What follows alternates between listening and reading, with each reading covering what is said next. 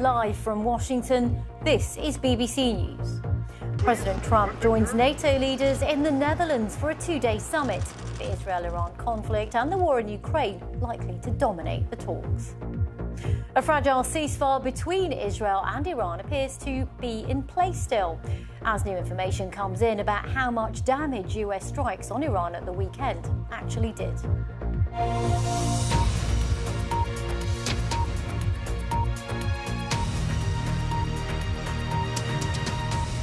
Hello, I'm Regina Vaidyanathan coming to you live from Washington. A ceasefire between Israel and Iran appears to be holding as President Trump joins NATO leaders in The Hague for an annual summit. Well, shortly after he arrived, he attended a lavish dinner hosted by King Willem-Alexander in the ornate Orange Hall at his royal residence. And he joined a group photo. NATO Secretary-General Mark Rutte using the gathering to praise the president for his criticism of the bloc and push for more defence spending from European allies. Well, our Europe editor Katya Adler is at the summit and she sent us this report. Russia has been busy in Ukraine, while the world was distracted watching Iran. A toddler was amongst those killed in this drone strike on homes last night.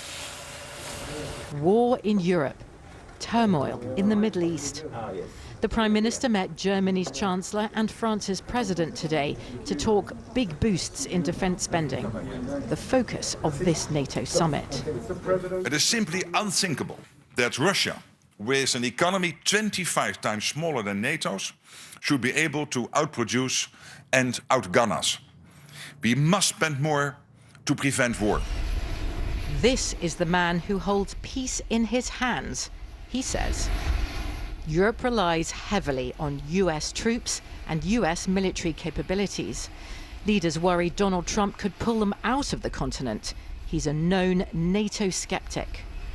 This whole summit was essentially designed around wooing Donald Trump, trying hard to get him to commit to NATO and to the defence of all of its allies, trying so hard that the NATO Secretary-General used almost excruciatingly fawning language and even imitated Donald Trump's use of capital letters in a private message that the US president made public just before he got here. You will achieve something no American president in decades could get done, wrote Mark Rutte. Europe is going to pay in a big way, as they should, and it will be your win. 100,000 US troops are stationed in Europe. Many like these on a NATO training exercise are based in the east, close to Russia, to protect NATO allies. Donald Trump is not the first president to complain Europe must do more for its own defence. This time, Europe's listening. We are here at the NATO summit at a crucial time because I think everybody recognises that the world is more volatile now than it's been for a long time. NATO is stronger now. That's what Ukraine's president fervently hopes. And to get Donald Trump's buy-in, at dinner tonight with the Dutch King and Queen and a closed-door meeting tomorrow, the UK and others here, bar Spain, will serve Donald Trump what he ordered. A pledge to spend 5% of national income on defence within 10 years. NATO leaders believe they have no choice, but the cash will be hard to come by. Katya Adler, BBC News, The Hague. Well, one topic of discussion at that summit is likely to be the US strikes on Iran at the weekend. Of course, now the ceasefire which is holding. Well, Israel's Prime Minister Benjamin Netanyahu says his country scored an historic victory over Iran and praised President Trump for his role. In a national broadcast address on Tuesday evening, Mr. Netanyahu said Iran's nuclear threats had been removed by America's bombing raid on Saturday.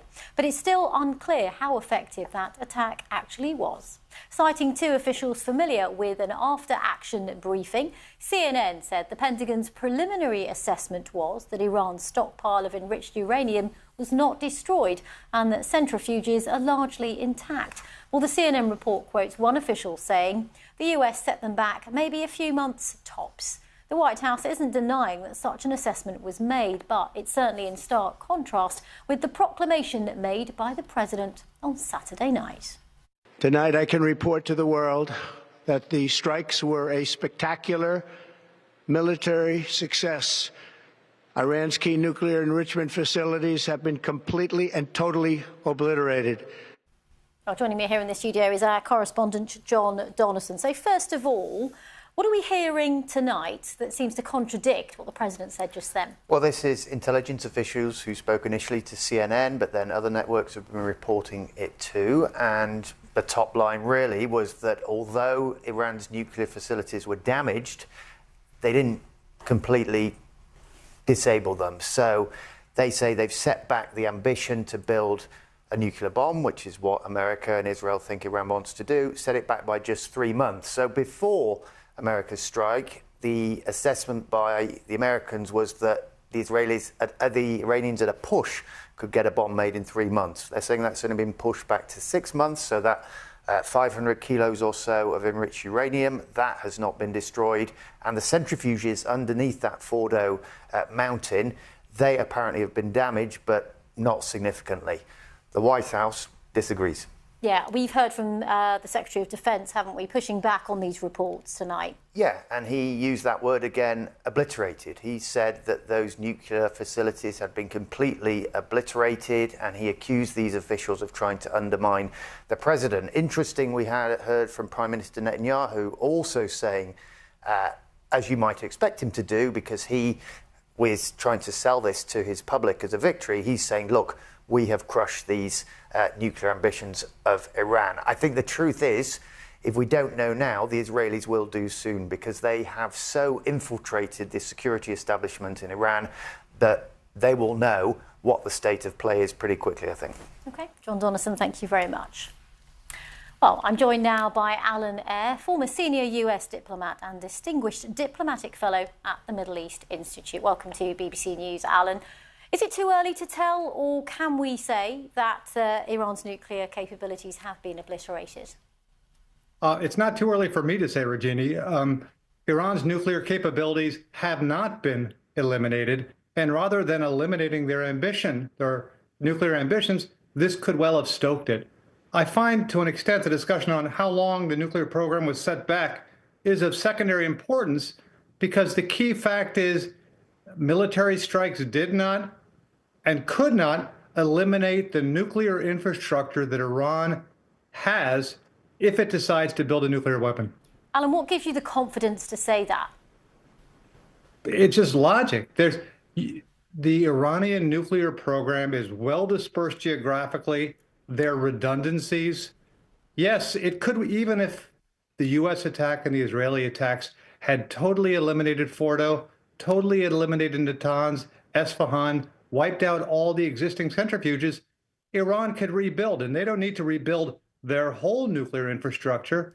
If they decide to go after a nuclear weapon, that's a far smaller program. And the concern is they could do it covertly, especially if they withdraw from the NPT, the Non-Proliferation Treaty. So to me, at least, it's an open question as to whether this 12-day war set back Iran's nuclear program or might have, in fact, accidentally accelerated it towards a nuclear weapons program. Does this ceasefire that appears to be holding for now, at least, open the door for any negotiations on a new Iran nuclear deal, perhaps? I certainly hope so. I mean, I think that's the best thing that might possibly come out of this. Neither side was taking diplomacy seriously before this recent war. So it's my hope that if, in fact, we do want to deal with the threat of Iran's nuclear program, both sides return to the table, this time with renewed urgency and seriousness, and try to find a solution, an agreement. What would be the challenges when it comes to inspection if there was some sort of deal then? Well, I mean, if both sides agree to it, the IAEA knows how to do inspection. So, and Iran in the JCPOA was willing to accept vastly increased transparency and vastly more stricter verification measures on its nuclear program. And they still were, I think, before these recent attacks. So what's key is getting an agreement that gives us stronger verification measures, expanded verification measures, and puts severe limits on Iran's ability to produce uranium, if not completely eliminated. We know that the U.S. position was eliminating Iran's ability to enrich on Iranian soil. I assume that's still a red line for the U.S. and still opposed by Iran. Let me ask you about this ceasefire. Do you think that it's mostly come about after the US's actions on Saturday? What do you make of the president's strategy on that? I think we were fortunate. I think it came obviously chronologically after the U.S. attack and the performative minimal Iranian retaliation. And I think the Trump administration was adept in immediately after the attack and the minimal response in seeking a ceasefire and working with Qatar to get a ceasefire. So kudos to the Trump administration for seeking that ceasefire. It's an open question how long that ceasefire will last if there's no diplomatic progress. Prime Minister Netanyahu has said that he's more than willing to go back into Iran should Iran try to reconstitute its nuclear program. And just on that, what about, there's been some, much discussion about Israel and its nuclear program. What do we know about that, if at all? Well, again, the conventional wisdom is that Israel, which is not a member of the Non-Proliferation Treaty, has an extensive nuclear weapons program. Israel has never admitted that. I don't think the U.S. has ever come out and talked about it, but it's an open secret that Israel does have a nuclear weapons program. This is why, for example, Iran has often put in international fora that it wants to make the Middle East a nuclear-free zone, which presumably would include Israel's clandestine nuclear weapons program. Okay, Alan Eyre, thank you very much for sharing your thoughts and insights on a range of subjects that are from the Middle East at the moment. That's Alan Eyre. Around the world and across the UK, this is BBC News.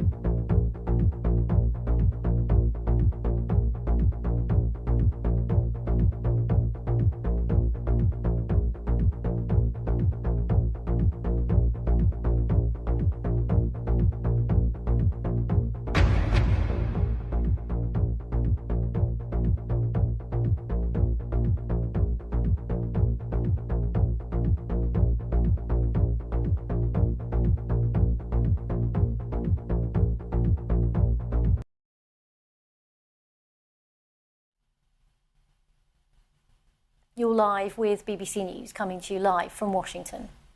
Gaza's Civil Defense Agency says Israeli forces and drones opened fire towards hundreds of Palestinians who were waiting for aid in two separate incidents in southern and central Gaza early on Tuesday, killing at least 46 people. Both sites were operated by the Israeli and US-backed Gaza Humanitarian Foundation, the GHF, which operates its aid distribution points in Israeli military zones. The IDF says the incidents are still under review. According to Gaza's health ministry, daily fire by Israeli forces towards crowds of people heading to GHF centres has killed several hundred people and wounded hundreds more. Meanwhile, health authorities in Gaza have said that the number of Palestinians killed in the war has now risen to more than 56,000 since the conflict began 21 months ago. Well, I've been speaking to James Elder, a spokesperson for UNICEF, who's just returned from Gaza. James Elder from UNICEF, thank you very much for taking the time to talk to us. You've just come back from a visit to Gaza. How were conditions on the ground as you saw them?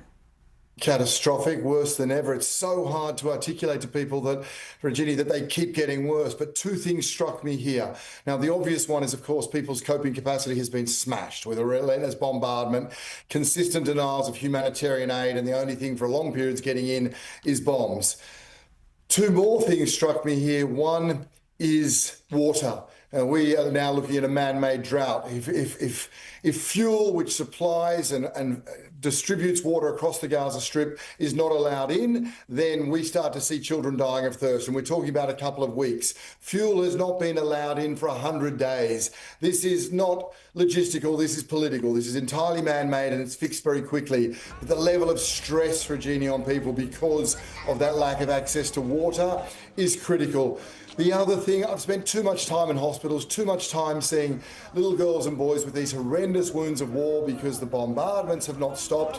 We're talking now 50,000 girls and boys either killed or wounded. The difference this time, Regina, is I didn't just see those children, I heard them.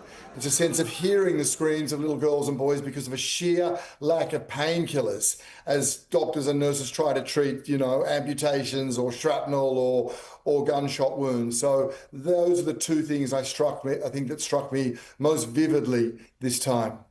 James, how does UNICEF work to get aid to people now that the Gaza Humanitarian Foundation, which of course is supported by America and Israel, is now distributing a lot of aid that's coming in?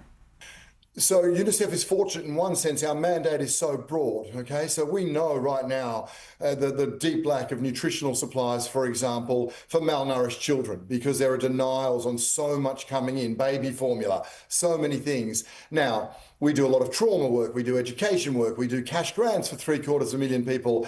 Humanitarian aid is not just food in a box, so there's enormous amounts we can do, but it's very clear what we are not able to do because of this attempt to sideline a tried and tested humanitarian system.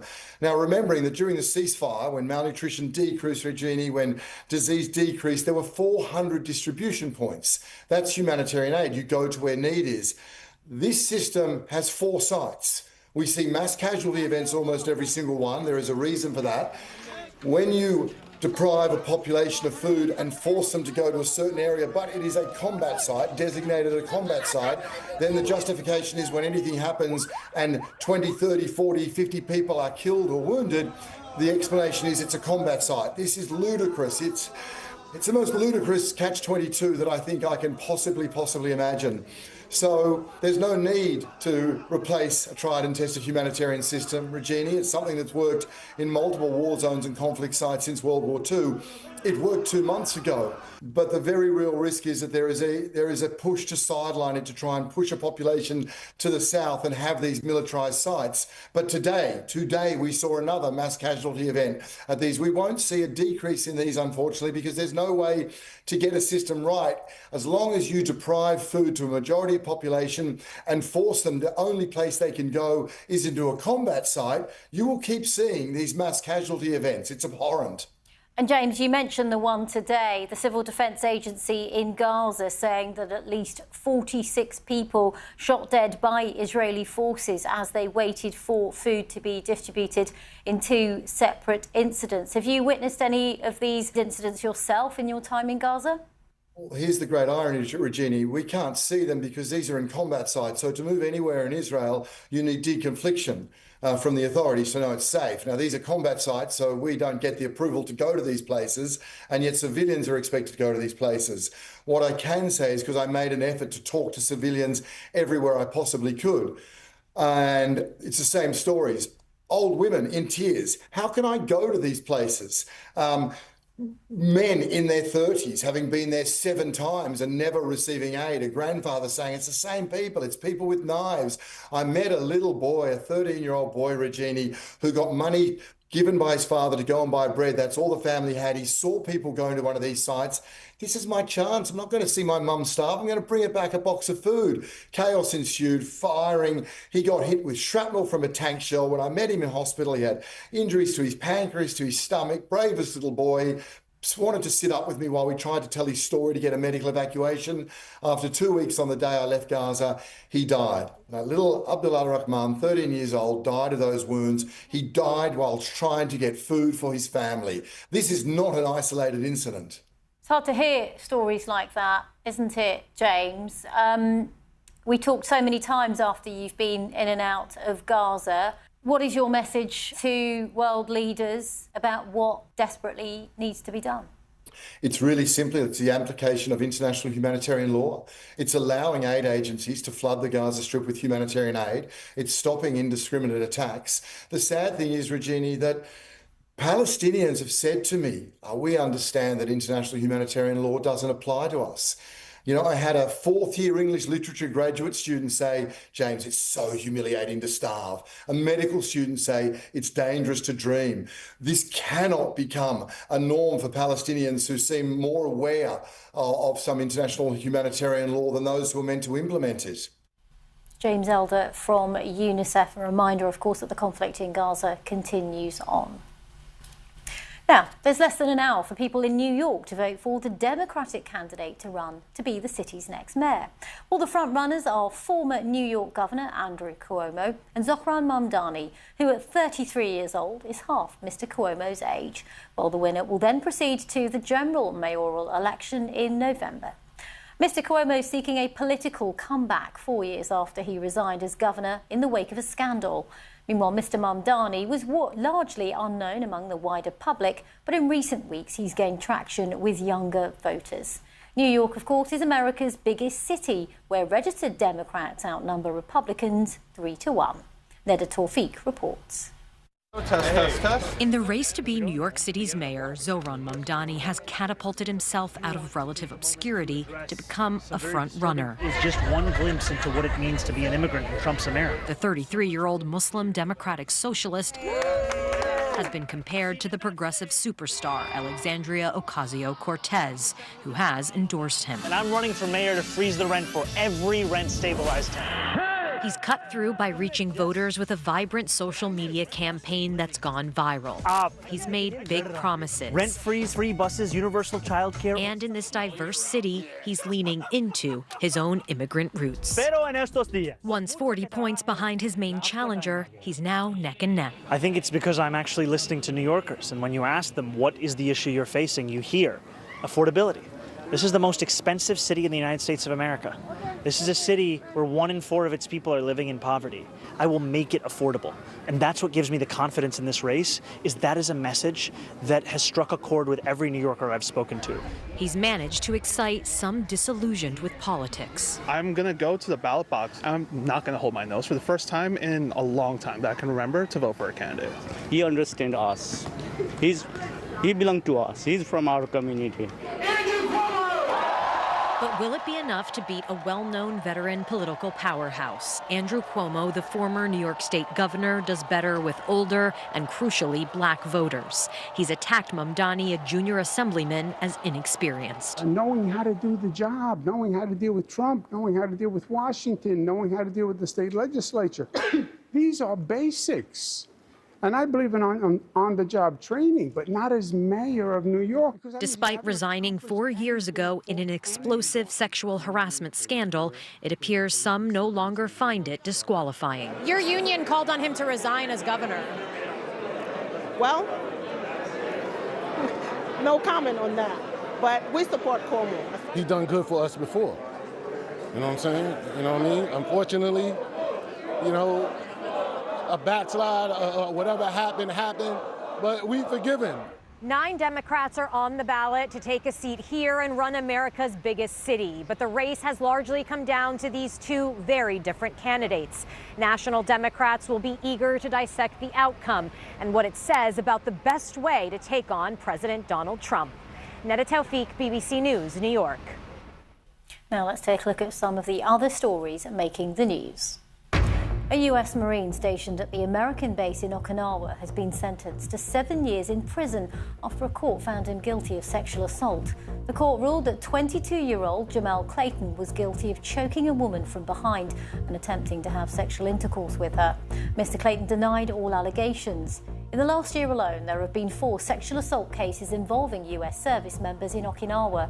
Previous crimes by US personnel have sparked protests and anger among locals in Okinawa for decades. America's auto safety agency is seeking information from Tesla after footage shared on social media appeared to show its newly launched driverless cars are breaking traffic laws. Videos posted online seem to show instances where Tesla's robo-taxis stop abruptly in the middle of the road or speed and swerve into the wrong lane. While the US National Highway Traffic Safety Administration says it's in contact with the manufacturer to gather additional information. The BBC's contacted Tesla for comment. Lawyers defending Sean Diddy Combs in his sex trafficking trial have rested their case after making arguments for about 20 minutes. It followed nearly 7 weeks of argument and witness testimony brought by federal prosecutors in New York. It's alleged the former music producer used his status and business empire to run a criminal enterprise to sex traffic women and conceal his crimes. He's pleaded not guilty to the charges. Well, that's it for this half for now. There's plenty more on all of the stories we've covered on the BBC News website and on the BBC News app. I'm Regina Weisenarden. From me and the team here in Washington, thank you very much for watching.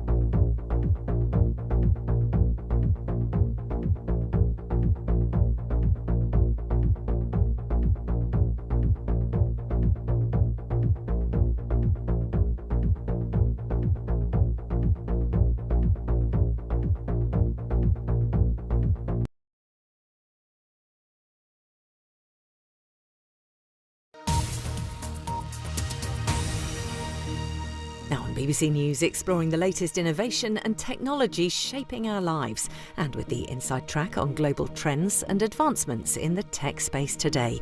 From AI and robotics to health, climate, transport and gaming. Tech Now.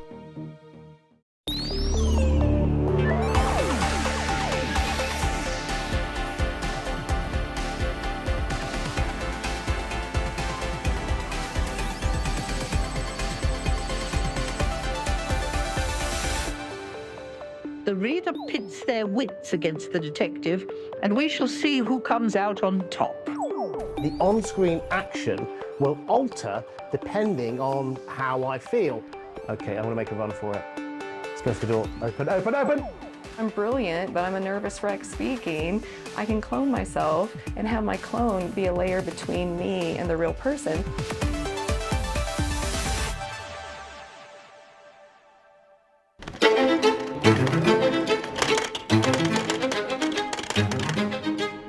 If you could pick the perfect teacher for a course all about writing crime fiction, there's probably one author that would be at the top of your list.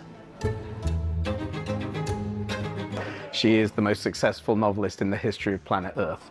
She has 1 billion books sold in English language and another 1 billion in international language, so she's the exemplar in her craft.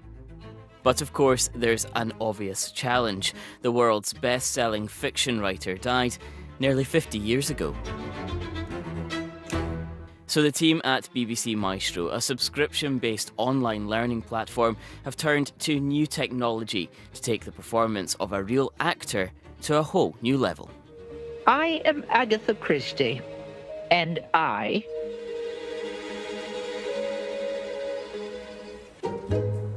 am Vivian Keane, and it has been my honour and privilege to play Agatha Christie. We wanted to try and use something innovative to try and demonstrate something that would give and encapsulate who she genuinely was. And so the addition of the AI just makes it more like Agatha Christie.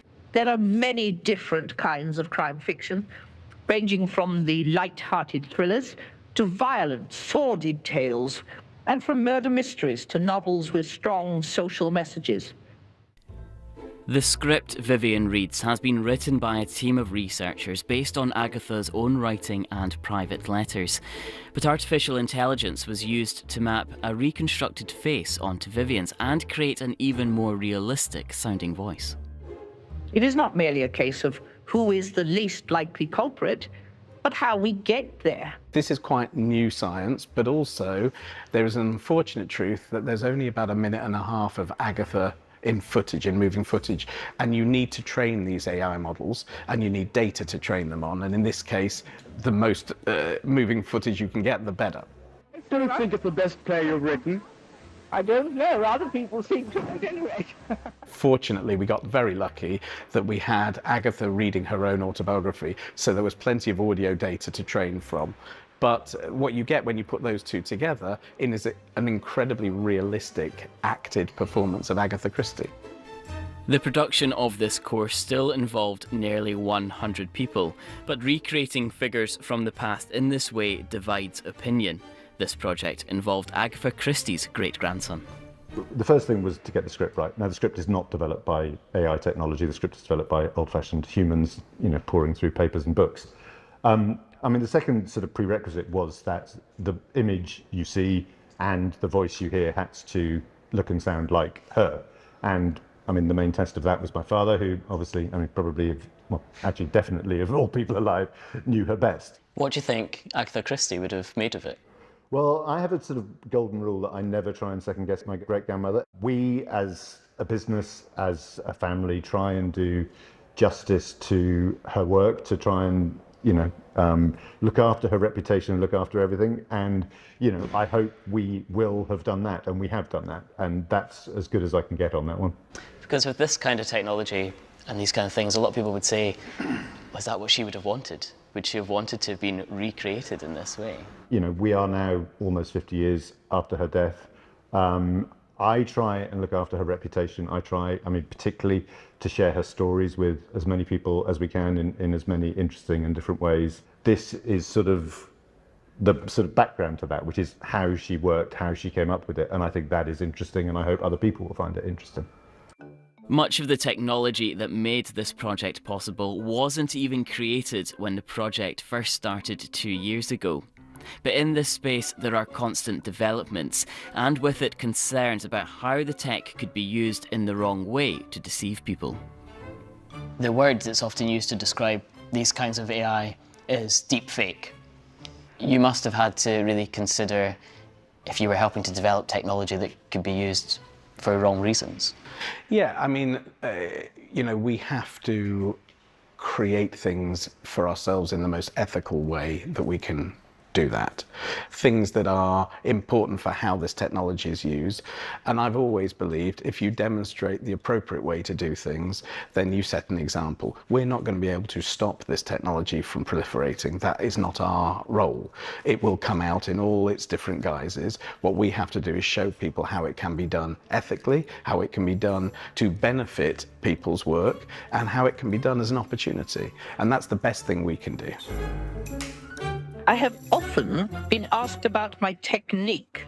For Maestro, this is the first use of this tech to create a course, but ultimately it will be for audiences to decide if enhancing the actor's performance helps them to follow the plot. The reader pits their wits against the detective, and we shall see who comes out on top.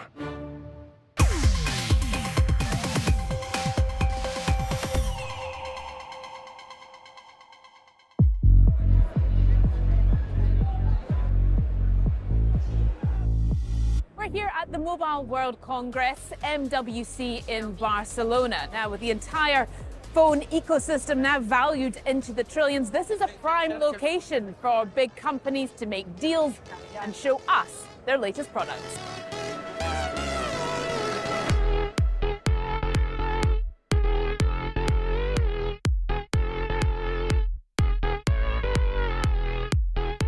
As usual, there's impressive hardware on display. Camera phones, gaming phones, pink phones. Not stealing it. And for fans of a folding phone, Huawei's latest offering. This is the Huawei Mate XT, described as a triple fold phone. It's already had 6 million pre-orders in China, but at the moment there are no plans to release it in Europe. One of the reasons why you're seeing such a big push from the Chinese manufacturers here in Barcelona is because they see Europe as a tremendous opportunity. They're effectively locked out of the US market. So Europe, which is an affluent market, a market that's very engaged with technology, is very attractive. Samsung Display also brought some flexible screen concepts to the show, like this folding Switch-style gaming device. And how about this for a GoGo Gadget briefcase, which is also a foldable portable monitor. But there was one clear flex at this year's MWC, and that's AI, specifically Agentic AI, the technology designed to make our smartphones even smarter. Consumers are, they're telling us what they want from AI. Gemini, where can I get a coffee at the MWC stand? And straight away, all the places I can go. We took a view that we wanted to not only bring it to our premium devices, but right across the suite of our devices, so everybody has the opportunity to use it, experience it. Over on Android Avenue, it's all about how Gemini's live video feature allows a user to ask AI for advice based on what it sees, even what colour to paint your pottery. That looks awesome. Is it made of clay? I think it is, in fact. And I'm trying to figure out how to color it. Do you see these color swatches in front of me? With Gemini, what we've done is we've integrated it deeply with Android, so it's accessible in a really simple way. And what that means for consumers is that you can get the help you need when you want it and how you want it. To get that Mediterranean feel, I'd suggest looking at the blue or the olive green swatches. Those colors remind me of the sea and landscapes there. That really means the ability for Gemini to see the world and hear the world the way that you do. We've integrated that capability directly into the product, which allows it to do a lot more for you. Honor also uncovered their AI agent. Can you book me a restaurant for 3 people, 8 p.m. tonight and nearby? Capable of checking your calendar, traffic data, and restaurant availability to help you make a reservation in one seamless step. As AI gets smarter, distinguishing real from fake is getting harder too. I tried my hand at a deep fake quiz. Are you nervous? A little bit. Oh, I like when you're nervous. So, start detection. And let's see. I got it right? Oh, no! It's not AI generated, sorry. Honor's deepfake detection tool is already available in China, but will roll out globally in April. You can detect a fake video within 6 seconds. And do you have to do anything to the algorithm, bringing it to a new market? Oh, yeah, of course. Because every time we train our AI model to identify those deepfakes, so we need a really big data set comprising like millions of videos and images. In the midst of tech giants, there are also the smaller firms keen to build a following. London-based Nothing showcasing their semi-transparent Nothing Phone 3A and 3A Pro. We're all about offering something different. I think with design particularly, we're able to offer that and stand out from the crowds. And is that something that you find that customers value? Because this year seems to be all about AI agents. You're probably the first person I've spoken to about design. Yeah, and I think people are talking about AI a lot, and actually it's a lot of buzzwords, but actually what is that offering the user?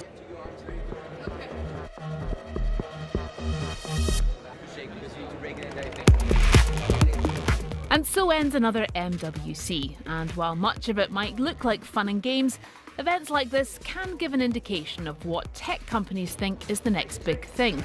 The question is, will it work? And just how useful will it really be? I'm exhausted. Yeah.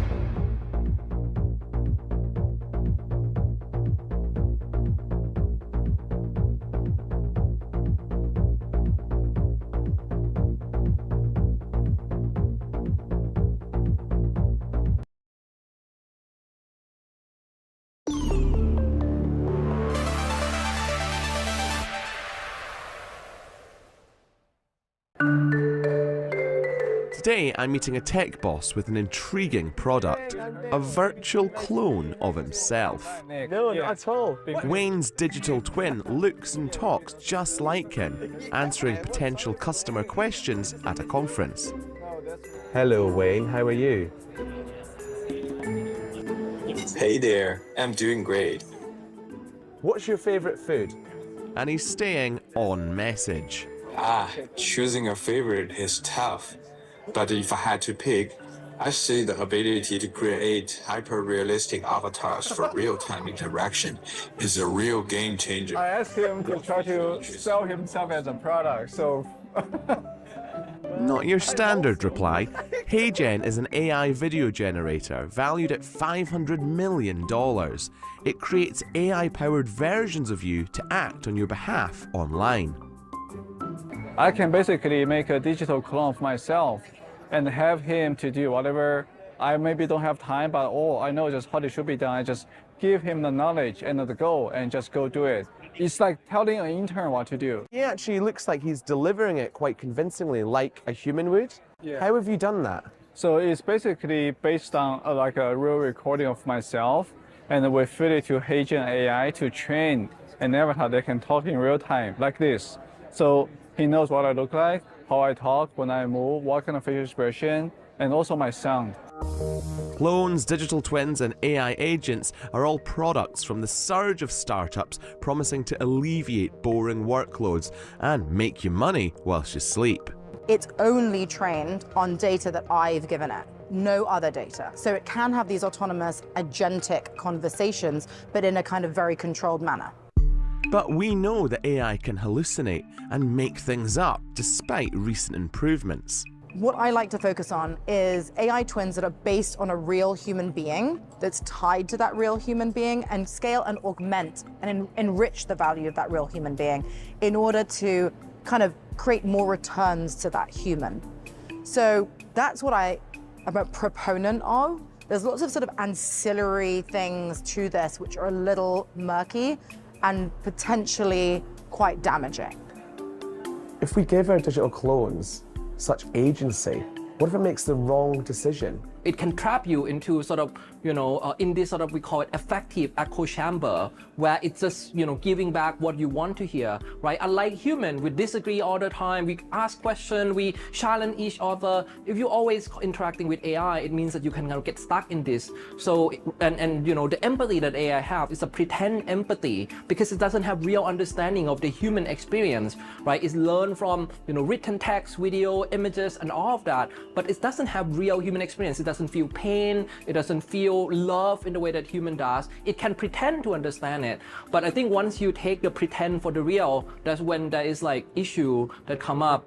But replicas are being designed to be increasingly true to life. Some people talk, like I might talk like this or move around a lot, whereas others are very like controlled or like disciplined or whatever. Right. Do you look at the personal behavior of someone in your AI model, or is it all the same kind of skeleton, if you like? Yeah. We are in the middle of being able to pick up those signals more and more. And in the future, the avatar the model can predict, okay, we know Nick, we know how he usually talks. We can probably predict how Nick will talk when he's kind of angry, or when he's very sad, or when he's very excited. Without even you showing us all of those, we will be focusing on making the avatar more expressive, more emotional. What's next on your mind? You can be digitally cloned and put your digital likeness to work for you too. Helen Todd has been using her digital avatar, Helen 2.odd, at conferences for the past couple of years.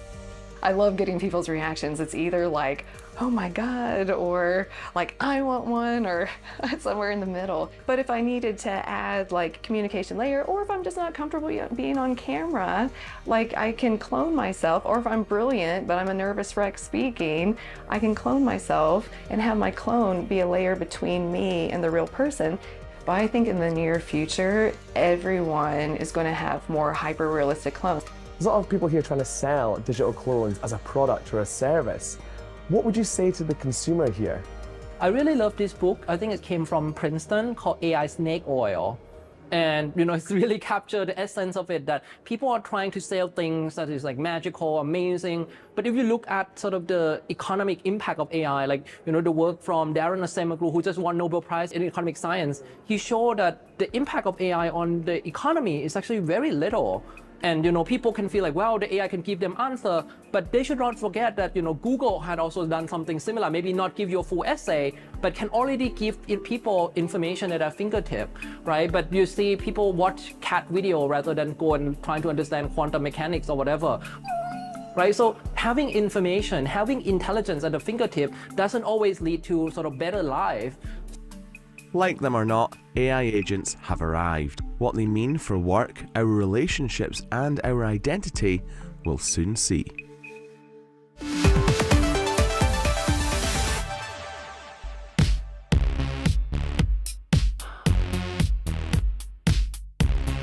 San Francisco, home to the annual Games Developers Conference. GDC, as it's known, isn't like other game shows. It's not really about showing off new games. Trends come and go in video games, and the big one this year is... Everywhere you look on the expo floor, there's an AI solution to this or an AI solution to that. But the big question is, what difference will all of this AI make to the games that we actually play? AI's presence is being felt in a number of different ways, from tools that allow developers to create elements of video game worlds just by using text prompts. Forgotten your own company, have you? No, I'm with Fazbear Financial. Interesting, because I could swear you told me Emberstone Enterprises before.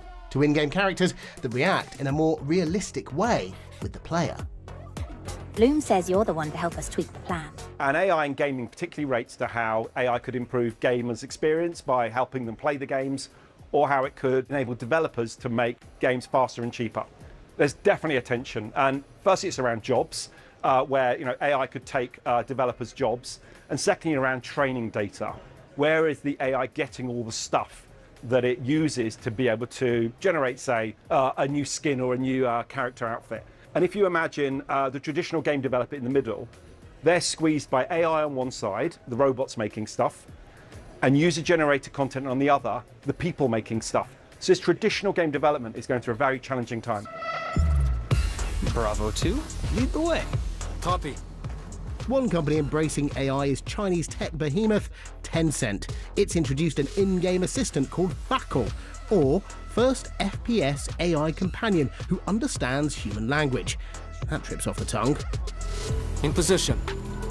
The AI companion will be introduced into first-person shooter Arena Breakout. Its developers say, unlike regular in-game teammates, this one can understand complex spoken instructions. Run to those sandbags up front for cover, then to the car ahead. Copy that. In the future, we can put this tech in maybe open world RPGs. So imagine you can walk around the city and talk to everybody by using natural language. Search for a green box. Copy that. We'll find out if this AI makes a good teammate when the feature launches later this year. Found it. The GDC show floor is packed with indie developers with out-of-the-ordinary ideas for games and ways of controlling them. Stand up, stand up, stand up! Including patting a giant kitty. Keyboard and mouse, gamepad, these are the things that we use to control video games. Anybody that's played a game will be familiar with them. But what about if there was a different method of interacting with the action on the screen? That's what this band on my wrist is doing. It's fitted with a variety of different sensors which are measuring my emotions. It actually has more sensors in it than you would find in a smartwatch. The on-screen action will alter depending on how I feel. Now this is a horror game demo. What happens if I get frightened? Called Oromind, it can be used to create a relaxing experience, or as we see here, something designed to do the opposite. And I can see the emotions that I'm feeling on this screen here. Spooky doors, oh. Mannequin. Okay, he's not doing anything. An even creepier factory space. Whoa. If you want to survive, stay calm. If I don't want this mannequin to get me, I've got to try and calm down. And there's another one here. Okay, I'm going to make a run for it. Let's go for the door. Open, open, open! On top of heart rate and skin temperature, the band measures galvanic skin response, which its developers say allows it to assess the emotional state of the player. Combining this with generative AI, changing gameplay elements based on how the player is feeling, could lead to new types of player experience. Because the idea is to be able, in the near future, to have a really ultra-personalized game that only measure your emotion and adapt itself depending on what the game design is. If they want to stress you more, or they want, or the designer wants to relax or maintain you in a certain level of spectrum of emotions. The band is currently being pitched at developers. The breadth of creativity on show at GDC 2025 demonstrates that even in the age of AI, the industry is still driven by ideas and human invention.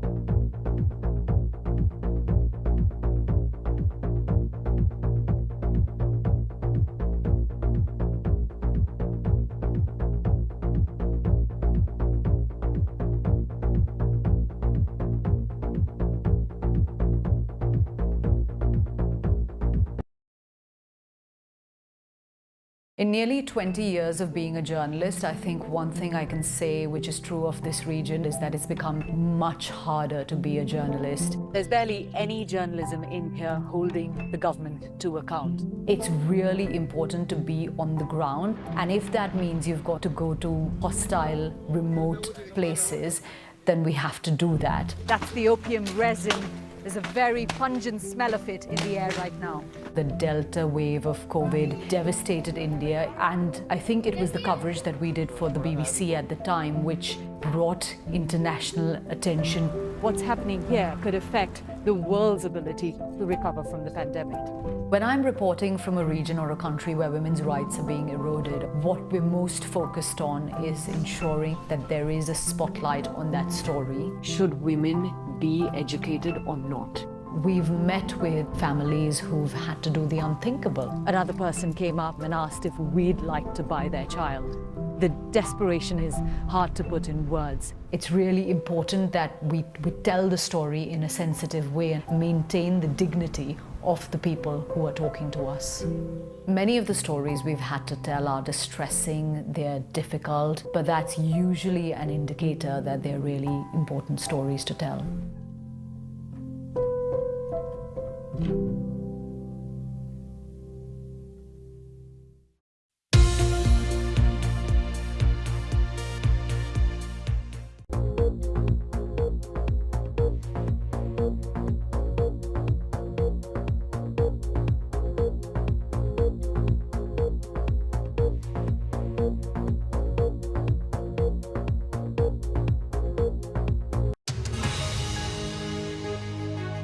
Live from Singapore, this is BBC News. The UK will purchase fighter jets capable of carrying nuclear weapons in an effort to bolster NATO's nuclear capability, as leaders of the alliance meet for a key summit in The Hague.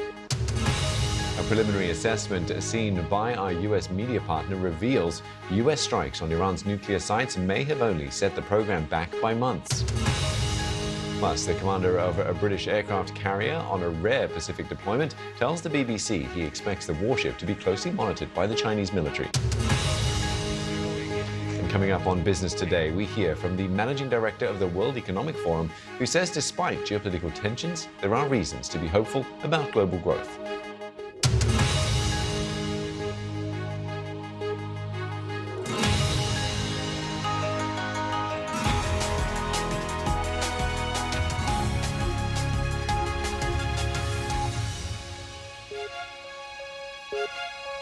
Welcome to Newsday. Now, the UK government says it will purchase fighter jets capable of carrying nuclear weapons in a move that would significantly expand the UK's nuclear deterrent. The decision to purchase 12 US-made F-35A fighter jets will be announced at a key NATO summit happening in the Netherlands this week. 32 member countries, including the UK, are expected to agree to a new NATO target to spend 5% of GDP on defence. Ahead of the summit, President Donald Trump revealed private messages from the NATO Secretary-General, Mark Rutte, appearing to praise him for his criticism of the bloc and his push for more defence spending for European allies. Our Europe editor, Katja Adler, has this report. Russia has been busy in Ukraine, while the world was distracted watching Iran. It is simply unthinkable that Russia, with an economy 25 times smaller than NATO's, should be able to outproduce and outgun us. We must spend more to prevent war. This is the man who holds peace in his hands. He says, Europe relies heavily on US troops and US military capabilities. Leaders worry Donald Trump could pull them out of the continent. He's a known NATO skeptic. This whole summit was essentially designed around wooing Donald Trump, trying hard to get him to commit to NATO and to the defense of all of its allies, trying so hard that the NATO Secretary General used almost excruciatingly fawning language and even imitated Donald Trump's use of capital letters in a private message that the US president made public just before he got here. You will achieve something no American president in decades could get done, wrote Mark Rutte. Europe is going to pay in a big way, as they should, and it will be your win. 100,000 US troops are stationed in Europe. Many like these on a NATO training exercise are based in the east, close to Russia, to protect NATO allies. Donald Trump is not the first president to complain Europe must do more for its own defence. This time, Europe's listening. We are here at the NATO summit at a crucial time because I think everybody recognises that the world is more volatile now than it's been for a long time. NATO is stronger now. That's what Ukraine's president fervently hopes. And to get Donald Trump's buy-in, the UK and others here, bar Spain, will serve Donald Trump what he ordered. A pledge to spend 5% of national income on defence within 10 years. NATO leaders believe they have no choice, but the cash will be hard to come by. Katya Adler, BBC News, The Hague. Well, for more on this, I'm joined by Rose Gottemoeller, former Deputy Secretary General at NATO. Rose, great to be able to chat with you about this. Given that spending, NATO spending on the military equipment is going to be key to this summit, what do we make of then the UK announcing that it's going to be spending more money on aircraft, F-35A jets by the UK that will be able to carry nuclear weapons? That's quite significant, isn't it? I think it's an important step, a very important step. Of course, NATO allies who have been basing states for nuclear weapons have all signed up to buy F-35s now and ensure that they are certified to be capable of carrying nuclear weapons. It's a big deal that the UK has now pledged also to buy these new aircraft and assure that they are also capable of carrying nuclear weapons. And presumably that would be to bolster the role of the independent UK nuclear deterrent should it be called upon to strengthen extended nuclear deterrence in NATO Europe against a Russian threat. So I think it's a significant step, it's an important step, and it's a very serious step by the UK government. And you were NATO's Deputy Secretary General in President Trump's first term. He's played a significant role in NATO members committing to an increase in spending, hasn't he?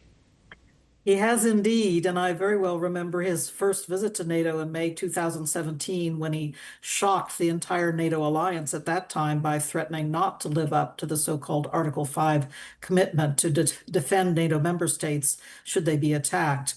And that was a huge shock at the time, and it was really based on his complaint that NATO countries were free riding, seriously free riding on the United States and not spending enough for their own defense. So I will say that that has been remedied now, not only in this recent period, but beginning in his first term in office when NATO got the message. Now I think the message has been bolstered by Russia's aggression against Ukraine. So there is truly a threat to NATO Europe that the NATO member states are taking seriously. Yeah, and when it comes to events in Ukraine, is President Trump going to be meeting President Zelensky, do you think? And what will they be looking to discuss? Well, it seems like it.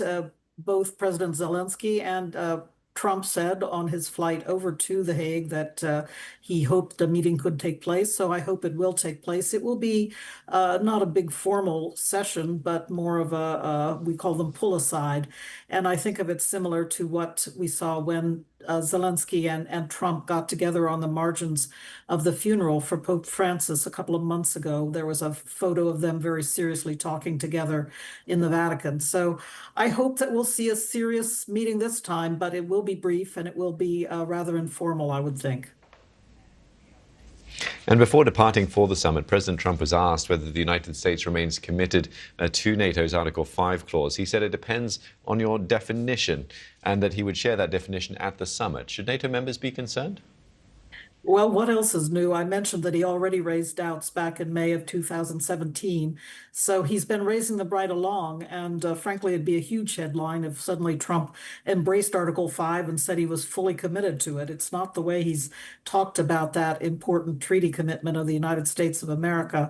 But that's the Trump way. And I don't think we should expect anything else. He certainly knows how to continue to draw attention to this matter. And from his perspective, it continues to make the NATO members nervous enough that they are ponying up new funds, and that is important. And I think it's all important for NATO itself, not just for Mr. Trump. And just quickly, do you think events in the Middle East could overshadow this summit? I think as long as the ceasefire continues to hold overnight, that Trump will be taking a victory lap in The Hague among the NATO allies and saying, look what I was able to do. You had your diplomats attempting a solution last week and it didn't work, but now I've been able to get this ceasefire in place. So I don't expect it will be a big topic of discussion as a crisis per se, but I think the allies should expect that Mr. Trump will be taking some good credit for his own success. Rose, thanks very much for your time. Really appreciate your insight and your perspectives. Rose Gottemoeller there, former Deputy Secretary General at NATO. And speaking of events in the Middle East, a truce between Israel and Iran appears to be holding for now, with both countries claiming to have secured victory in their 12-day war. The Israeli Prime Minister said existential threats to his country had been removed, and the Iranian president said Tehran had ended the conflict with a great victory. Now, this comes after President Trump accused both sides of initially violating the fragile ceasefire. Our North America editor Sarah Smith has more from Washington. Israel launched a barrage of airstrikes on Tehran as the ceasefire deadline approached, also striking Iranian missile launchers in a last-minute, all-out assault. Donald Trump was furious with both Iran and particularly Israel for not respecting the deal. I'm not happy with Israel. You know, when I say, okay, now you have 12 hours, you don't go out in the first hour and just drop everything you have on them. So I'm not happy with them. I'm not happy with Iran either. But I'm really unhappy if Israel's going out this morning because the one rocket that didn't land, that was shot. We often see President Trump exasperated, but never actually swearing like this. You know what? We basically have two countries that have been fighting so long and so hard that they don't know what the they're doing. Do you understand that? Understand that Israel has pushed him too far this time, just when he's on his way to take a victory lap at a NATO summit in The Hague, but only if the truce holds. He posted on social media, Israel, do not drop those bombs. If you do, it's a major violation. Bring your pilots home now. Then from onboard Air Force One, in a call to the Israeli Prime Minister, which the White House described as exceptionally firm and direct, Trump demanded he stick to the ceasefire.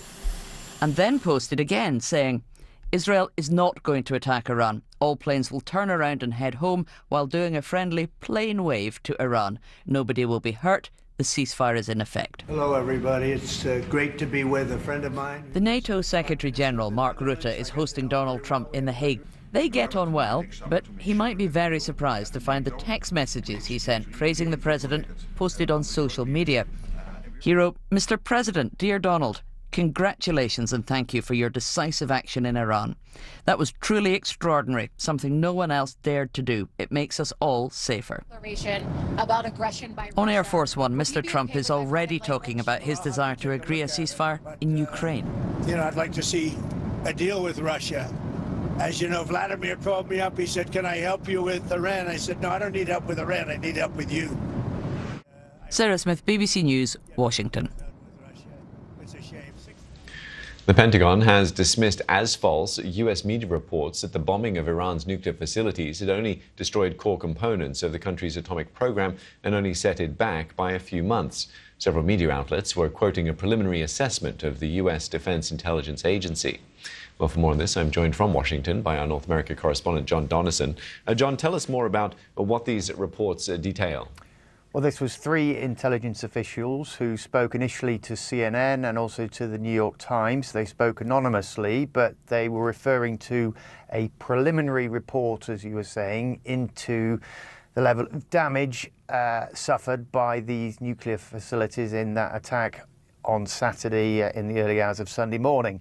And what this report says, apparently, is that while the facilities were badly damaged, it has not significantly set back Iran's nuclear ambitions. So it said it had pushed them back by up to 3 months. Now, before the attack, the American assessment was that at best, at a push, Iran could build a nuclear weapon within 3 months. So they now think that's been pushed back to 6 months. But really, what these officials are saying, basically completely contradicts what the White House has been saying ever since those attacks unfolded on Saturday night. Yeah, and the White House has been very quick to rubbish them, including the Secretary of Defense, Pete Hegseth. Tell us more about how they've been responding.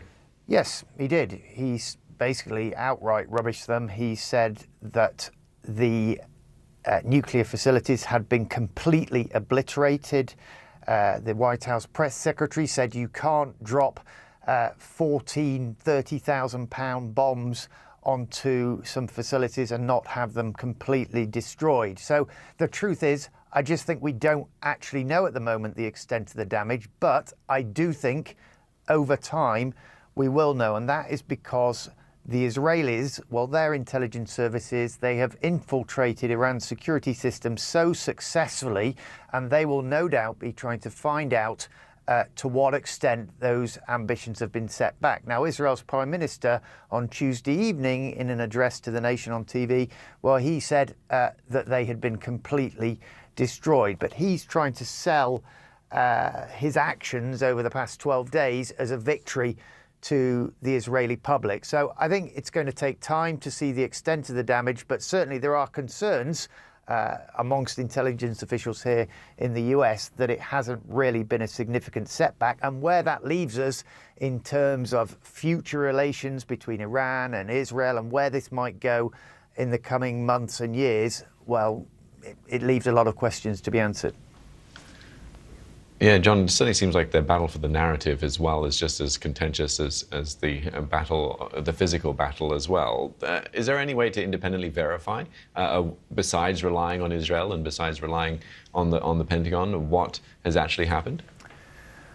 Well, look, no, there isn't, to be honest. I mean, all intelligence agencies, I'm sure most Western intelligence agencies, will be working to try and assess the extent of the damage, but it's very, very difficult.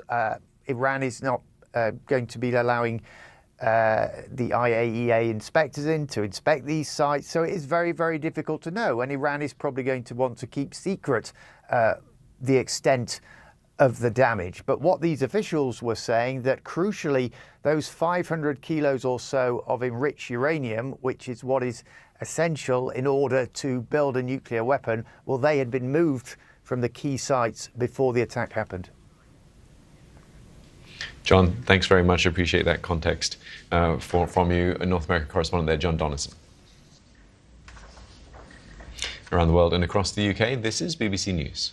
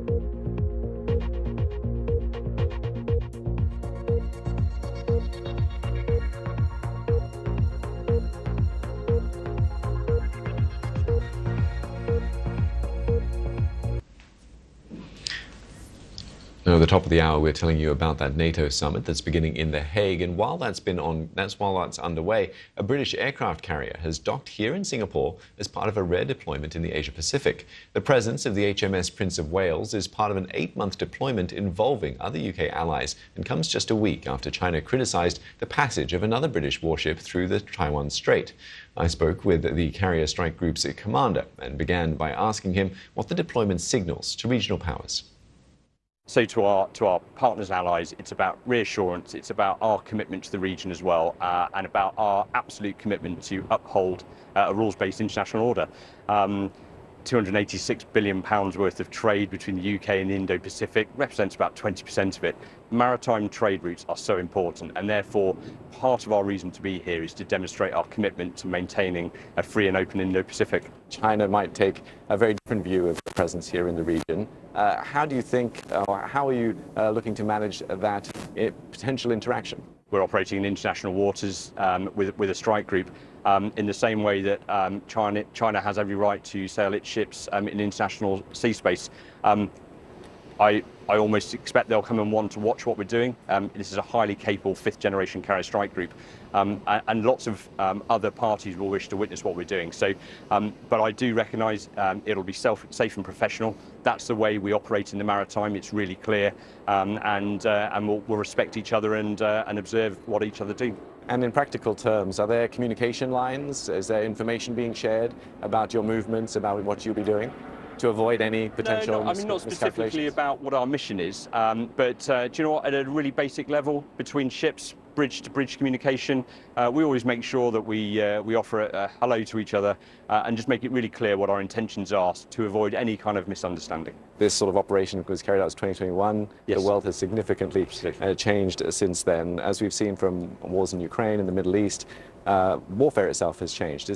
How is operations such as this looking to change with the times, with the introduction of drone warfare, for example, hypersonic missiles, that sort of thing? I think we all recognise that warfare and the way warfare occurs is evolving rapidly. So we have to evolve with that. We have to learn the lessons and implement those. So during this deployment, we will be operating uncrewed aircraft, initially just on their own, but increasingly through the deployment we'll integrate them with crewed aircraft. So you'll have manned and unmanned aviation happening. That sets us on the pathway, as the SDR has stated, to get closer to a position where we're increasingly uncrewed where able, but only crewed where we must. And we start to set those conditions now, and this is the perfect place to do it, both with the strike group, with its ships, its escorts, and the air wing, that we can start to develop some of those tactics and capabilities. To the Middle East, where rescuers in Gaza say at least 46 people waiting for aid have been killed by Israeli fire in 2 incidents in the central and southern Gaza. UN agencies have condemned the US and Israel-backed food distribution system, which, with one official calling it a death trap. Such deadly incidents have recently become a near-daily occurrence since the Gaza Humanitarian Foundation began work in late May. The Israeli military said it had received reports of injured individuals as a result of IDF fire. The military added that it was reviewing the incident. Thailand has imposed restrictions on all travellers heading into Cambodia as the 2 countries remain locked in a bitter border dispute. The ban applies to any vehicle or person trying to cross into Cambodia from checkpoints across several Thai provinces, as well as foreign tourists flying into Siem Reap. The military said in a statement the new restrictions matched the current security situation. Bilateral relations between the 2 countries are at their worst in more than a decade after armed clashes along the border in May. Now it's time to cross over to our Asia business correspondent, Ranjana Tiwari, who's live in Tianjin, China, with all the latest business and market news.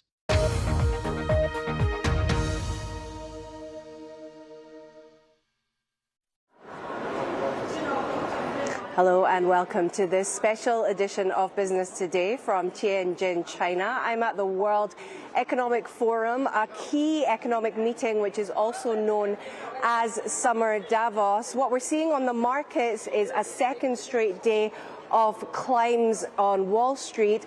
Oil is inching up slightly now as investors really weigh that very fragile truce in the Middle East. And that's really the sentiment that I'm hearing from business leaders and policymakers at this meeting, that there are many challenges to the global economy, but there are some hopes for optimism as well.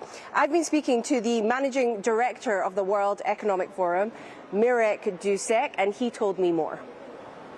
Well, we are seeing, of course, fractures in terms of trade and investment, but you are also seeing diplomacy. What is quite interesting, geopolitics and geoeconomics aside, you have some, again, secular trends. After DeepSeek, you have just more attention being paid by investors from around the world to the China AI ecosystem. Do you think these secular trends that you talk about are enough to be able to lift global growth or give them a boost going forward? So I think it's very important because trade has been an important engine of growth over the past decade or two. And so it's very important that we keep working at it. Having said that, of course, it is clear, particularly certain technologies are now deployed to industry, deployed to markets, and have a huge potential to help us with new sources of growth and competitiveness. Obviously, they need to be deployed responsibly, which is also something that, for example, when it comes to AI, we tend to work a lot on. What's your sense? Is China willing to accept the investment and the interest from foreign companies to do business here or to set up their manufacturing here?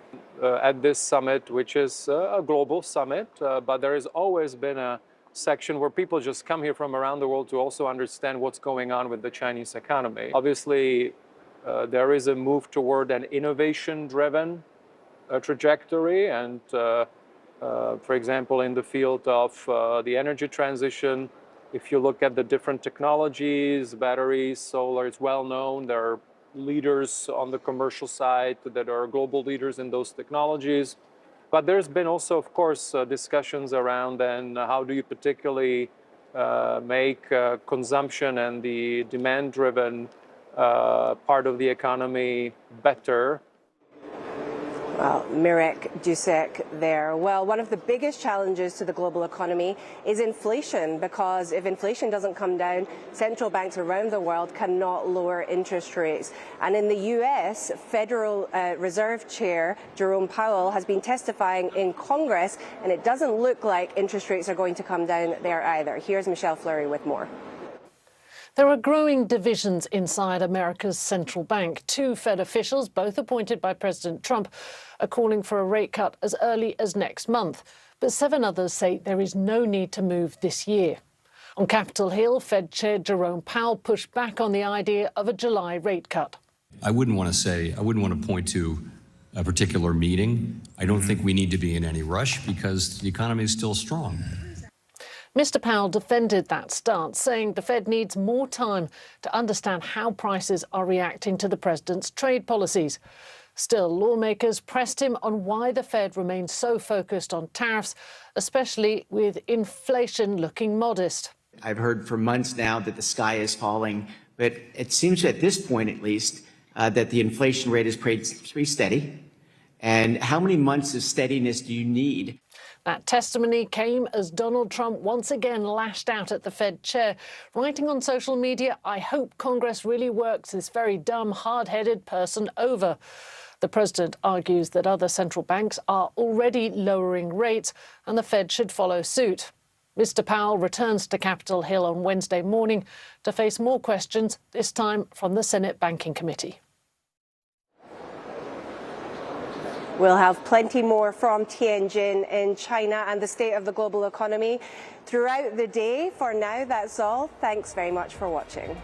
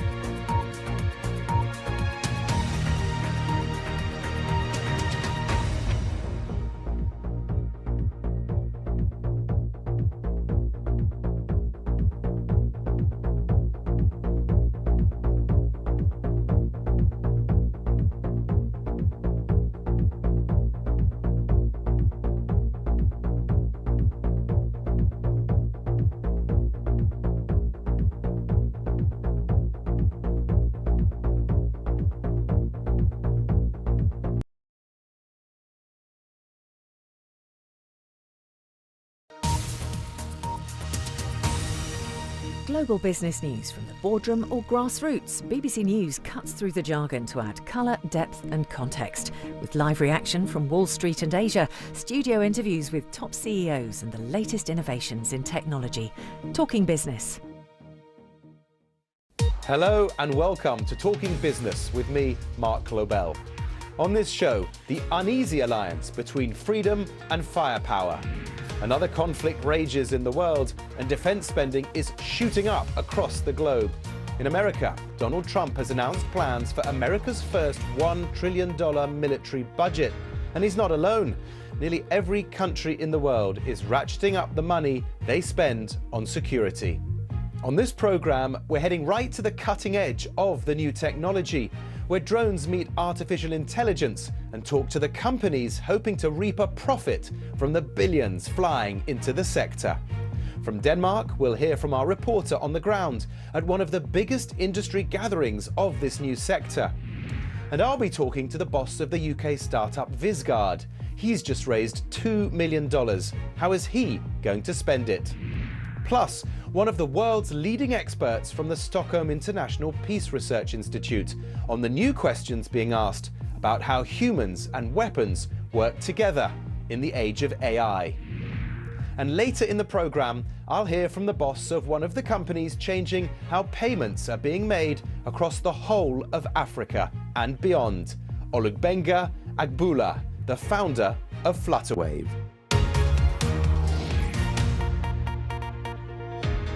Welcome to Talking Business, wherever you're watching us in the world. 38 years ago, almost to the day, the American President Ronald Reagan stood in front of the Brandenburg Gate and made this now famous plea to his Russian counterpart, Mikhail Gorbachev. General Secretary Gorbachev, if you seek peace, if you seek prosperity for the Soviet Union and Eastern Europe, if you seek liberalization, come here to this gate. Mr. Gorbachev, open this gate.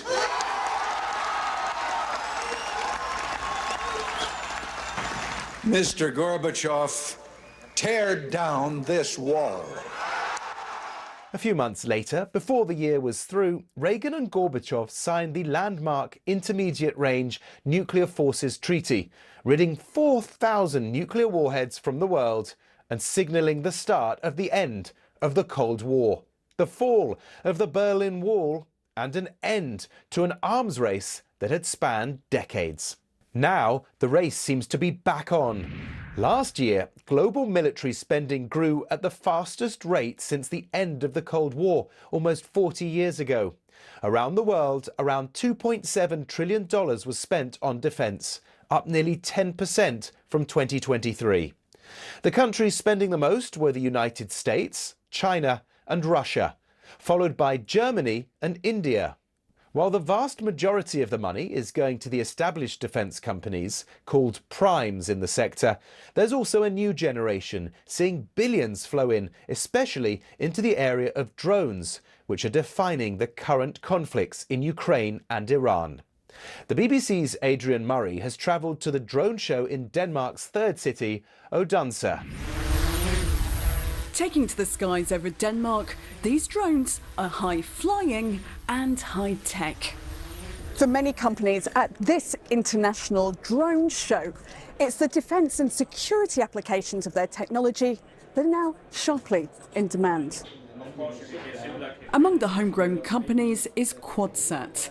It makes drones that monitor and manage radio spectrum. And besides civilian uses, its devices can also identify enemy radar systems. Here in Scandinavia, defence spending has been ramping up. It follows pressure from Donald Trump on NATO members to step up, but also because of concerns closer to home in the Baltic, the North Sea and the Arctic region, and its close proximity to Russia.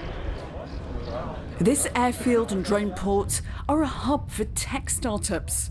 But from next year, it'll also be home to a $110 million test centre and training facility run by the Danish military. Less expensive than traditional hardware, drones are increasingly being deployed for intelligence gathering, surveillance, but also for combat. Meanwhile, other counter-drone technology is also emerging to protect critical infrastructure like airports, oil rigs and power stations. The commercial market is now struggling its 4th year in a row with declining venture capital. And on the other side, we see a huge demand on the military end of things, which means a lot of companies are refocusing from the commercial space to the military space. New geopolitical realities are reshaping this industry. But as this fast-paced technology moves forwards, there'll also be questions about the ethics and how regulations keep up. Adrian Murray, the BBC News.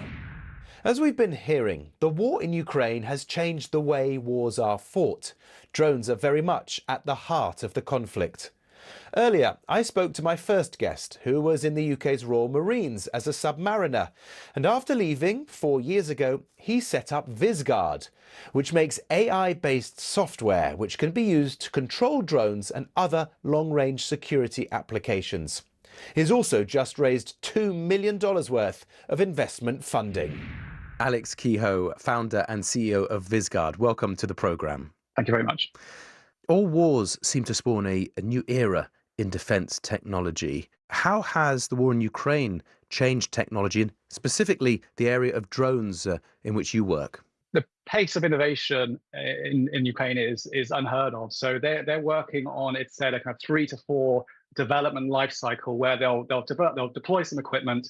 The front line will give them some feedback. They'll adjust the software, adjust the hardware, redeploy it again. And so what it means is that what might be cutting edge today could be completely useless and as useful as a brick in a month's time. And so defense is completely unused to being able to operate with that fast an innovation life cycle. And that's why it's especially important for some of the slower moving companies. The Ukrainians are adapting constantly and doing things like using AI to try and automate the intelligence gathering process, or they're putting tens of thousands of kilometers worth of fiber optics on the drones so that their drones become completely impervious to any enemy interference, so they can navigate without GPS and things like that. The technology that's being used is actually readily available, really cheap hobbyist type drones, and they're being used to take out what could be enemy equipment that's worth tens of thousands of times more than the equipment they're using. And the best example of this is Operation Spiderweb, where 117 Ukrainian drones were able to cause, it said, $7 billion worth of damage to Russian equipment. You're talking about the June 1st attack that took out 41 aircraft, some bombers, some spy planes.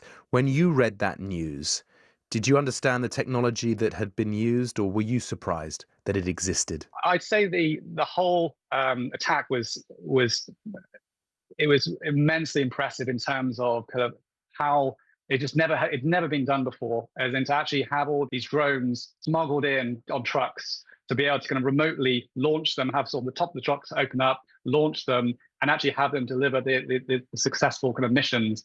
It was absolutely incredible, and it's never been done before. There are also reports that drones were smuggled inside suitcases and trucks into Iran by Israel. And presumably these things are long in the planning. So if Ukraine has just done so, and reportedly Israel, is that the way that this type of technology is being used now? Is that the cutting edge? I'd say that is very much the cutting edge, and it causes even more disruption, because what can you do? You can't stop every single truck. If you stop every single truck, then you're stopping all kind of logistics, and that's also going to have an effect on you if the enemy are doing that. And then smuggling them in suitcases again, it becomes increasingly challenging to be able to actually find the threats in the first place. And rather than kind of worrying about them once they're in the sky, you need to try and find them much earlier in the process. And there's currently not really any ways to be able to do any of that at the moment. Alex, when you set up this business in 2021, could you have predicted this? I saw at the time that the drones and AI were very much transformative technologies, and they were certainly here to stay. But at the time, defense and even kind of the word drone was seen as almost dirty words that would make kind of most investors blush. But that all changed after the invasion of Ukraine. Almost overnight, there was a broad realization that perhaps the world wasn't quite as rosy or stable as we once thought. When it comes to the operators, with so much money going into this area, you're going to need more and more people with specific skills to do this job. Is that a challenge for you at the moment, or for the industry? There's new defense and dual use startups popping up almost every day. So that does show that there's definitely interest in this area, and that's bringing us a fresh wave of new talent. However, because these are emerging technologies, it's very challenging to be able to find engineers who have actually built it previously and fielded these types of technologies. And inevitably, some of those best engineers will get snapped up quite quickly by the larger players with deeper pockets. And so over time, if we're not taking a proactive approach at trying to decrease the shortfall in expertise, there could be quite a challenge. And so we do need to be trying to introduce emerging technologies much earlier in education so that we're being able to set up the future workforce. Obviously, people are going to be concerned by AI making decisions when it comes to weapons rather than humans. How do you allay those concerns? It's definitely a concern, and it's one that sort of dates back even before AI. And it doesn't necessarily just relate to weapons. It's more the idea of intelligent machines being able to make these critical decisions potentially without human oversight. And that's been long raised concerns and quite profound questions, and rightly so. So in order to prevent AI from having kind of too much power, as you say, I would make sure that the inner workings of these systems are transparent and understood, i.e. it's not a black box. And we need to make sure that there's robust safeguards around the systems to make sure that they're behaving within well-defined operating boundaries. And ultimately, anything that is safety critical, where lives are potentially at risk, that needs to remain firmly with the operators. Alex Kehoe, CEO and founder of Visgard. Thanks for joining us on Talking Business. Thank you very much. The new technology of drones and artificial intelligence is raising questions as well as investment, especially about the way humans and AI should work together when it comes to weapons. My next guest is the lead on this issue at the Stockholm International Peace Research Institute. Dr. Vincent Boulanin, thank you for joining us. Let me start with this. How significant is the flow of money into these new technologies like AI and drones? The market analysis that I've seen indicate that these investments in this area are pretty substantial and growing very rapidly. They are fueled by both kind of private and public funding across many sectors, including logistics, defense, public safety, and disaster response. And just to give you a sense of scale, the drone market alone was valued at around like $34 billion in 24, and it's projected to reach like $61 billion by the end of 29.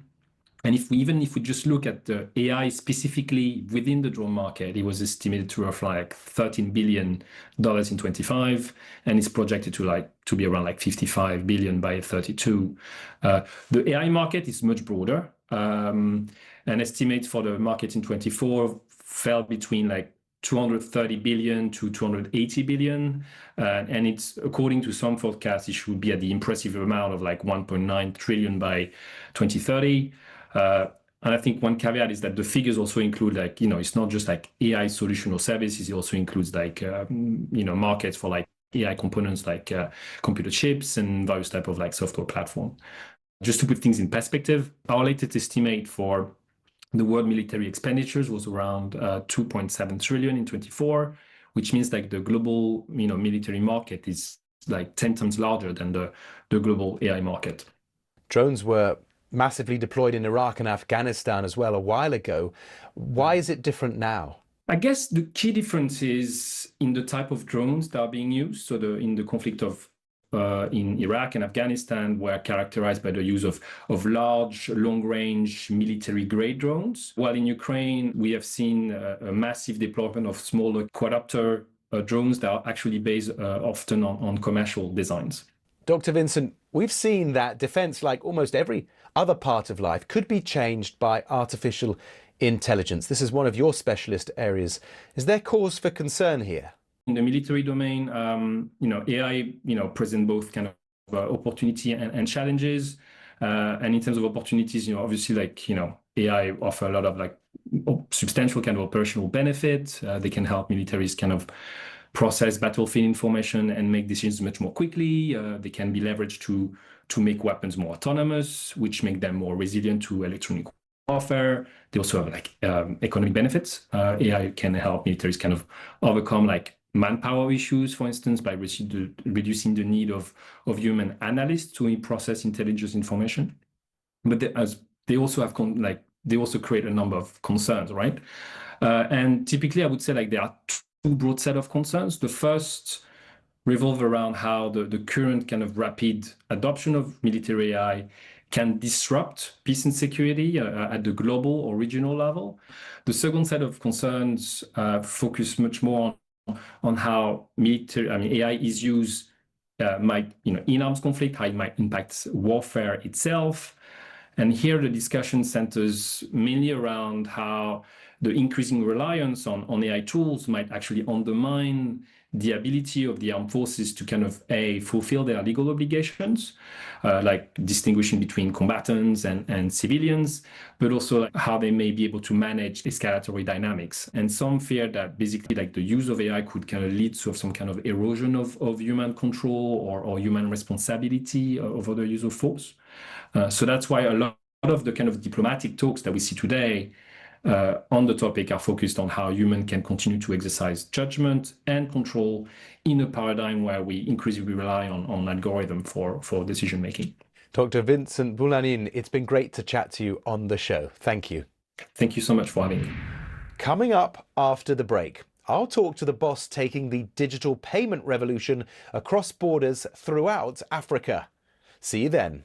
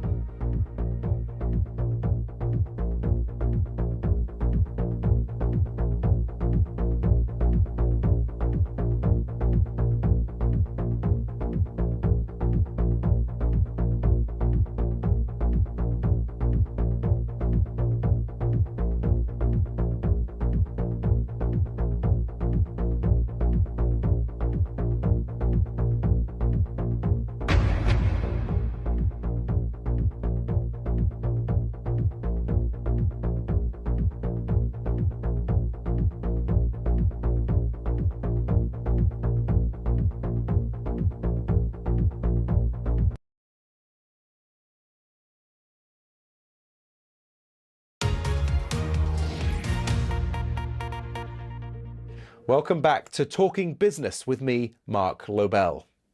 For some years now, Kenya, Nigeria and other countries across Africa have been pioneers with digital payments.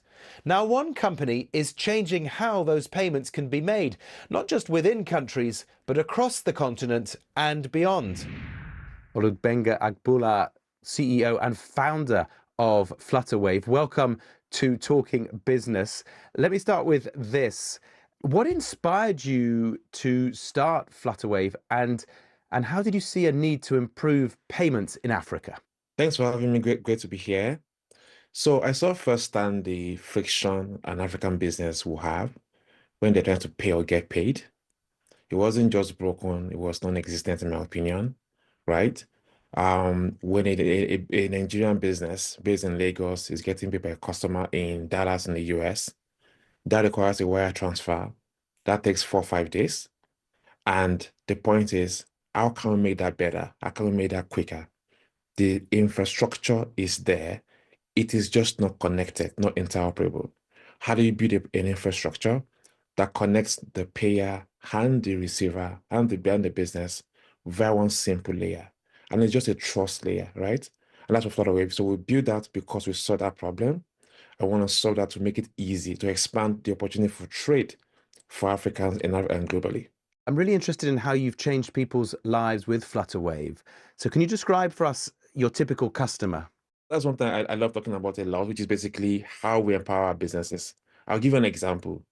We had a customer on our platform during the pandemic, right? Started selling chickens online via our platform. It was a very interesting experience. On Flutterwave store, a business in Lagos will sell their chickens, literally chickens, yes, to customers online and deliver.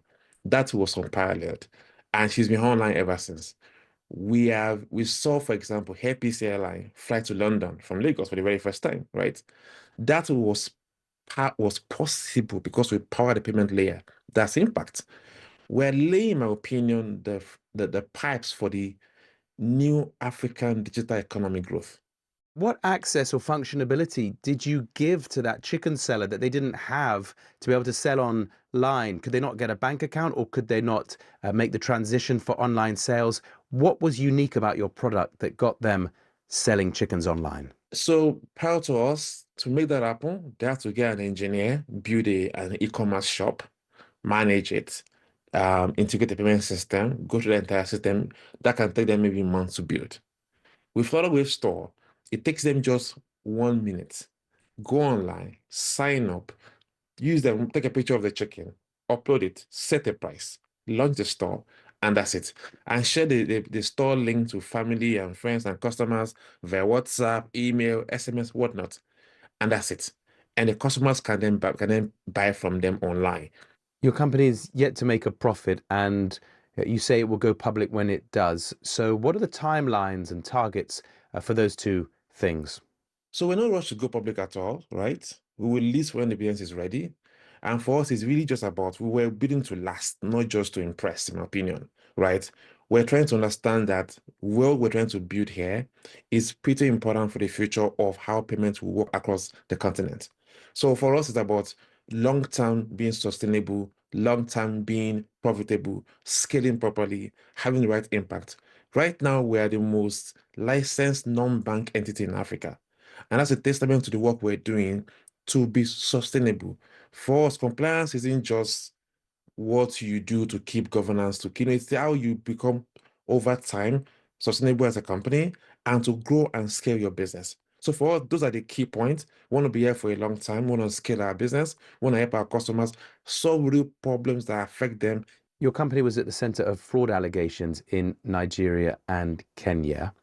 How have you responded to that and in rebuilding confidence in the company? So at Flutterwave, we take every allegation very seriously, right? We've rebuilt our culture inside out. We've scaled our leadership team. We built new frameworks, independent review, zero tolerance. That's how we run the company.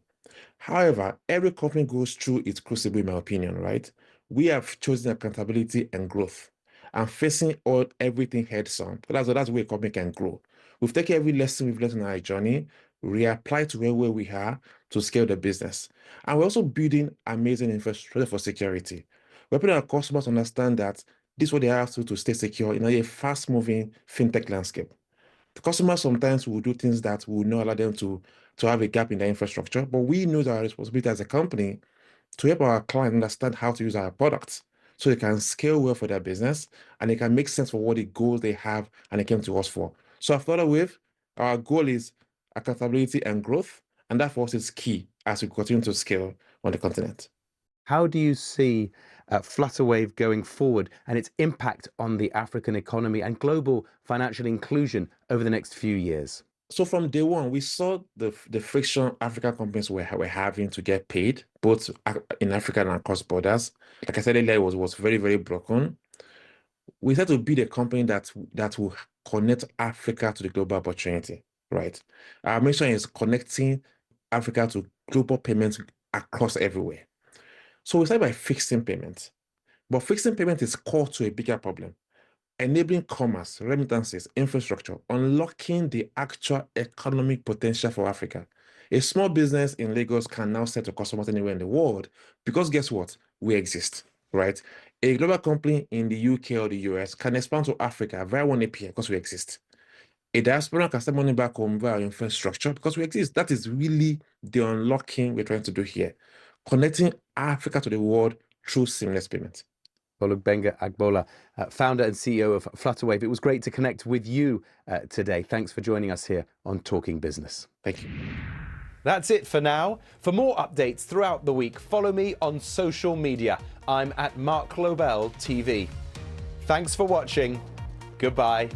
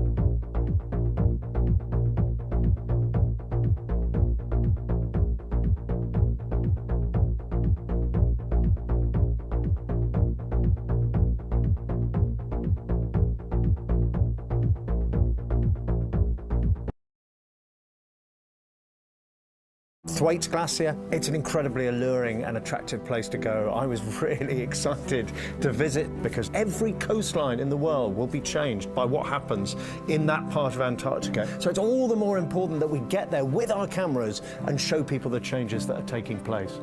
So we've been filming out here for an hour and a half, and this is the result. And it gives you an idea of why it's so hard to operate here. But there's also a story about getting to where we're going. It took us 5 weeks to get to the front of the glacier. Only 4 people had ever been there before. It has taken years of preparation to get the scientists out here. And because of all the delays, what I didn't expect was to be camping on ice for 5 weeks. It's shocking, and you know, we should all be upset by what's happening here. This is a really important story. This is something people need to know. And if we can understand it, we can do something about it.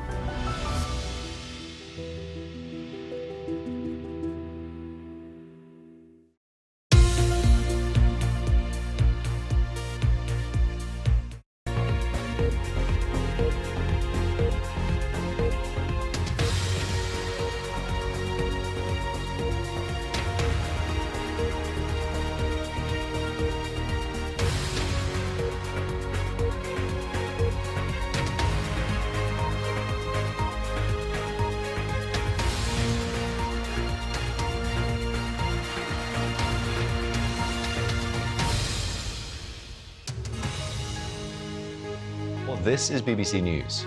The UK will purchase fighter jets capable of carrying nuclear weapons in an effort to bolster NATO's nuclear capability as leaders of the alliance meet for a key summit in The Hague. A preliminary assessment seen by our US media partner reveals US strikes on Iran's nuclear sites may have only set the program back by months. The commander of a British aircraft carrier on a rare Pacific deployment tells the BBC he expects the warship to be closely monitored by the Chinese military.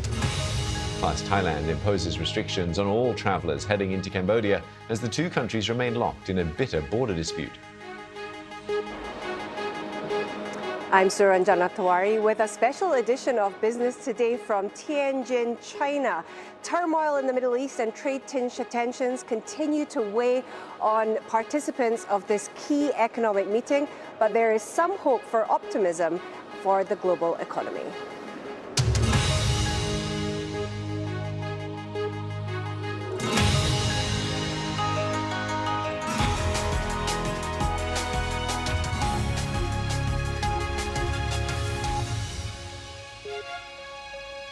Welcome to Newsday. The UK government says it will purchase fighter jets capable of carrying nuclear weapons in a move that would significantly expand the UK's nuclear deterrent. The decision to purchase 12 US-made F-35A fighter jets will be announced at a key NATO summit happening in the Netherlands this week. 32 member countries, including the UK, are expected to agree to a new NATO target to spend 5% of GDP on defence. Ahead of the summit, President Donald Trump revealed private messages from the NATO Secretary-General Mark Rutte appearing to praise him for his criticism of the bloc and his push for more defence spending from European allies. Our Europe editor, Katja Adler, has this report. Russia has been busy in Ukraine, while the world was distracted watching Iran. It is simply unthinkable that Russia, with an economy 25 times smaller than NATO's, should be able to outproduce and outgun us. We must spend more to prevent war. This is the man who holds peace in his hands. He says, Europe relies heavily on US troops and US military capabilities. Leaders worry Donald Trump could pull them out of the continent. He's a known NATO skeptic. This whole summit was essentially designed around wooing Donald Trump, trying hard to get him to commit to NATO and to the defence of all of its allies, trying so hard that the NATO Secretary General used almost excruciatingly fawning language and even imitated Donald Trump's use of capital letters in a private message that the US president made public just before he got here.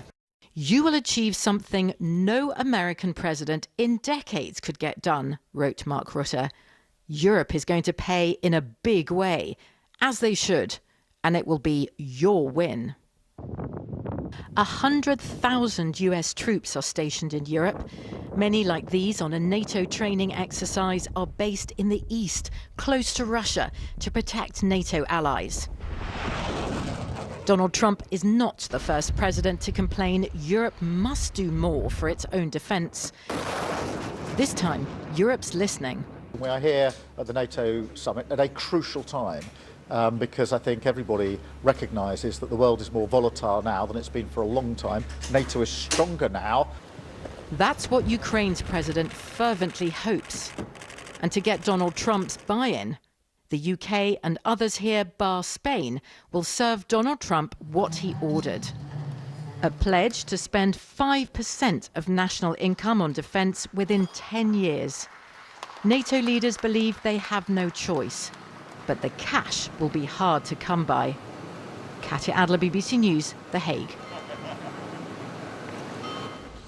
As the NATO summit begins, a British aircraft carrier has docked here in Singapore as part of a rare deployment to the Asia-Pacific. The presence of the HMS Prince of Wales is part of an 8-month deployment involving other UK allies and comes just a week after China criticised the passage of another British warship through the Taiwan Strait. I spoke with the Carrier Strike Group's commander and began by asking him what the deployment signals to regional powers. So to our partners and allies, it's about reassurance, it's about our commitment to the region as well, and about our absolute commitment to uphold a rules-based international order. £286 billion worth of trade between the UK and the Indo-Pacific represents about 20% of it.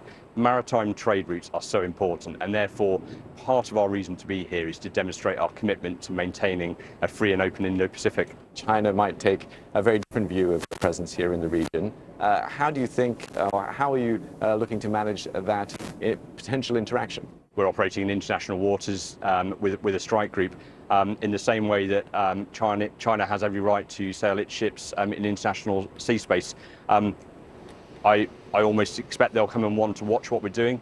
This is a highly capable 5th-generation carrier strike group, and lots of other parties will wish to witness what we're doing. So, but I do recognise it'll be safe and professional. That's the way we operate in the maritime. It's really clear, and we'll respect each other and observe what each other do. And in practical terms, are there communication lines? Is there information being shared about your movements, about what you'll be doing, to avoid any potential I mean, not specifically about what our mission is, but do you know what, at a really basic level, between ships, bridge-to-bridge communication, we always make sure that we offer a hello to each other and just make it really clear what our intentions are to avoid any kind of misunderstanding. This sort of operation was carried out in 2021. Yes. The world has significantly changed since then. As we've seen from wars in Ukraine and the Middle East, warfare itself has changed. How is operations such as this looking to change with the times, you know, with the introduction of drone warfare, for example, hypersonic missiles, that sort of thing? I think we all recognise that warfare and the way warfare occurs is evolving rapidly. So we have to evolve with that. We have to learn the lessons and implement those. So during this deployment, we will be operating uncrewed aircraft, initially just on their own, but increasingly through the deployment we'll integrate them with crewed aircraft. So you'll have manned and unmanned aviation happening. That sets us on the pathway, as the SDR has stated, to get closer to a position where we're increasingly uncrewed where able, but only crewed where we must. And we start to set those conditions now, and this is the perfect place to do it, both with the strike group, with its ships, its escorts, and the air wing, that we can start to develop some of those tactics and capabilities. In the Middle East, a truce between Israel and Iran appears to be holding for now, with both countries claiming to have secured victory in their 12-day war. The Israeli Prime Minister said existential threats to his country had been removed, and the Iranian president said Tehran had ended the conflict with a great victory. And this comes after President Trump accused both sides of initially violating the fragile ceasefire. Our North America editor, Sarah Smith, has more from Washington. Israel launched a barrage of airstrikes on Tehran as the ceasefire deadline approached, also striking Iranian missile launchers in a last-minute all-out assault. Donald Trump was furious with both Iran and particularly Israel for not respecting the deal. I'm not happy with Israel. You know, when I say, okay, now you have 12 hours, you don't go out in the first hour and just drop everything you have on them. So I'm not happy with them. I'm not happy with Iran either. But I'm really unhappy if Israel's going out this morning because the one rocket that didn't land, that was shot. We often see President Trump exasperated, but never actually swearing like this. You know what? We basically have two countries that have been fighting so long and so hard that they don't know what the they're doing. Do you understand that? Understand that Israel has pushed him too far this time, just when he's on his way to take a victory lap at a NATO summit in The Hague, but only if the truce holds. He posted on social media, Israel, do not drop those bombs. If you do, it's a major violation. Bring your pilots home now. Then from on board Air Force One, in a call to the Israeli Prime Minister, which the White House described as exceptionally firm and direct, Trump demanded he stick to the ceasefire. And then posted again, saying, Israel is not going to attack Iran. All planes will turn around and head home while doing a friendly plane wave to Iran. Nobody will be hurt. The ceasefire is in effect. Hello, everybody. It's great to be with a friend of mine. The NATO Secretary-General, Mark Rutte, is hosting Donald Trump in The Hague. They get on well, but he might be very surprised to find the text messages he sent praising the president posted on social media. He wrote, Mr. President, dear Donald, congratulations and thank you for your decisive action in Iran. That was truly extraordinary, something no one else dared to do. It makes us all safer. About aggression by On Air Force One, Mr. Trump is already talking about his desire to agree a ceasefire in Ukraine. You know, I'd like to see a deal with Russia. As you know, Vladimir called me up. He said, can I help you with Iran? I said, no, I don't need help with Iran. I need help with you. Sarah Smith, BBC News, Washington. Donald Trump insists that Iran's nuclear sites are, quote, completely destroyed. Both the president and the Pentagon have dismissed as false U.S. media reports that the bombing of Iran's nuclear facilities had not destroyed core components of the country's atomic program. Several media outlets were quoting a preliminary assessment of the U.S. Defense Intelligence Agency. But President Trump said the sites were completely destroyed.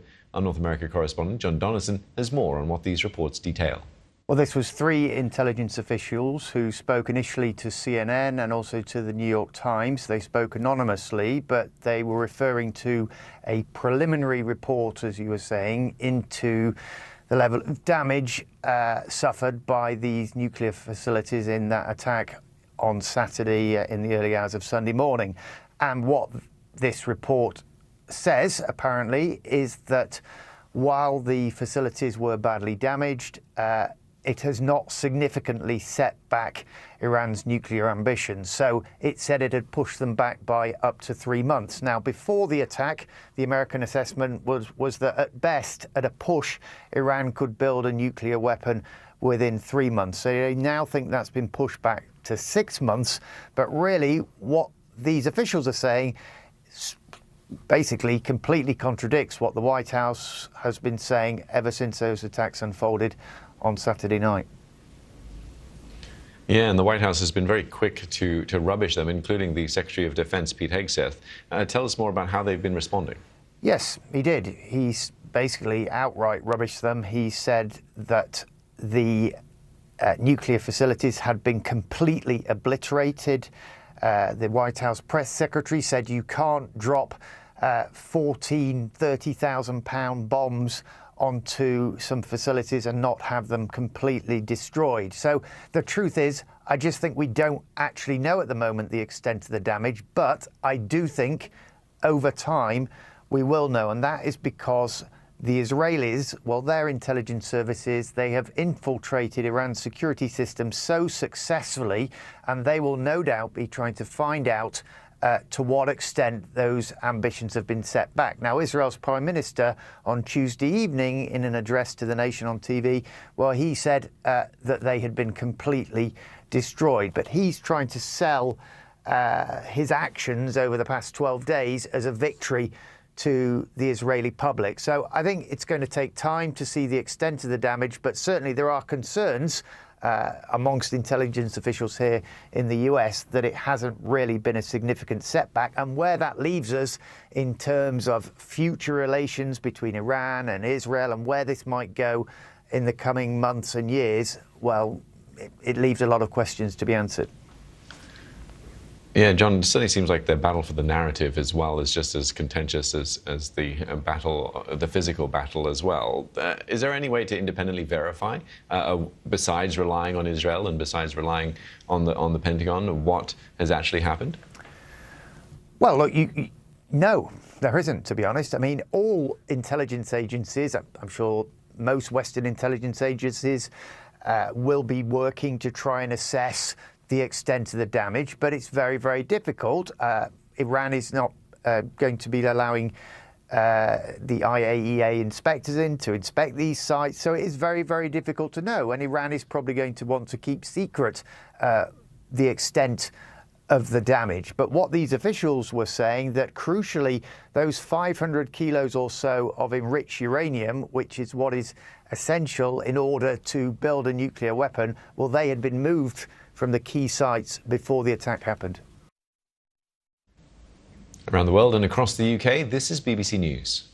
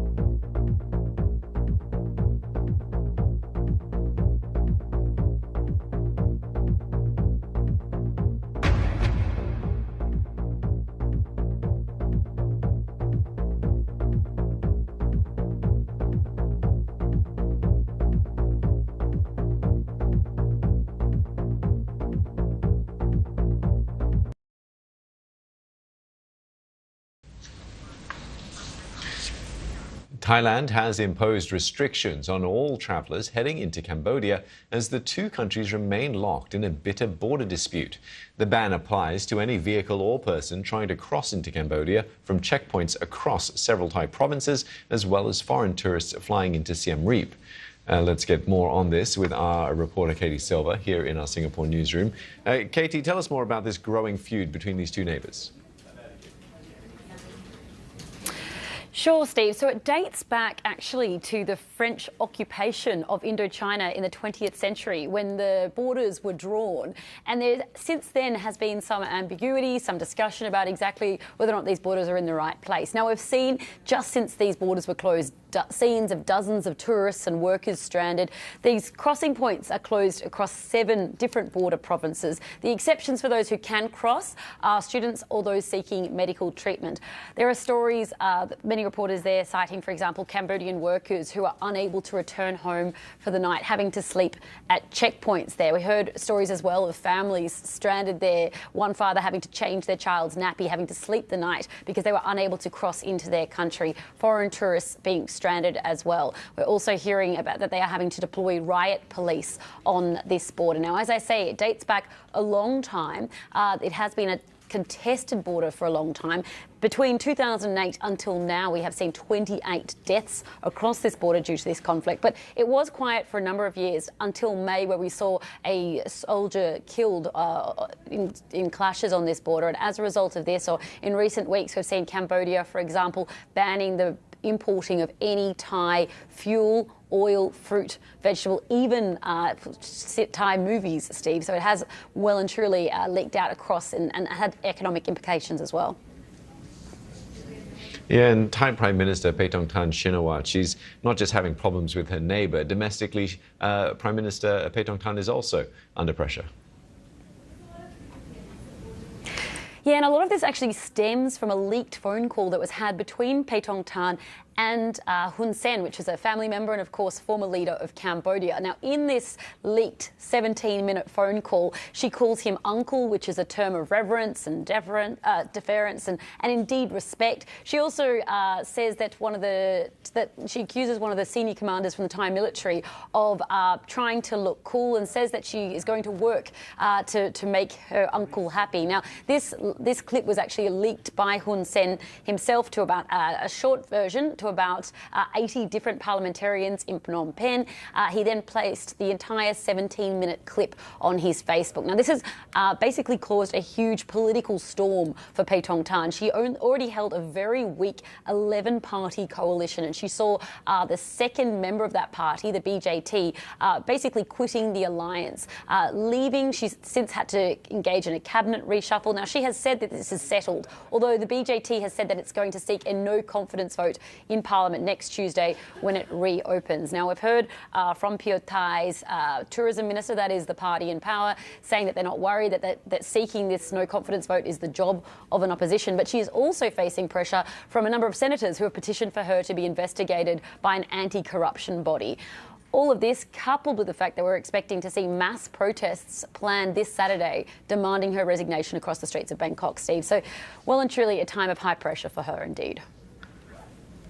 Yeah, lots to keep an eye on in the days ahead. Thanks very much for that, Katie. Katie Silver there speaking to us from our Singapore newsroom. Now, rescuers in Gaza say at least 46 people waiting for aid have been killed by Israeli fire in 2 incidents in central and southern Gaza. UN agencies have condemned the US and Israel-backed food distribution system, with one official calling it a death trap. Such deadly incidents have recently become a near-daily occurrence since the Gaza Humanitarian Foundation began work in late May. The Israeli military said it had received reports of injured individuals as a result of IDF fire. The military added that it was reviewing the incident. Now it's time to turn our focus to business and market news with Suranjana Tiwari in Business Today.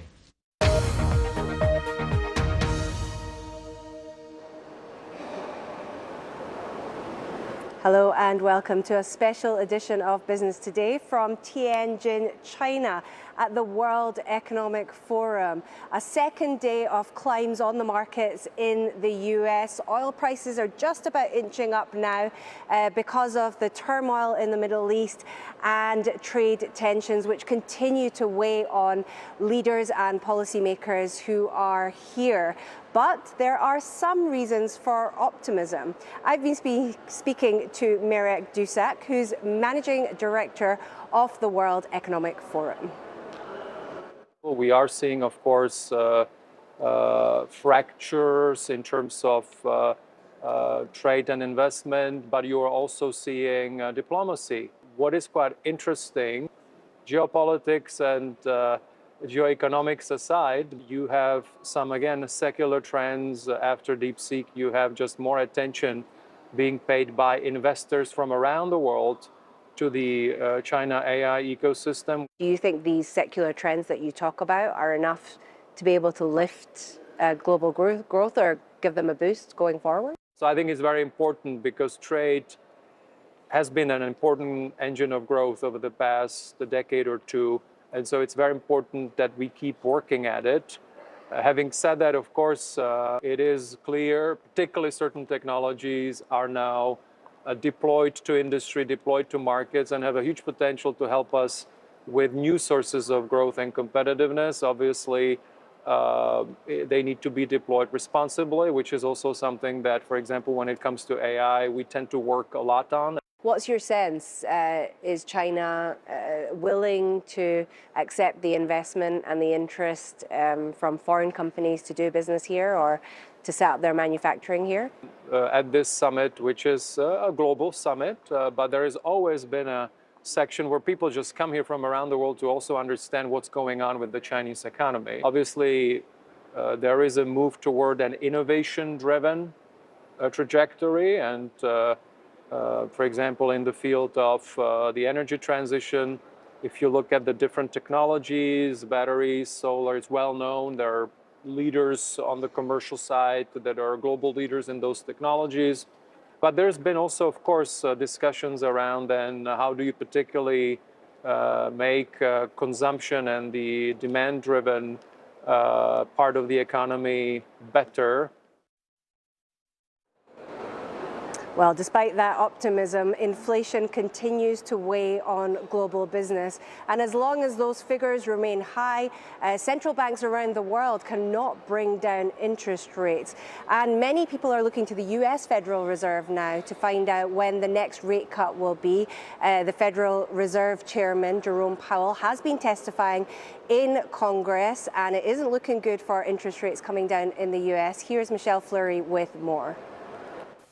There are growing divisions inside America's central bank. 2 Fed officials, both appointed by President Trump, are calling for a rate cut as early as next month.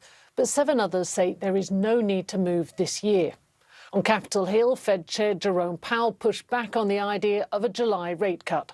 I wouldn't want to point to a particular meeting. I don't think we need to be in any rush because the economy is still strong. Mr. Powell defended that stance, saying the Fed needs more time to understand how prices are reacting to the president's trade policies.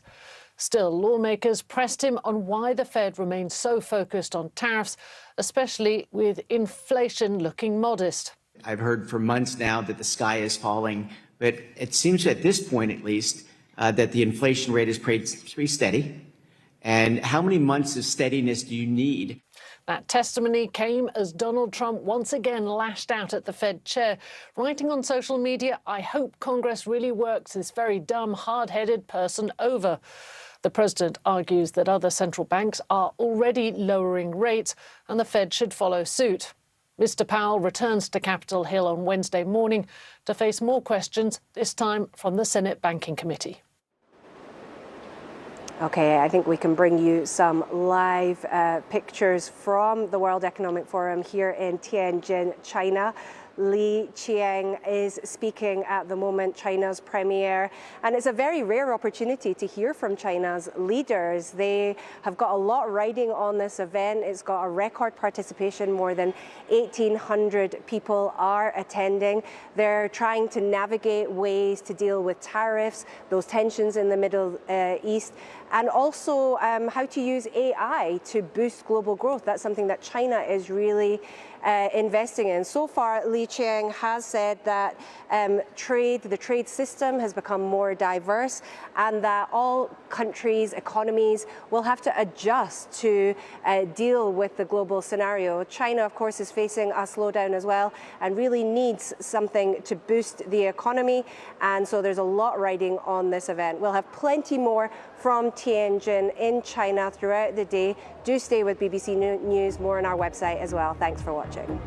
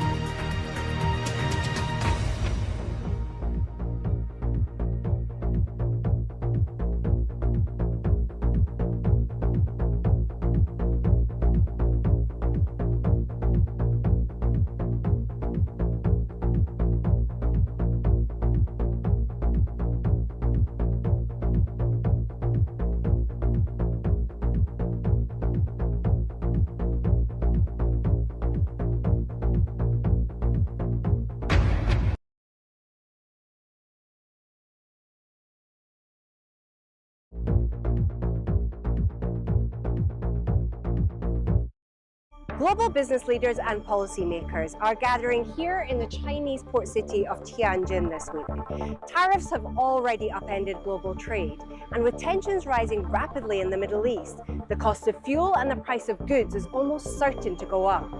Join me, Suranjana Tiwari, on BBC News.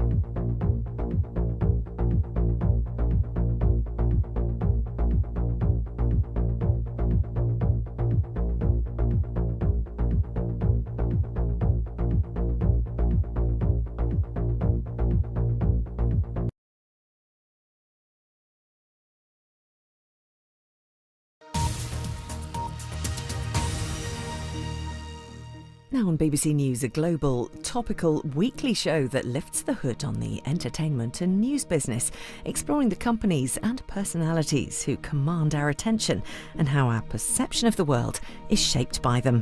The Media Show. Hello, I'm Katie Razzle.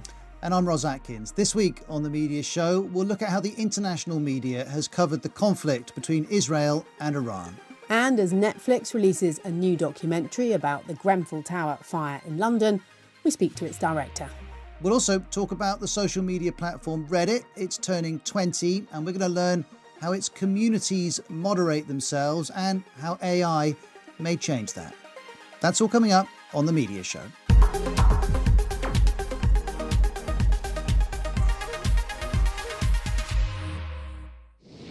The conflict between Israel and Iran has been dominating the news this week, and we've been looking at the challenges for journalists who are covering the story. On Wednesday, we spoke to Shana Oppenheimer from BBC Monitoring in Tel Aviv and to Shashank Joshi, defence editor at The Economist. There are very, very few, if any, publications that have permanent staff based in Iran. And that's partly a function of the way the Iranian regime has conducted itself. It has arrested many, many dual nationals over the years, accusing them of espionage, and it has not been a hospitable place to do journalism. And therefore, the result is that most organizations covering this story are based either in Israel or in other parts of the Middle East, but not in Iran. And that creates a certain, I think, detachment from what's happening. But the other thing that strikes me that's very interesting is we're dealing with a sort of simultaneous transparency and opacity. And the transparency is the fact that I am able to acquire satellite photographs of nuclear sites in Iran of a sort that would have blown the socks off a CIA chief in the 1950s within hours. But actually, at the same time, I am grappling with very, very sensitive claims about intelligence that are much more challenging to vet, scrutinize, probe. And I think that this is a problem we are finding in many conflicts around the world. And how do you go about that challenge that you described in the last part of your answer, that you're getting information about what's happening in Iran often from your sources, but then the work of standing that information up is particularly difficult? Well, I think part of the answer is using social media and other channels to try to get first-hand accounts of what's happening on the ground. And that can serve us very well in some circumstances. In cities where there are lots of people with mobile phones capturing footage, obviously it does not serve us very well when it comes to the question of whether a particular building struck in Tehran was a centrifuge production facility for uranium. We can't answer that just by studying the wreckage from the outside. And so the answer, as always with good journalism, as you both know very well, is triangulation. You talk to as many people as you can from a range of different backgrounds and nationalities, and you try to piece together different parts of the puzzle, always accepting that you don't know everything, and I think conveying some of those caveats to your readers or your viewers or listeners. Would you also try and develop sources within Iran, or would doing that put them at risk to a degree that you wouldn't be comfortable with? No, we'd absolutely develop sources within Iran. Some of my colleagues have excellent sources within Iran. And Iran is, it is a repressive state. But that doesn't mean people can't talk to you using encrypted apps, using means of safe and secure communications that would not have been available to people 15 or 20 years ago in the same way. And that allows us to get those direct views of people. I think having said that, though, we are aware that when you talk to some people in Iran, they will be operating under conditions of surveillance, of self-censorship, and also they may have to tailor what they say and what they tell you for fear of repercussions. And you have to factor that in. I will say here, of course, on the Israeli side, Israel has wartime censorship, and it has a military censor that operates even in peacetime. So, for instance, Israel has asked people not to report on where missiles have struck buildings in case that it helps Iranian targeting. And there are certain subjects that Israeli journalists cannot report on unless they attribute it to the foreign press. So that sense of wartime restraint is absolutely operative in Israel to some degree as well. Shoshank, one aspect of this story which you will be able to cover is the Israeli Prime Minister Benjamin Netanyahu's direct communication with Iranians, often happening via media outlets, where he is saying this is an opportunity for you to change who controls and runs your country. What's your observation of how he's used the media to deliver that message? Well, this is interesting because the Israel Defense Forces have just as they have an Arabic language spokesman, they have a Persian language spokesman who delivers messages in Farsi. And some of those are operational messages, like the one we saw recently to clear large areas of Tehran. But some of those are very political messages. And similarly, from the Prime Minister, he has used often television channels that are popular in the Iranian diaspora, like Iran International, as he did the other day, to deliver a message effectively of his ambition of regime change in Iran. I think this is particularly effective when you have a very connected population. But Iran, of course, is also trying to disrupt and limit the internet domestically because it is aware that that also is a way of keeping itself safe sometimes. Very useful. Shoshank, thank you very much for joining us on the Media Show. That's Shoshank Joshi, who's the defence editor of The Economist. And now we're also joined by Shana Oppenheimer from BBC Monitoring, who is in Tel Aviv. How did you and other outlets in the region hear about this operation first? And also where you are in Tel Aviv, how has the domestic media been covering the story, the impact of the strikes in Israel? I'll start personally. I was sleeping on last Thursday night. I was awoken around 3 in the morning by missile sirens. At this point in the war, you kind of assume they're all being launched from Yemen, so there's a tendency not to take them too seriously. I personally didn't bother to make it to a bomb shelter. I just kind of stood in my hallway. And as the siren ended, it was a bit shorter than usual. I got an alert to my phone, which I had never gotten before, kind of this warning sound saying to be near a protected area. It was quite confusing. And then very quickly through local media and kind of my own journalist channels, we understood that the Israeli military had struck sites in Iran, and this is kind of when all of it started.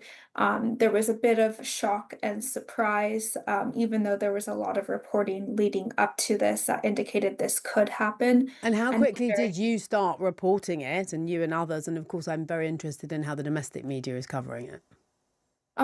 Pretty soon I kind of turned on the channel, started looking at things, writing my colleagues about it, and kind of I cover mostly Israeli media and how it's kind of messaging and portraying events to the public. And very, very quickly, you see this kind of wartime mode kick into gear with the Israeli media putting up slogans of "Together we will win," Israel attacking Iran, and very much cheerleading what they see as significant military achievements in Iran, while not mentioning whatsoever the civilian impact of those strikes. And do you see different media coverage across, depending on the political spectrum, or is it all very one note?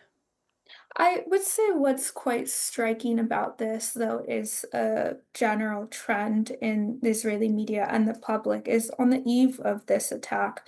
There was a lot of criticism of Prime Minister Benjamin Netanyahu, the way he was handling the war in Gaza, and the view that it's dragging on kind of for his own political survival. And you see that criticism really heavily in the mainstream media, the left-wing media, not so much the right-wing media. The second Israel kind of goes and decides to launch an attack on Iran, and Netanyahu, I will say, has a tendency to pursue kind of favorable public policy. You see kind of across the board this kind of excitement and cheerleading and kind of view that this was a good thing. And for Netanyahu, we can talk a lot about his calculations, but this was a fantastic distraction from all of the criticism that he has kind of been receiving since October 7th, before October 7th, just on the eve of this, he himself kind of being able to escape a pretty significant threat to his own ruling coalition. And there was even a presenter, wasn't there, comparing him to Churchill and other big figures? Yeah, we've seen that a lot in right-wing media. One broadcaster said that by striking Iran, Netanyahu kind of proved himself to do much more for the world than Winston Churchill or MLK ever did. Though that kind of sentiment is not necessarily shocking from something like Channel 14, which is kind of likened to the Israeli Fox News. I think what's more striking is when you see it in mainstream media, when the day before there was so much criticism of the way he handles his kind of military policy. That was Shayna Oppenheimer and Shoshank Joshi speaking to us on Wednesday. Now, this week marked 8 years since the Grenfell Tower fire in London.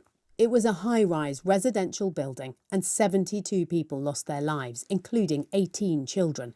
A public inquiry found that their deaths were avoidable. Now, Netflix has released a new documentary that investigates what happened. It's called Grenfell Uncovered, and a key focus is who knew what and when about the flammable cladding that had been put around the tower.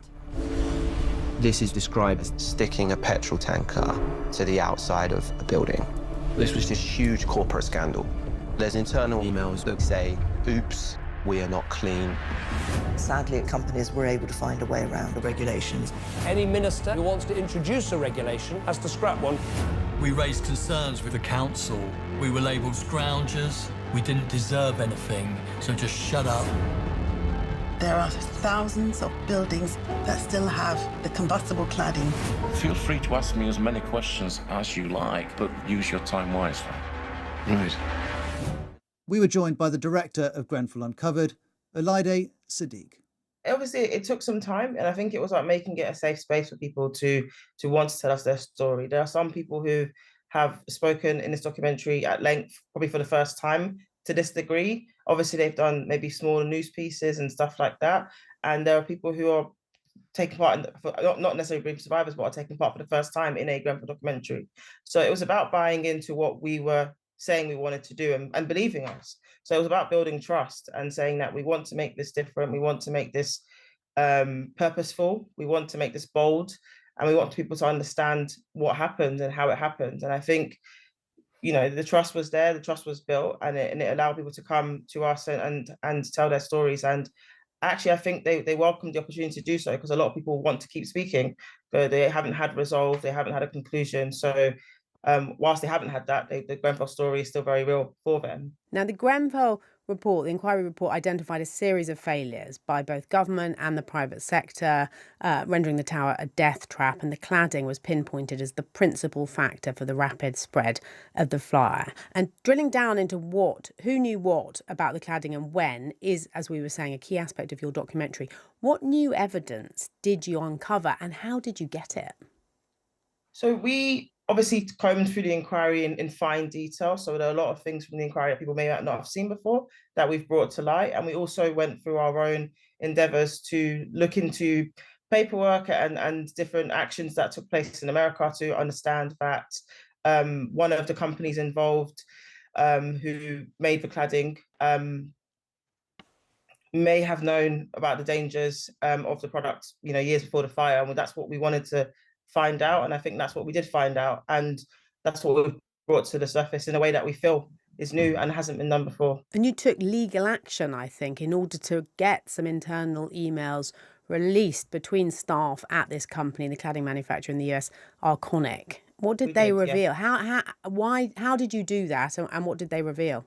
I mean, the process was about submitting a case to do it, and that had to go through its own process. And that took some time. So that was the how. It wasn't, we didn't kind of go to war with them, but we put our case and we had to wait for an answer. And what it revealed was that senior executives at Arconic were aware of the dangers of that particular product before and during the sale of Grenfell, and even just after the sale. And at one point did they, step in and maybe pull it from the sale or advise that it wasn't suitable, even though there was documents to show that the PE version of that product wasn't suitable for high-rise buildings. And that is the product that ended up on the Grenfell Tower, unfortunately. So yes, these were the cassette-shaped cladding elements that were on that fire that went up so quickly up the side of that building once the fire started. Is what you found significantly different to the criticism of Arconic by the inquiry chairman, Sir Martin Moore-Bick? And because he said the company had deliberately and dishonestly concealed test data going back to 2005 that showed its cladding burnt in an extremely dangerous way and misled the market with safety statements it knew to be false, he said. Yeah, I'd say we were aligned with what he says, and I think we've tried to go further in trying to highlight that, because not everyone probably would have listened to Sir Martin Moore-Bick's delivery or read the inquiry, followed the inquiry. Wanted to make not just about Arconic, but everyone involved in the Grenfell story wanted to make that information digestible to a lot of audiences who may not know about Grenfell at all or know who's involved. And what response have you had from Arconic? Their response is in the film, and their response was brief, and their response was that they didn't mislead, and they stand by their product being safe to use in building construction. And we did, of course, ask for a statement from the company. We didn't get a response, but at the Grenfell Inquiry final report last year, they said that their subsidiary Arconic Architectural Products, SAS, supplied sheets of aluminium composite material that were used to manufacture the rain screen for the Grenfell Tower refurbishment. They add this product was safe to use as a building material and legal to sell in the UK, as well as the more than 30 other countries in which AAP customers purchased the product. We reject any claim that AAP sold an unsafe product. Hello, Olade. It's Roz here, listening to you talking with Katie. As I'm listening to you, I'm wondering what kind of response you've had from the community around Grenfell Tower and whether you were nervous about showing the community the film. I wouldn't say I was nervous. The response actually has been predominantly positive. I think obviously there's so much to the Grenfell story, and there's only so much you can include. We can't tell every story, and we know we're not the first documentary, and we're probably unlikely to be the last. But I would say the response has been really positive. It's been very emotional. It's a very, very emotional space, given that it's 8 years on. Very recently, the silent walk I was out on Saturday was very somber.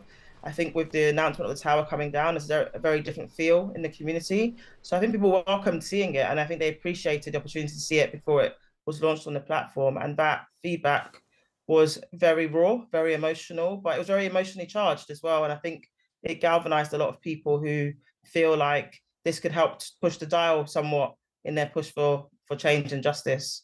And you use the word galvanize. Is it your hope that more broadly, the many people who watch this documentary on Netflix will be galvanized? Are you hoping for an impact such as in a very different way we saw from programs like Adolescence or Mr. Bates versus the Post Office? I mean, I think if it had a sliver of the same, that'd be amazing. Both those programs did such an amazing job of igniting conversations and getting people talking and pushing for change. And I think that's what the Grenfell community and the bereaved and survivors want. They want change, they want accountability, they want justice. And I think the way we've packaged this film, I hope that would be something that can kickstart those conversations. I think if it's having real conversations with decision makers in this country, I think that would be massive for us and massive for all those directly affected by the fire, because it is a story that doesn't just concern the victims and the bereaved. I think it concerns all of us. We all live in this country, and it happened in this country, and it may well could happen again if change isn't made. So I think it would be amazing if the documentary does have a wider impact on the cladding still on buildings, on the way we govern this country, the way people in social housing are treated. There's a number of things that we cover that we'd like to conversations to be started from, for sure. Now, next on the media show, we're going to talk about the social media platform Reddit. If you haven't used the site, well, it's built around over 100,000 interest-based communities, and they focus on everything from politics to gardening to cute animals. It has more than 100 million daily active users globally. We spoke to Laura Nessler, Reddit's global head of community. Reddit is a community of communities. It's a place where people, anyone, you can come together around the things that you care about the most. So you can go and learn about something, but also you can go in and get really deep on a niche particular interest and find people there that are just as passionate about those things as you are. So for how example, do you get into it? I mean, just describe for people, what do you actually do? What is this, when you go on a subreddit or a thread, what is it? Sure. So a subreddit is just a community. Like you mentioned, there's over 100,000. They're all created and run by community members themselves. So you could search for a new skincare regime or how to rebuild an engine, and you'll find a community for that on Reddit. You can immediately join the conversation by posting or commenting or voting and just getting involved. Roz and I are news people, first and foremost, I suppose. And there's a new report by the Reuters Institute released yesterday, which suggests that social media is now the main source of news in the US. Do users go to Reddit for news, I wonder? Well, certainly what's happening in the news is happening on Reddit. It really is a reflection of whatever is happening in the world. But the nuance here is that people go to Reddit for discussion about the news. So you'll see a breaking headline posted, and then hundreds of people on Reddit unpacking it in the comments. They want to recount the play-by-play. They want to assess the impact of whatever event just broke. So it's not just about what happened. It's really about the conversation. And you've mentioned several times the moderators and the community are at the heart of this, and that each different section may have different rules. So help us understand how the moderation works. How do the rules get enforced? Our unique moderation model is really what keeps Reddit real. It's what creates spaces for people to feel vulnerable and be authentic. There are 3 layers of moderation. First, Reddit, the platform, governs the infrastructure. So things like policies, safety standards, we enforce a set of rules that applies to everybody. But moderators are the second layer. Every community has at least one moderator, and these are community members, not Reddit employees. And what they do is they create an additional set of rules that sit on top of our platform policies that are tailored to the community's unique needs and goals. So for example, UK Personal Finance, they have an additional set of rules that includes no specific investment recommendation. My favorite example is a community called Cats Standing Up. Right. You may be surprised to find out that Sounds Reddit, niche. Yeah, Reddit corporate, we do not have any site-wide rules dictating whether cats can be sitting or standing. That may be a surprise, but you better believe that in that community, your post will be removed by the moderators if it's not a cat and that cat is not standing up. Well, I guess We also have a third layer of moderation, which is our users.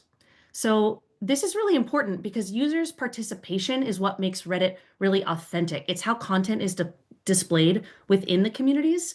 And what it does is it builds the community's culture because it creates a single shared view of all of the content with the community posts. But I think what's important to remember is that the power on Reddit is distributed by design, right? It is this tension and checks and balances with communities at the center of gravity that all exist to make sure the communities thrive. But if the communities are the center of gravity and you have this model which really can only thrive with those communities being very active, I'm listening thinking, well, I can understand why people might want to join these communities, but I'm also thinking this sounds like a lot of work for someone to maintain these communities. Does Reddit pay any of them?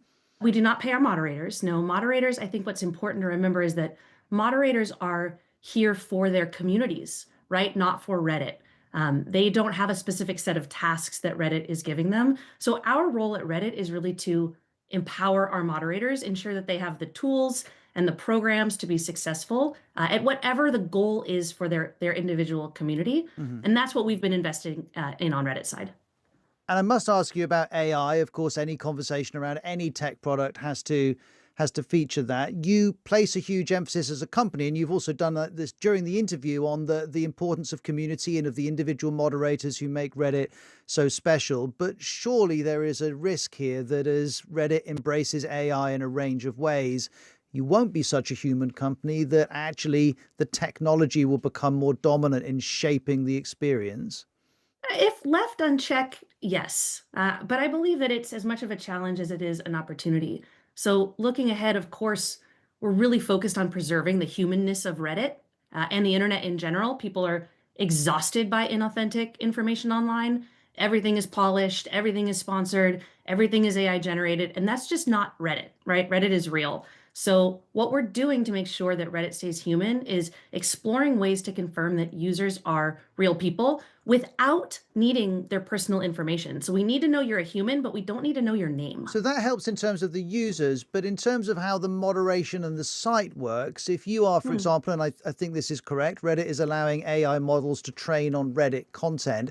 Once the AI has learned how the Reddit content works, surely it will be in a position to moderate, to shape the content that is posted or not posted on Reddit, and thus it will do quite a few people who love the platform out of a role. Well, I would disagree. I think when used well, it can really help moderators flag things like rule-breaking content. Imagine if you have a niche community and you have a set of rules. That AI could understand those rules. And when people come into your community, maybe that AI, when you are posting something that's against the rule, for example, a dog in the cat standing up community, AI could help solve that for a mod before they have to see it. So really, I think that it's important that human verification is top priority, right? Reddit's going to thrive because it's real, it's people helping other people, and AI needs to support the moderators. There's never a world where AI should replace the moderators, because at that point, Reddit loses everything that makes it special. That was Laura Nessler, Reddit's Global Head of Community. And that is it for this week's edition of The Media Show. Thank you very much indeed for your company, and bye-bye. Bye. And if you'd like to hear a longer version of today's show, search BBC The Media Show wherever you get your BBC podcasts.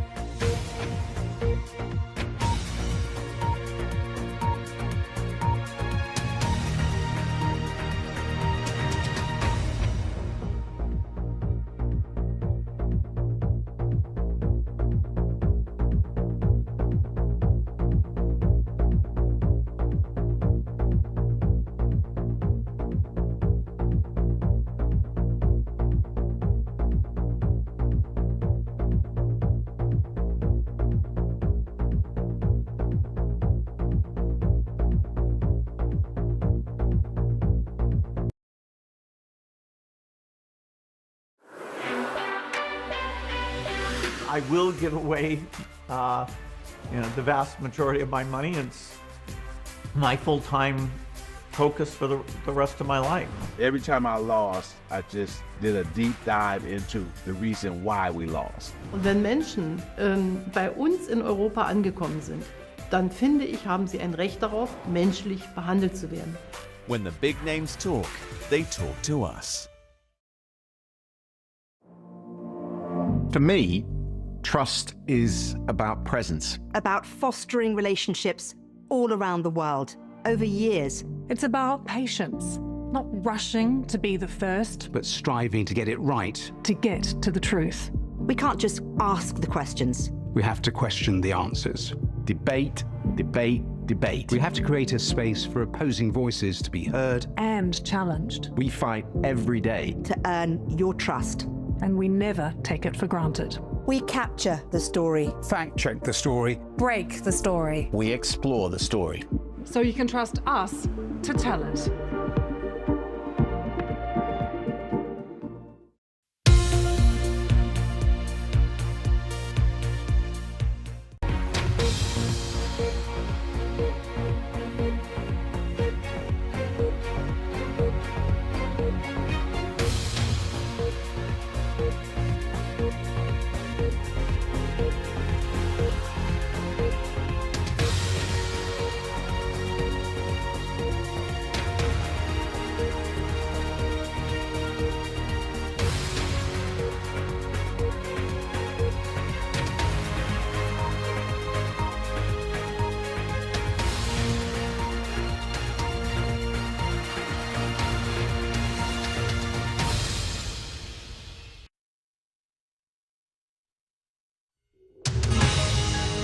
Live from Singapore, this is BBC News.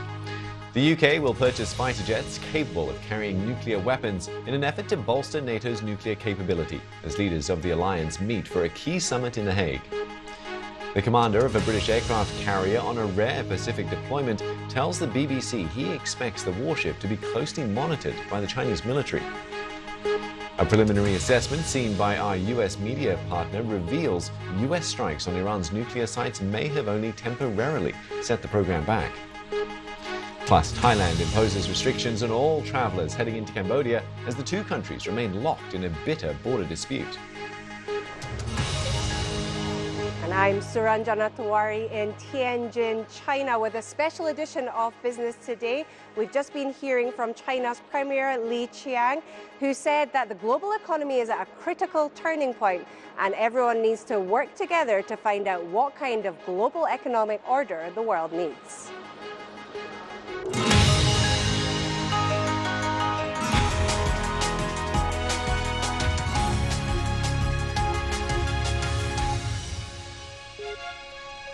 Welcome to Newsday. Now, the UK government says it will purchase fighter jets capable of carrying nuclear weapons in a move that would significantly expand the UK's nuclear deterrent. And the decision to purchase 12 US-made F-35A fighter jets will be announced at a key NATO summit happening in the Netherlands this week. 32 member countries, including the UK, are expected to agree to a new NATO target to spend 5% of GDP on defence. Ahead of the summit, President Donald Trump revealed private messages from the NATO Secretary General, Mark Rutte, appearing to praise him for his criticism of the bloc and his push for more defence spending from European allies. Our Europe editor, Katja Adler, has this report. Russia has been busy in Ukraine, while the world was distracted watching Iran. It is simply unthinkable that Russia, with an economy 25 times smaller than NATO's, should be able to outproduce and outgun us. We must spend more to prevent war. This is the man who holds peace in his hands. He says, Europe relies heavily on US troops and US military capabilities. Leaders worry Donald Trump could pull them out of the continent. He's a known NATO skeptic. This whole summit was essentially designed around wooing Donald Trump, trying hard to get him to commit to NATO and to the defence of all of its allies, trying so hard that the NATO Secretary General used almost excruciatingly fawning language and even imitated Donald Trump's use of capital letters in a private message that the US president made public just before he got here. You will achieve something no American president in decades could get done, wrote Mark Rutte. Europe is going to pay in a big way, as they should, and it will be your win. 100,000 US troops are stationed in Europe. Many like these on a NATO training exercise are based in the east, close to Russia, to protect NATO allies. Donald Trump is not the first president to complain Europe must do more for its own defence. This time, Europe's listening. We are here at the NATO summit at a crucial time because I think everybody recognises that the world is more volatile now than it's been for a long time. NATO is stronger now. That's what Ukraine's president fervently hopes. And to get Donald Trump's buy-in, the UK and others here, bar Spain, will serve Donald Trump what he ordered. A pledge to spend 5% of national income on defence within 10 years. NATO leaders believe they have no choice, but the cash will be hard to come by. Katya Adler, BBC News, The Hague. As the NATO summit begins, a British aircraft carrier has docked here in Singapore as part of a rare deployment to the Asia-Pacific. The presence of the HMS Prince of Wales is part of an 8-month deployment involving other UK allies and comes just a week after China criticised the passage of another British warship through the Taiwan Strait. I spoke with the Carrier Strike Group's commander and began by asking him what the deployment signals to regional powers. So to our partners and allies, it's about reassurance, it's about our commitment to the region as well, and about our absolute commitment to uphold a rules-based international order. £286 billion worth of trade between the UK and the Indo-Pacific represents about 20% of it. Maritime trade routes are so important, and therefore part of our reason to be here is to demonstrate our commitment to maintaining a free and open Indo-Pacific. China might take a very different view of the presence here in the region. How do you think, or how are you looking to manage that potential interaction? We're operating in international waters with a strike group. In the same way that China has every right to sail its ships in international sea space. I almost expect they'll come and want to watch what we're doing. This is a highly capable 5th-generation carrier strike group, and lots of other parties will wish to witness what we're doing. So, but I do recognise it'll be safe and professional. That's the way we operate in the maritime. It's really clear, and we'll respect each other and observe what each other do. And in practical terms, are there communication lines? Is there information being shared about your movements, about what you'll be doing, to avoid any potential I mean, not specifically about what our mission is, but do you know what, at a really basic level, between ships, bridge-to-bridge communication, we always make sure that we offer a hello to each other and just make it really clear what our intentions are to avoid any kind of misunderstanding. This sort of operation was carried out in 2021. Yes. The world has significantly changed since then. As we've seen from wars in Ukraine and the Middle East, warfare itself has changed. How is operations such as this looking to change with the times, you know, with the introduction of drone warfare, for example, hypersonic missiles, that sort of thing? I think we all recognise that warfare and the way warfare occurs is evolving rapidly. So we have to evolve with that. We have to learn the lessons and implement those. So during this deployment, we will be operating uncrewed aircraft, initially just on their own, but increasingly through the deployment we'll integrate them with crewed aircraft. So you'll have manned and unmanned aviation happening. That sets us on the pathway, as the SDR has stated, to get closer to a position where we're increasingly uncrewed where able, but only crewed where we must. And we start to set those conditions now, and this is the perfect place to do it, both with the strike group, with its ships, its escorts, and the air wing, that we can start to develop some of those tactics and capabilities. Now, a truce between Israel and Iran appears to be holding for now, with both countries claiming to have secured victory in their 12-day war. The Israeli Prime Minister said existential threats to his country had been removed, and the Iranian president said Tehran had ended the conflict with a great victory. Now, this comes after President Donald Trump accused both sides of initially violating the fragile ceasefire. Our North America editor Sarah Smith has more from Washington. Israel launched a barrage of airstrikes on Tehran as the ceasefire deadline approached, also striking Iranian missile launchers in a last-minute all-out assault. Donald Trump was furious with both Iran and particularly Israel for not respecting the deal. I'm not happy with Israel. You know, when I say, okay, now you have 12 hours, you don't go out in the first hour and just drop everything you have on them. So I'm not happy with them. I'm not happy with Iran either. But I'm really unhappy if Israel's going out this morning because the one rocket that didn't land, that was shot.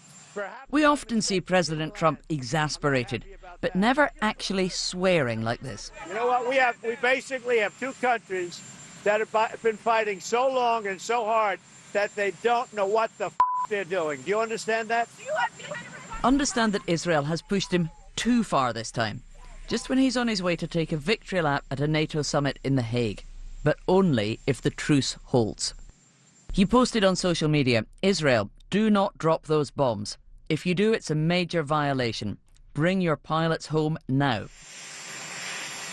Then from onboard Air Force One, in a call to the Israeli Prime Minister, which the White House described as exceptionally firm and direct, Trump demanded he stick to the ceasefire.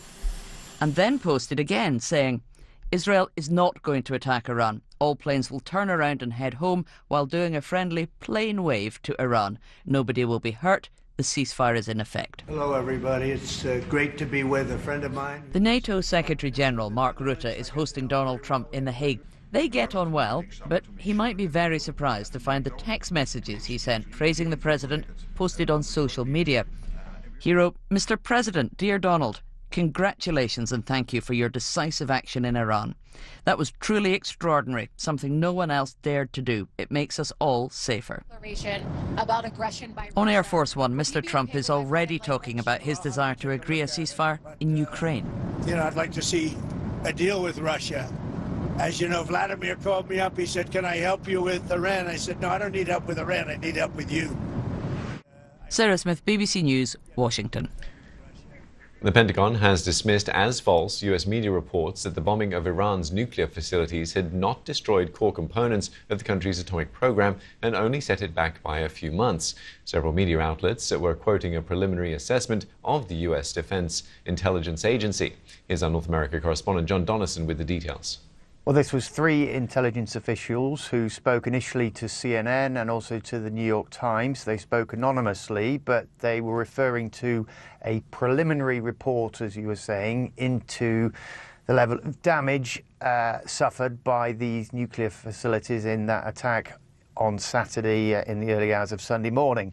And what this report says, apparently, is that while the facilities were badly damaged, it has not significantly set back Iran's nuclear ambitions. So it said it had pushed them back by up to 3 months. Now, before the attack, the American assessment was that at best, at a push, Iran could build a nuclear weapon within 3 months. So they now think that's been pushed back to 6 months.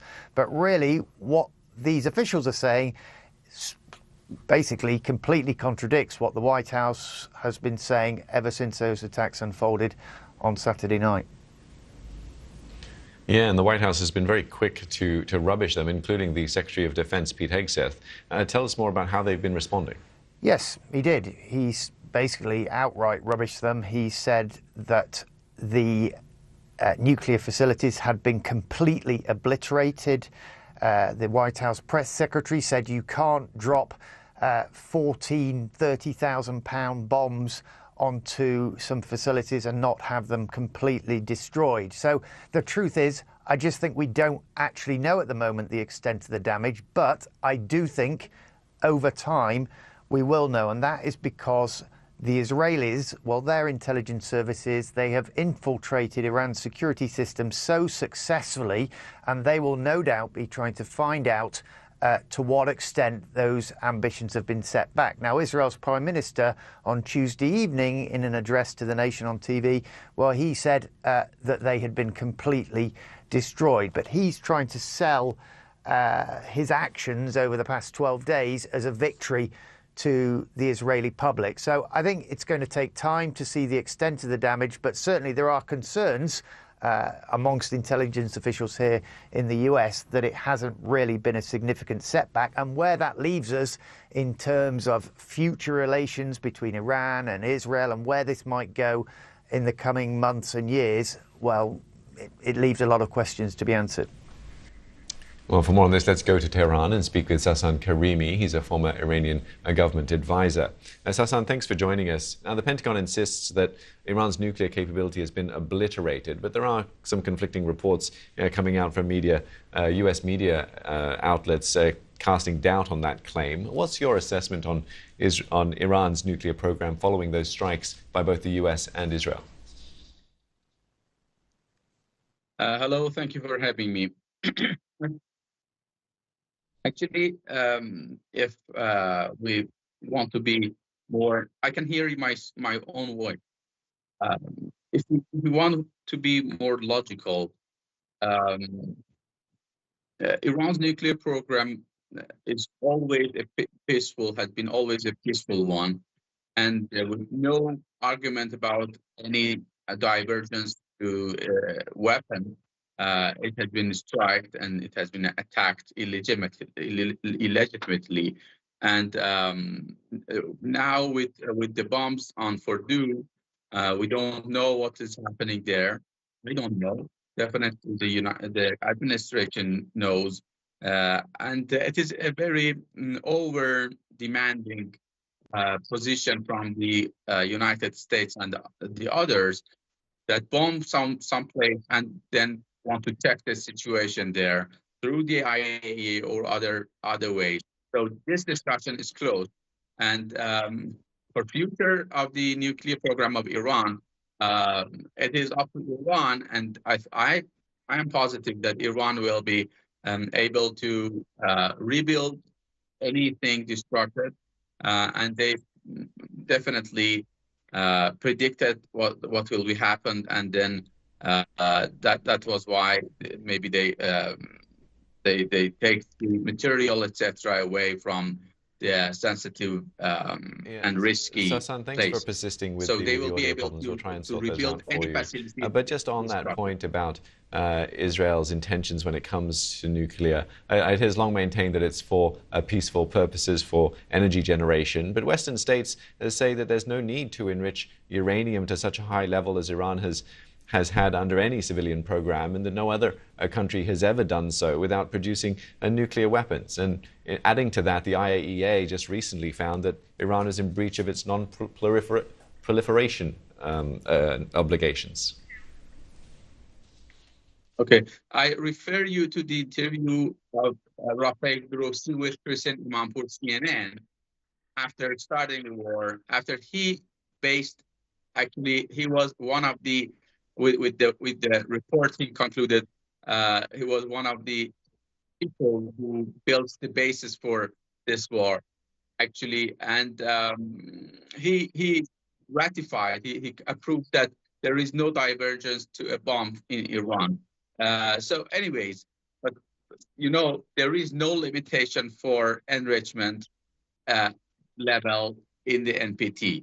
So up until to 90% even, in the paragraph 4 of NPT, you can enrich, and you don't have to justify why you are doing this. And it doesn't mean that if any other people does it or not, it is more legitimate or not. No, it is your own right for your scientific purposes, for your medications, for your agricultural purposes. You can enrich up until any level you want under NPT. There is no limitation. So this is a new norm that United States and the other players want to put on the table, and they started from Iran. That there is no enrichment. Why? We don't know. Even Sasan, in that case, then, do you think that Iran will allow the IAEA back on the ground in Iran to verify these things that you're saying? Sorry? Will Iran allow the IAEA back on the ground in Iran to verify what has happened with these attacks, but also to further its continued efforts to try and determine Iran's agenda when it comes to nuclear? No, of course not. Of course not. The IAEA cannot collect the data after the strike and to approve what happened there. This is a very over-demanding position from the IAEA to come to a place that is already bombed and to watch what happened then and to report, because this is only one purpose for this, and to report to the player who bombed it. So I'm not in the position to answer this question officially, but from my point of view, it shouldn't happen. Sasan, thanks very much for your thoughts and for speaking with me today. Do appreciate it. Sasan Karimi, their former Iranian government advisor. Around the world and across the UK, this is BBC News.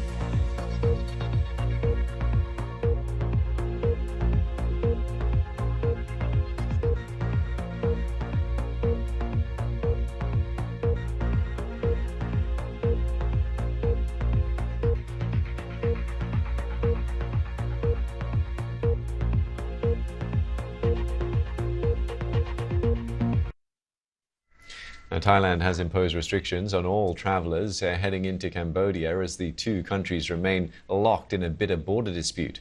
The ban applies to any vehicle or person trying to cross into Cambodia from checkpoints across several Thai provinces, as well as foreign tourists flying into Siem Reap. Joining me from our Singapore newsroom is our reporter Katie Silva. Katie, tell us more about this dispute between the two neighbours. Sure, Steve. So it actually goes back to the early 1900s when the French first withdrew and they drew the borders between what is now modern-day Thailand and Cambodia. But it has remained under dispute since that time.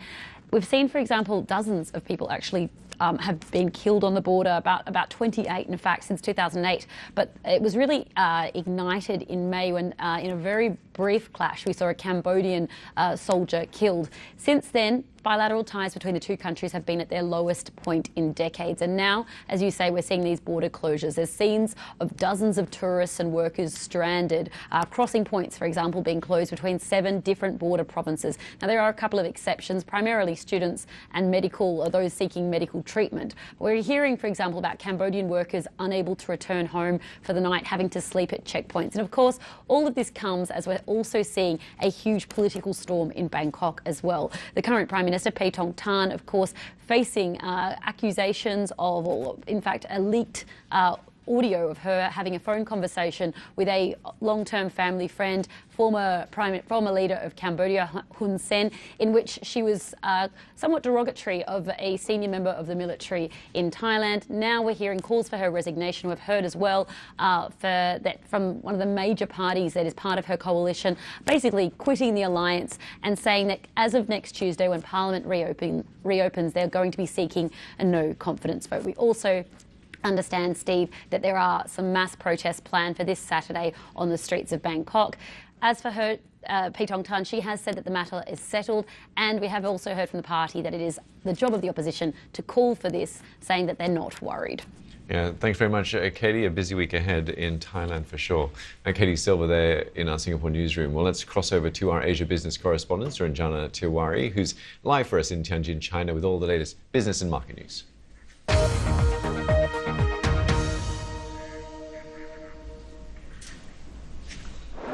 Hello and welcome to a special edition of Business Today from Tianjin, China. Leaders are gathering here to discuss all the challenges to the global economy, including those tensions in the Middle East and trade tensions as well. Markets over in the US climbed for a second straight day. Oil prices are inching up as investors weigh those tensions and that fragile truce in the Middle East. A few moments ago, we heard from China's Premier Li Qiang, who said that it's a critical moment for the global economy and that economies need to work together in order to find a new economic order. Today, the world economy and international economic trade cooperation yet again face new difficulties and challenges.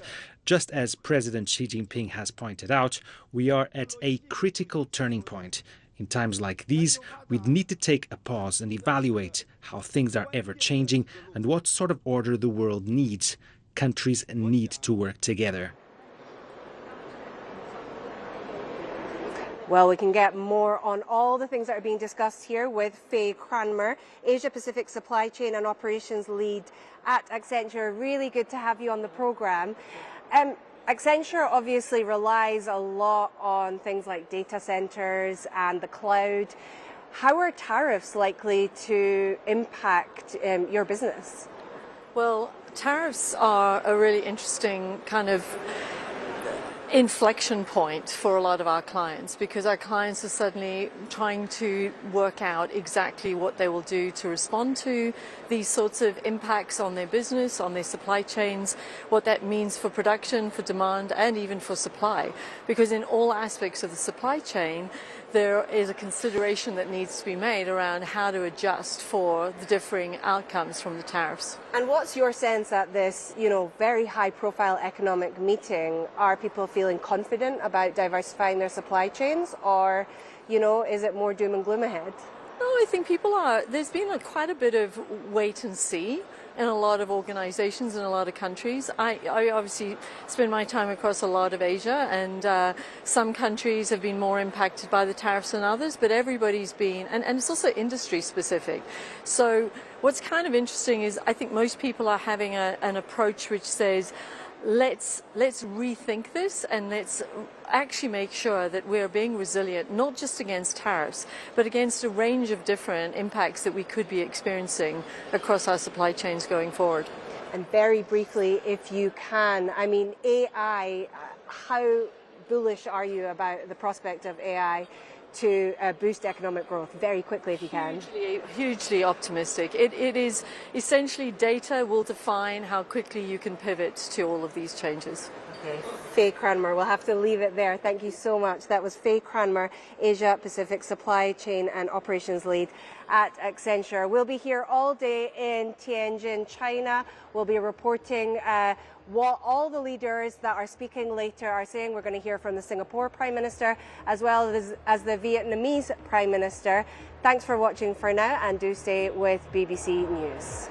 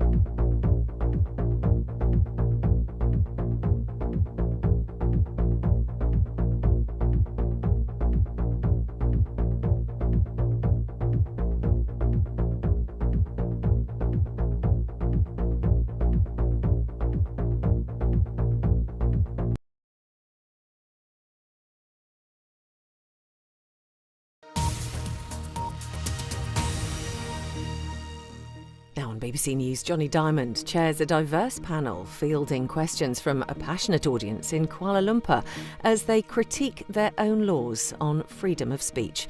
World Questions.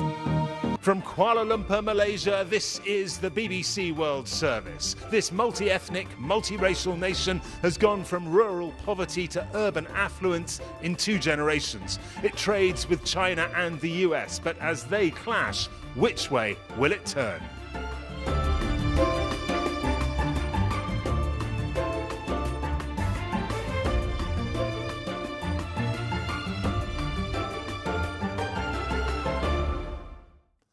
This Southeast Asian nation is divided into east and west by the South China Sea. It's an heir to immigration from India and China and beyond. And it's a country where Islam is dominant, but freedom of worship is guaranteed by the constitution. Modernity has come at a rush to Malaysia, but growth has brought many questions. How to distribute the riches more equally, how to govern without the stain of corruption, and how to navigate the clash of the great powers, China and the US. Prime Minister Anwar Ibrahim has said of Malaysia, we have to emerge as a mature democracy. But as of now, there are still some subjects which are judged too sensitive for us to address directly in open debate.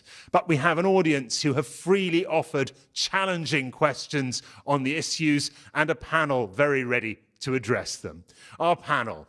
Senator Dr. Fuzia Salah is Secretary-General of the Prime Minister's PKR party and Deputy Minister for Trade. Dr. Tricia Yeo is Associate Professor of Practice at the University of Nottingham, Malaysia's School of Politics and International Relations. Wan Ahmad is a member of the National Assembly, a former Minister for National Unity, and the opposition's spokesman on foreign affairs. Our final guest is Vilashini Somia, head of the Gender Studies programme at the University of Malaysia. She is an anthropologist, long specialising in the lives of marginalised people in East Malaysia, where she comes from. Your panel. Thank you. Thank you. Let's go to our first question, and it comes from Noor. Good evening. Good evening, Nurul Najah, but I put here Noor. Okay, yeah. My question is, as we can observe now, most bosses in Malaysian media corporations are men. Where are the women? Is it because we're too emotional? Men get emotional too, so what are your thoughts? Thank you. Thank you very much. Thank you. I'm delighted to say the Director of News at the BBC is a woman, although the Director General is a man. 14% of seats in Parliament here in Malaysia are held by women, and women have a much lower workforce participation rate. Vilashini Somia, Head of Gender Studies. That was targeted. Yeah, it was. I'm sorry. You could have started there. You had to go straight to a woman. Thanks so much for that question, Noor. I mean, I was waiting for it. Fair enough. I mean, this obviously is the conversation we have all the time, right? Where are the women, right? I also understand what the reality is. The reality is you got to go home, cook for your husband, cook for your wife, press his pimples out, right? Go and do, your second job, your second hustle on your online job, and so on and so forth. And the triple burden of living just consumes you. And this is why we can't get 30% in, which, by the way, is a number that I hate. Personally, I hate. So 30% in Parliament? 30% in Parliament, 30% anywhere. The moment you put that number, it's going to be a problem, because it also means to say my 100% is equivalent to your 30% participation. Would you like to see sort of formal policies like affirmative action? Of course. You would like to see that? Of course I would like to see that. Thank you. I am going to come to the audience on this. I warn you now. I'm going to go to the lone man on our panel, Wan Ahmad. What are your thoughts? Where are the women? Well, if you were to notice, the numbers of female students studying in higher educations in Malaysia are outnumbering the male. Maybe the opportunities in certain sectors are quite limited, especially politics. Some of the reason they gave, especially in rural areas or in conservative area, if you feel a woman candidate, the chances of winning might be lower than the male candidates. So this must be corrected. With what? Education. Education to the masses, that women and female and male politicians or assemblymen or assemblywomen in that matter are equal in their abilities. Okay, thank you very much. Hold on, Johnny. I really need I'm to going butt in. to get to the other members of the panel first, Vilasini. Okay. I just really... Just let the other members I'll let of the you get panel away have a with word this for first. 5 seconds, okay? I promise I will come back to you, okay? I promise. Trisha. So I think that there are extremely high barriers for women to enter politics. The political culture is really not something that, in Malaysia specifically, that women can actually endear themselves to. The politicians, the real conversations and the real meetings happen at night, when the women are supposed to be home taking care of the children and cooking and taking care of the home. The cost of politics is very high. Campaigning costs are very high. And of course, this one goes without saying across the board, not just in politics, but also the support system. Malaysia is amongst the lowest returning rates of women to work. So we have a high rate in the 20s, but once women have children and you have a home to take care of, they don't come back to work. I'm very proud to say that I have a strong support system. So thank you to my husband, who's somewhere here, and my family, to allow me to do the work that I'm doing and to be here tonight to be with you. Thank you. Thank you very much. And we thank your husband too. Thank you very much. Senator Fuzia Saleh, you have ascended to a relatively high position in the political system, despite all the obstacles. Can you talk about that and about how difficult it has been? I must say that it has been very difficult. And a woman has got to be twice as good as men, to be acknowledged even as good. The glass ceiling does exist. It's not easy. And politics is the most difficult. Because like Trisha said, campaigning is difficult. You have to lobby, you have to sit down in coffee shops, you have to raise the funds. You have to have a very good support system, and I'm also very thankful. My husband and my family has always been very supportive. In fact, he's the one who propelled me forward. There are times when I feel like giving up. And when I started, the women were happy making tea during meetings. They were happy taking charge of committees like food and drinks and decorations for events, and we changed all of that. And we have over the years, especially now in my position, we have brought some affirmative action. Recently, during the Congress, we achieved 42% of women delegates. Thank you very much. Vilasini has been jigging up and down in her chair, shaking her head. You wanted to add a little. No, I didn't mean any disrespect. I just want to say this. I understand Trisha and Senator coming in here and really, making it important to point out the places in which men have supported them. But herein lies the problem for me. We constantly go back to this celebratory language for this very minimal participation of men. We constantly we amplify the places, and I'm sorry, men, we over-amplify the places in which you do this much. What you need to be is an ally. What you need to understand is that if you're talking about equality, it's literally that. And so it's not about, thank you very much, men, for doing this amount. It is, come on, men, you can do more. That's the position I want to take. Sorry, right. Yeah. I'm going to take it to you. Okay. Lots of passion here.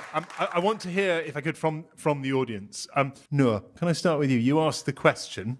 I've been working with the PR consultancy before this. I work a lot with a lot of media conglomerates, media corporations. A lot of bosses are all men. So I'm like, wow, where's the woman? But I hope in 10 years, 20 years to come, this can be changed. Thank you, Noor. Thank you very much. From other members of the audience, that point, if you could, would you like to see formal change? I see a lady dressed in white just here.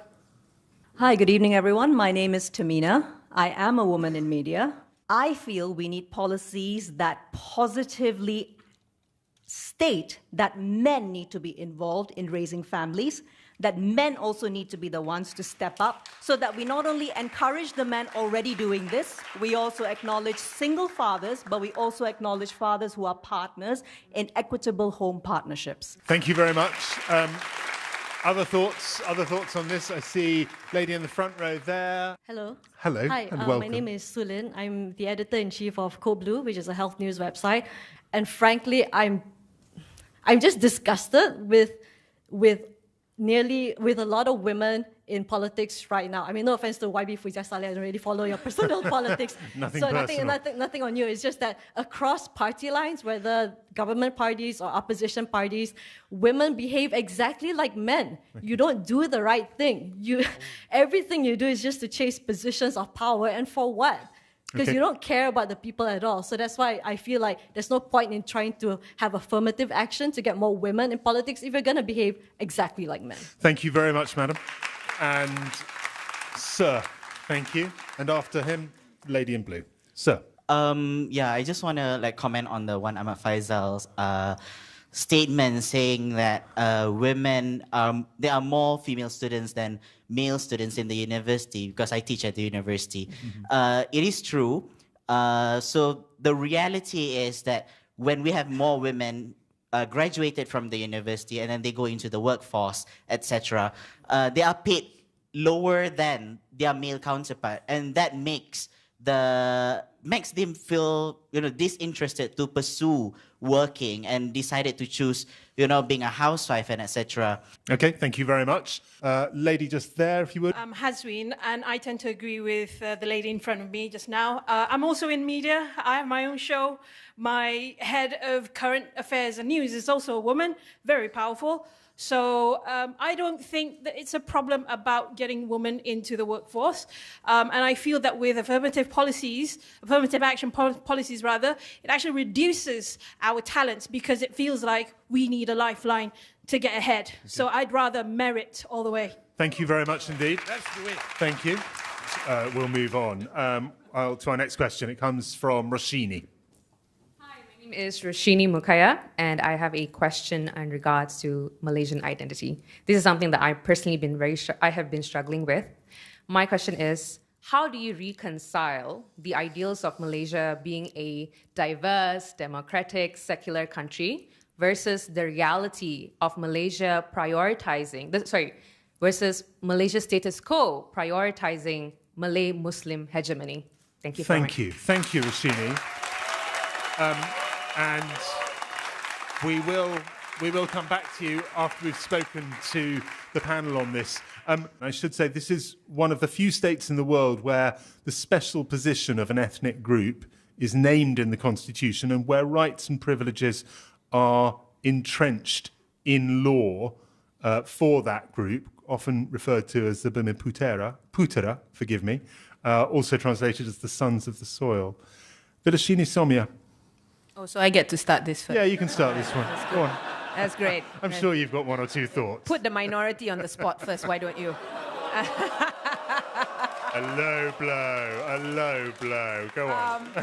Roshini, thank you for that question. I think it's safe to say that I'm the only person on this panel who is like you, a biracial, maybe more than biracial person, that is often sort of phrased as an in-between person, right? And I get it. My concern with the way in which we constantly talk about identity in this country boils down to a very important national word, tolerance. We've heard this word since I was a child. There's this thing, tolerate, tolerancy, we call it in Malaysia. And I have a huge problem with that. I tell my students this all the time. Would you tell your girlfriend, I tolerate you? You won't, right? And I think therein lies the problem for me. And I say this as a person who has an Indian father, an indigenous mother who was born in Sabah, who is a woman who lives her life as plus size, right? And I think that there is a lot to be said about this because I constantly have to mask and try to fit in something that is in a sphere above me in order to survive this country. So I think, on a global level, we want to talk about identity as a way where it's celebratory. There's a kind of a happiness about reclaiming your agency and your identity, but that's easier said than done. And I think if there's a way for us to sort of mitigate that without constantly feeling so afraid of, injuring the feeling of those who are in power, members of the status quo, it would be an easier conversation. Okay. Let me go to the Minister of Trade. I will start by saying that more than 10 years ago, the Prime Minister, the President of my party, introduced one policy, which is called needs-based policy rather than race-based policies. And it is a process to make people understand that it is not their right just because they belong to a certain group of people, but it's because they need. So if a Malay gets a 10% discount on buying properties, what about the Indians who are poor? Why does the Malay who have higher earnings enjoy the same benefits? So it takes, we need to reorientate the thinking. Thank you. I spoke in the introduction to the programme about some sensitivities, and it is the case that debate on what are called the 3 Rs here, and that is the royal family, race and religion, is extremely limited if it exists at all. We are treading on very sensitive ground. I understand that. I respect that as well. But we obviously want to have a free and open discussion around the question that Roshini has asked. Trissa Yeo. Let's address it, right? Article 153 in the Federal Constitution provides for the special position. So I think a lot of people, including policymakers, by the way, get confused about what the term actually says. So it is special position. It is not special privileges. I think that Malaysians have lived too long under the shadow of 13 May 1969. And we have not, 13 May 1969 were racial riots. So my point is that let's have some kind of a truth and reconciliation commission, the likes of what South Africa did after apartheid, because we need to close that chapter finally. Thank you very much. Thank you. And I apologise if I'm hurrying our panel along a little bit. We are short of time and with lots of questions. Wan Ahmed. Yeah. Malaysia was not born or was not forged in a vacuum. Malaysia was a nation state that was given birth during post-colonial era of decolonization of the British Empire. And prior to that, Malaysia was ruled by the Malay Islamic sultanates. Do you reject Roshini's phrase, Malay Muslim hegemony? I would reconfigure the word hegemony. I would rather use custodianship. Why? Because, yes, custodianship means you are the majority race. Your role is to ensure peace and harmony of the nation. Meaning it's a burden, it's a responsibility rather than a privilege. And also as a Muslim leader, we were not taught to be tolerant. In Islam, we were taught to understand this phrase called muhibbah, which means in Arabic, love. Love thy neighbor. Thank you very much indeed. I'd like to go back to our questioner. Thank you. First of all, thank you everyone for your kind remarks. Let it be known that you're talking about muhibbah, love, and yet in the previous general election, according to the social media monitoring report by CIJ, Center for Independent Journalism, PAS, one of your own political partners, was one of the biggest amplifiers for ethno-religious hate. So I hope that you are able to bring some of those comments back to your party. Are you? Yes, I shall leave you there. Thank you very much. Thank you very much. Wan Ahmed, very briefly, if you would. You see, Thank you, Roshini. Thank you. Definitely, there are weaknesses among my party members, my coalition members, when it comes to race and religious rhetorics. But why single out PAS when we all know very well DAP also play the same rhetorics? Okay. Just that they are not being reported. Please, this is the Chinese majority party. Yeah. Okay. Okay. Okay. Thank you. Thank you very much. Thank you. Clearly strong passions on this issue, as so many others. Let's move on. Thank you. We have Our next question is from Vilasini Vijandran. Hello. Hello. Thank you, everyone. Vilasini Vijandran. My question is, how can we ensure that rights to freedom of expression and assembly are safeguarded for young people and that their voices are not stifled by political pressures and restrictive laws? Thank you very much indeed. It should be said the colonial era left from the British colonists, the Sedition Act, is cited as a very significant restriction on freedom of speech here in Malaysia, restricting criticism of government figures, the government and other figures throughout society. Can I start, if I may, with the Senator? The question, how can you ensure rights to freedom of expression and assembly? I believe the Prime Minister said he would repeal the Sedition Act. I was just commenting that it feels like me against the rest of the... Not at all. Wan Ahmed got a terrible time just a moment ago. I was in the opposition. I knew what it's like. I meant what I said, what we say with regards to freedom of expression. I think the reforms may not be going as fast and as what we want it to be. However, there are little steps. And I hope those little steps, like there's a working group on the media law reform that has submitted their findings and their suggestions to the ministry, to Azalina.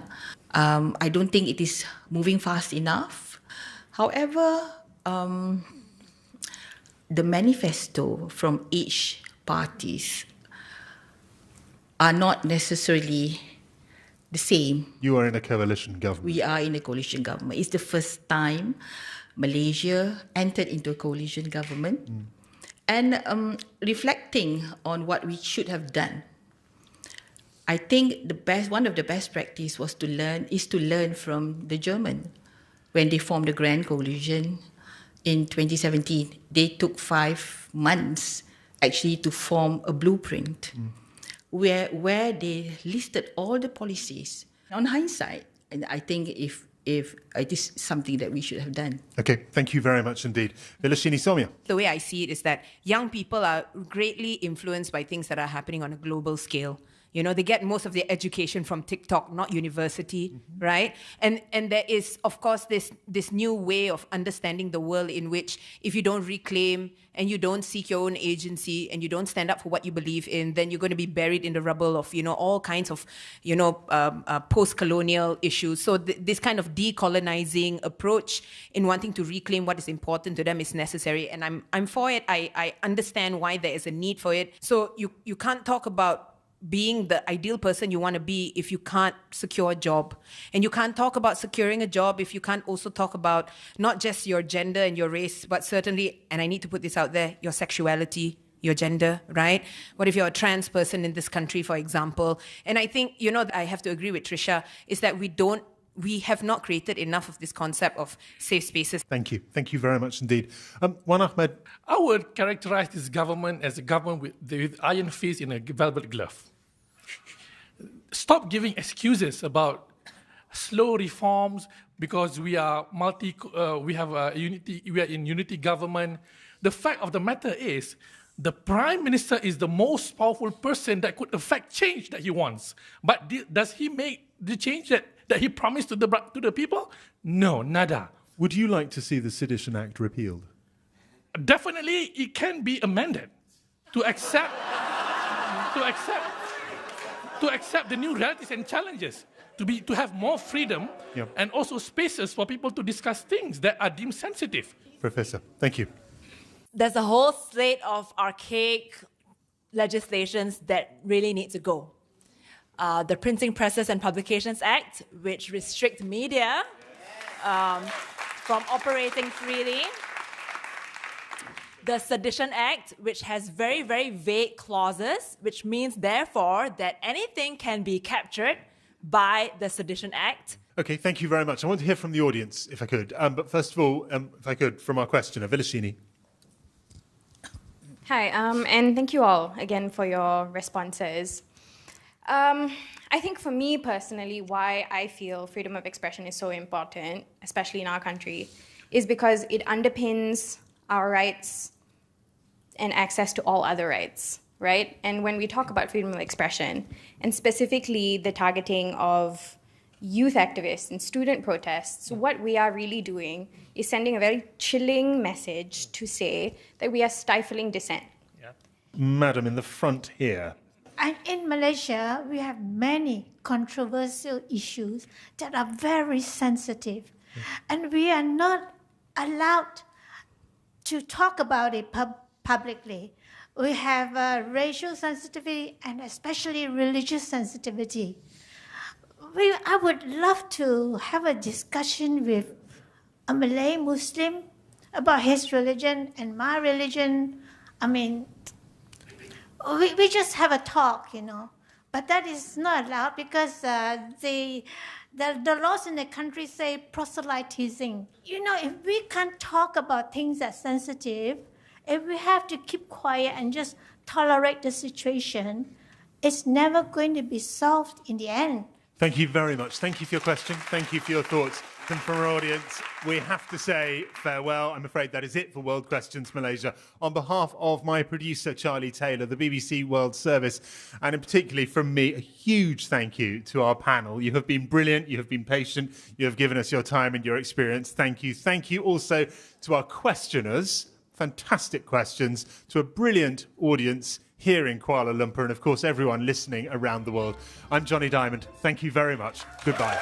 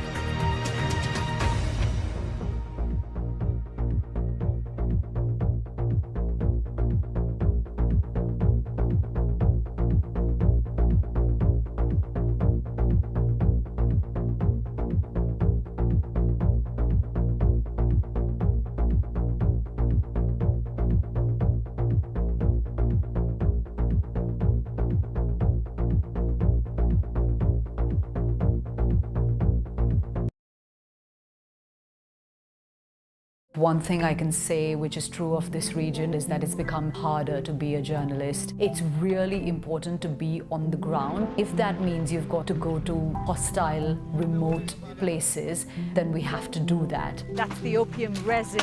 There's a very pungent smell of it in the air right now. The Delta wave of COVID devastated India, and I think it was the coverage that we did for the BBC at the time which brought international attention. What's happening here could affect the world's ability to recover from the pandemic. We've met with families who've had to do the unthinkable. Another person came up and asked if we'd like to buy their child. The desperation is hard to put in words. Many of the stories we've had to tell are distressing, they're difficult, but that's usually an indicator that they're really important stories to tell.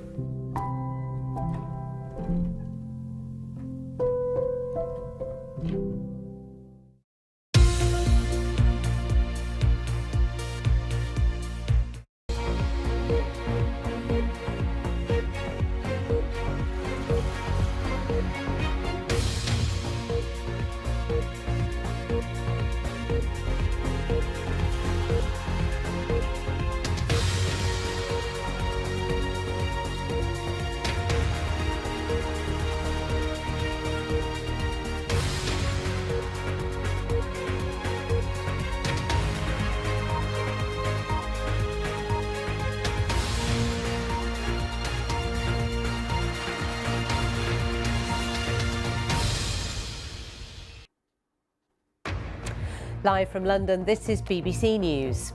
President Trump rejects a leaked intelligence assessment that says US strikes on Iran did not destroy its nuclear program.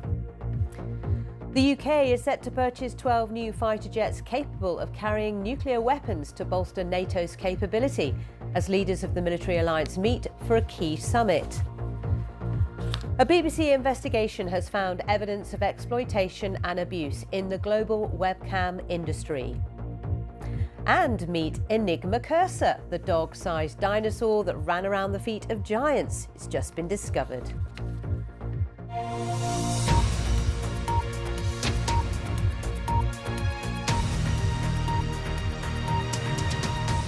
Hello and a very warm welcome to the programme. I'm Sally Bundock.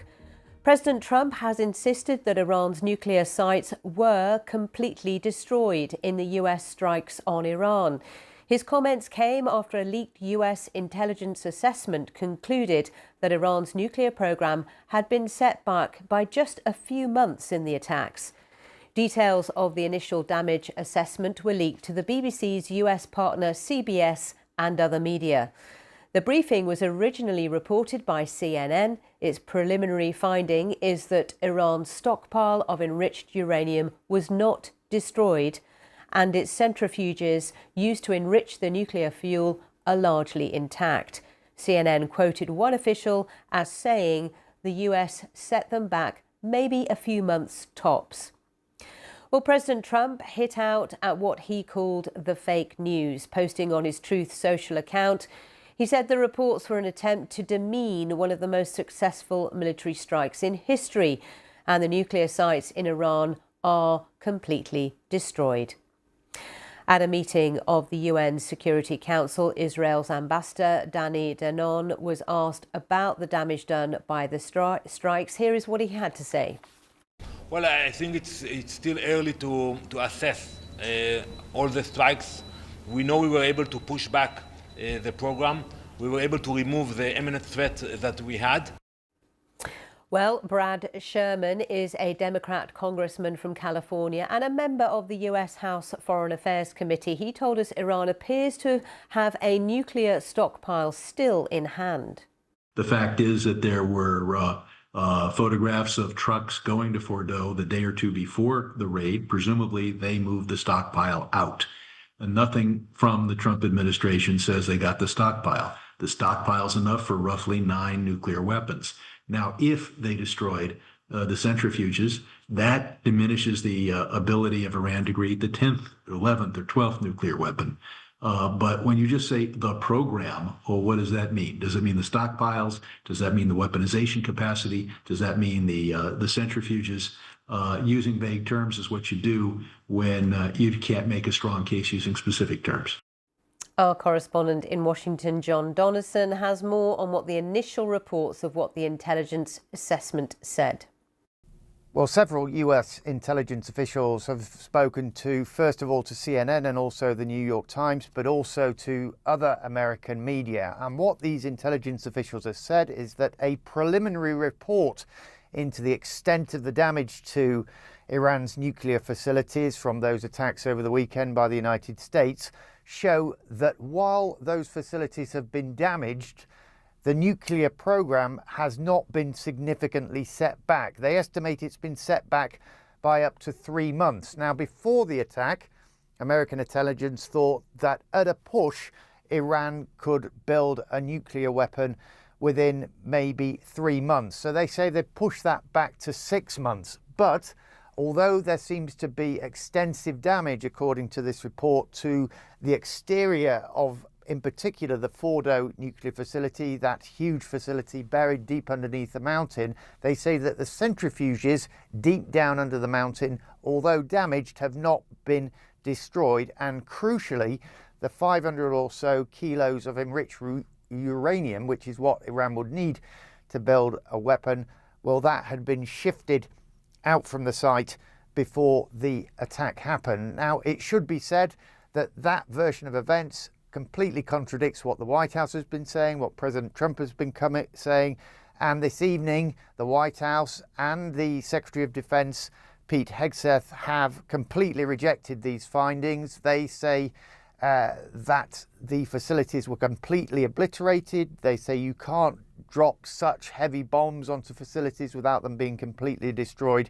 And they say that the intelligence officials who leaked this information were trying to undermine President Trump. So I think the answer is we don't really know to what extent these facilities were damaged. I think, though, we probably will further down the line, because what you can say is that Israel's intelligence agencies, well, they have so successfully managed to infiltrate Iran's security network that they will be working hard to assess the full extent of the damage. And if they haven't been completely destroyed or significantly set back, then that begs the question, where are we going to be in a month, a few months' time? Are we just going to be back in the same position with Israel concerned about Iran pushing on with what it sees as nuclear ambitions?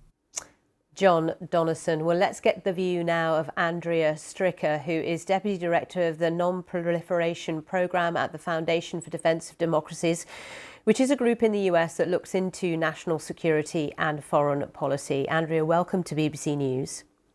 Thanks for having me, Sally. So, listening in to the various comments from the President, from Pete Hegseth, from others, and also our assessment of John Donnison, what are your thoughts? Well, I think, as everyone is saying, it's too soon to tell from the battle damage assessment, right? We're hearing that phrase a lot, how far back Iran's nuclear weapons option has been set. And we have Israel saying that they've done around 2 years of damage to that option. I think if we're talking about the Fordow site, it is true that the facility below around 90 meters of earth could still be intact, but it's a real question whether some of the 2,700 centrifuges in that facility would still be able to function after sustaining such a huge blow. And then I think a lot has been not devoted attention-wise to the weaponization route, which Israel did serious damage to in the strikes before the US got involved.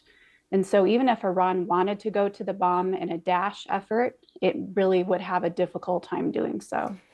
Is it possible to ever get a watertight assessment of their nuclear capabilities? Well, ideally, we would get the International Atomic Energy Agency, the UN nuclear watchdog, back in there to assess the damage and the status of Iran's nuclear material. And it's certainly my hope that the US or another broker, perhaps Europe, will be able to get the Iranians to agree to a negotiation or at least some kind of a deal that would let the IAEA back in and hopefully oversee a dismantlement process of all these remaining nuclear weapons assets. When were they last in there, the IAEA, to make assessments of what Iran is up to? They had been in there right before the Israelis began their strike. So around June 12th, right before that, they had seen at least the highly enriched uranium stockpiles that the Iranians had kept at the Esfahan tunnel complex, which has now been obliterated, to use President Trump's words. I mean, this is critical, isn't it? What is now the situation in Iran? Because Prime Minister Benjamin Netanyahu has been clear literally for years that he sees the nuclear threat in Iran as an existential threat to Israel and its existence, and that's his mission to eliminate that. That's right. And I think he has done as much as he is able to do in the short window that he had before President Trump demanded a ceasefire. And if any luck was with him, then he has set this program back significantly by eliminating 3 enrichment sites, along with the US, the uranium conversion step, the ability to make atomic weapons grade core material, the weaponization capabilities in the form of numerous facilities, scientists, documentation, and just really the essential pathway to nuclear weapons for Iran. Andrea, thank you for talking to us. It's good to pick your brains on this. And just to remind you that we do have a live page that's up and running at the moment with more on that rejection by President Trump of the leaked intelligence about the US strikes in Iran, BBC News website or the app, of course. Now, Britain says it will buy 12 F-35A fighter jets capable of carrying nuclear bombs. The Prime Minister, Sir Keir Starmer, says it represents the biggest strengthening of Britain's nuclear posture in a generation. He's to make an official announcement at the NATO summit in the Netherlands. London says the purchase of the jets will boost national security and join NATO's airborne nuclear mission. The NATO leaders are meeting in The Hague and they attended a dinner hosted by King Willem-Alexander last night. It's President Trump's first NATO summit since 2019. During the dinner with the 32 leaders, the alliance's chief, Mark Rutte, heaped praise on President Trump for his leadership. The summit will focus on increasing defence spending, as our Europe correspondent Nick Beake reports. Mr. President, over here, please. He's seeing this trip as his victory lap, first securing a ceasefire in the Middle East and then persuading European allies to spend much more on their own defence. At a banquet with the Dutch King and Queen last night, Donald Trump was lavished with praise for being the man who triggered a big boost in NATO spending. NATO has already added an additional $1 trillion in defense spending over the past decade. Mr. President, dear Donald, that is thanks to you pushing us. And tomorrow we will build on that foundation and add trillions more in defense spending, because we need to do this.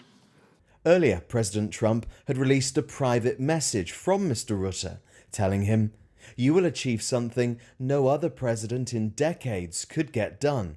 Europe is going to pay in a big way, as they should, and it will be your win." More tanks, more jets, and more guns are on the way, because NATO fears Russia could attack another European country. And members spending 5% of their national income on defence is seen as the best way to stop that happening. The UK is committed to this within 10 years from now.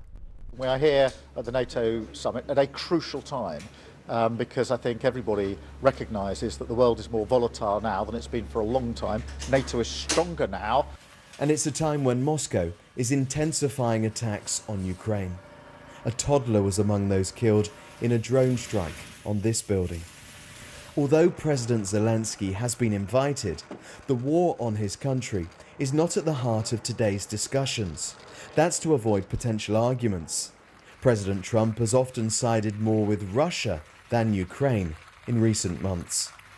But NATO bosses hope the message sent out from here is one of strength and solidarity and an unprecedented investment to defend Europe despite strains within the alliance. Nick Beake, BBC News, The Hague. Well, joining me now is Rob Murray, former head of innovation at NATO and now the chief executive of Defence Security and Resilience Bank Development Group. Rob, good morning to you. So the official proceedings get underway later today. Would you agree with Mark Rutte that because of President Trump, all this increase in defence spending is the commitments there at least? Good morning, Sally. I think that what we have seen over the last few years, both in President Trump's first administration and also in his second, is definitely a pressure on our other allies Canada, and European allies to spend more. But we need to understand as well, there's a reason why this has to happen. Very much so that it's about deterrence. We are indeed living in a much more dangerous world. I think we can all see that. Your viewers understand that and can see that. And therefore, we are going to have to reinvest money into armaments to actually help, deter those threats. And for Europe, that's predominantly Russia. And, 5% of GDP is the target, is the commitment that members say they have all committed to. I mean, some are, looking at negotiating on that. Look, for example, Spain. But that is a significant increase for all members, isn't it? And that's not going to be easy for governments to come up with that money. Sally, you're absolutely right. And if all of those nations were to hit that 5% target tomorrow, for argument's sake, that's about an extra $1.9 trillion per year on defense spending. Now, this is obviously split between 3.5% with regards to hard power. So things like, for example, those F-35 aircraft that were mentioned at the top of the show, but also 1.5% on resilience, things like critical national infrastructure protection, cyber protection, and so forth. So this is a huge level of funding. And actually, the key point to take away here is that we're no longer in a moment of peacetime, and all of our financial rules, our architectures, our ways of working, our processes across the entire financial capital structure has been geared for a peacetime era. And so that's going to have to fundamentally change in order to be able to finance this properly. And how is it financed properly? Because that is a big question in itself, isn't it? Because I would assume those who make tanks, who make drones, all that kind of stuff that government's now going to be investing in are rubbing their hands at the moment. They could make huge profits, couldn't they? Well, look, I mean, this is about national security. Someone's got to make the armaments. And of course, they are predominantly private businesses. However, we also have to think about this in the context of the 21st century. This is not simply about having hard power in our inventories to have part of that deterrence. It's also about using capital market deterrence. So to your question, how do we pay for this? Well, look, traditionally, we would think about, you've got about 4 ways to do this. Tax rises is one, transfers from other parts of government is another, growth is a third, or sovereign borrowing is a fourth. Now, none of those are particularly appetizing or particularly realistic, given the wider economic challenges that many of our countries face. So we're going to have to really reimagine our entire defense capital stack, from a multilateral bank geared exactly for defense, which is what I'm working on a Defence, Security and Resilience Bank, down to national banks like the British Business Bank or KfW in Germany and so forth, commercial banks, private equity, venture capital. The money is there. The money in the actual system, the deep capital markets is there. What needs to be put in place is the architecture to tap into that money. It's a huge subject to dig into, but as ever, Rob, we are out of time right now. But thank you for explaining it all to us. It's fascinating. Rob Murray there, and we will have more on that in Business in 10 Minutes. Around the world and across the UK, this is BBC News.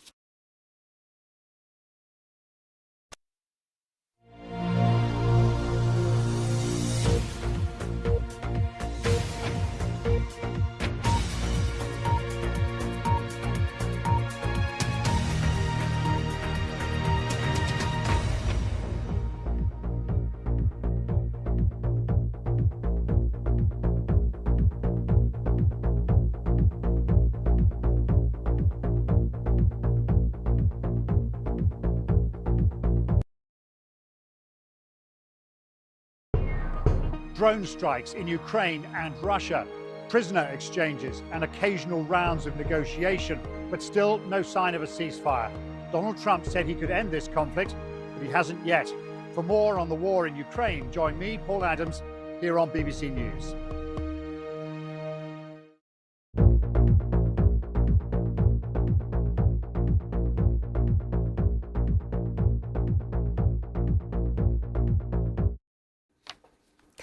A BBC investigation has found evidence of exploitation and abuse in the global webcam industry, where sexual performances are streamed live to men around the world.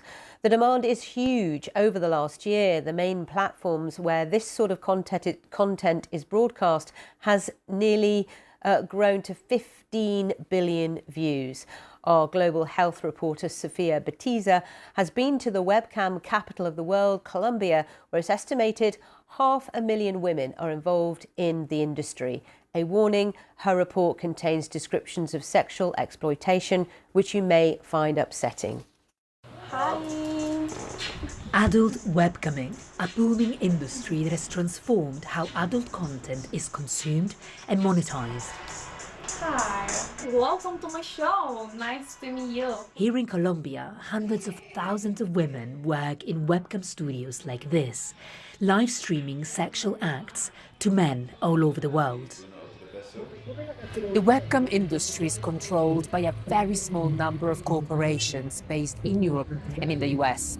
And while they're making millions of dollars broadcasting adult content from webcam studios, especially here in Colombia, we found that they're also exposing women to sexual exploitation and abuse. Sophie is among the women who told us about filming for up to 18 hours in cramped cubicles with cockroaches, fines for going to the toilet, and being pressured into degrading sex acts. I was pressured to perform with 3 other girls.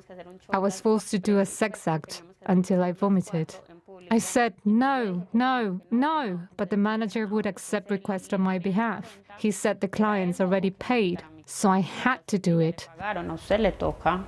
She did it while pregnant because she says that otherwise she wouldn't be able to feed her kids. And it's not just Colombia. We've uncovered that 4 of the biggest companies who have faced accusations of not doing enough to address abuses have links to webcam studios in at least 11 countries, from India to South Africa to the US. Hola! Kani says she was only 17 when she started. The webcam studio created false documents. I wanted to earn my own money and help my parents. There are times when the clients ask you to do very disturbing things like hurting yourself or behaving like an actual child. I was too young.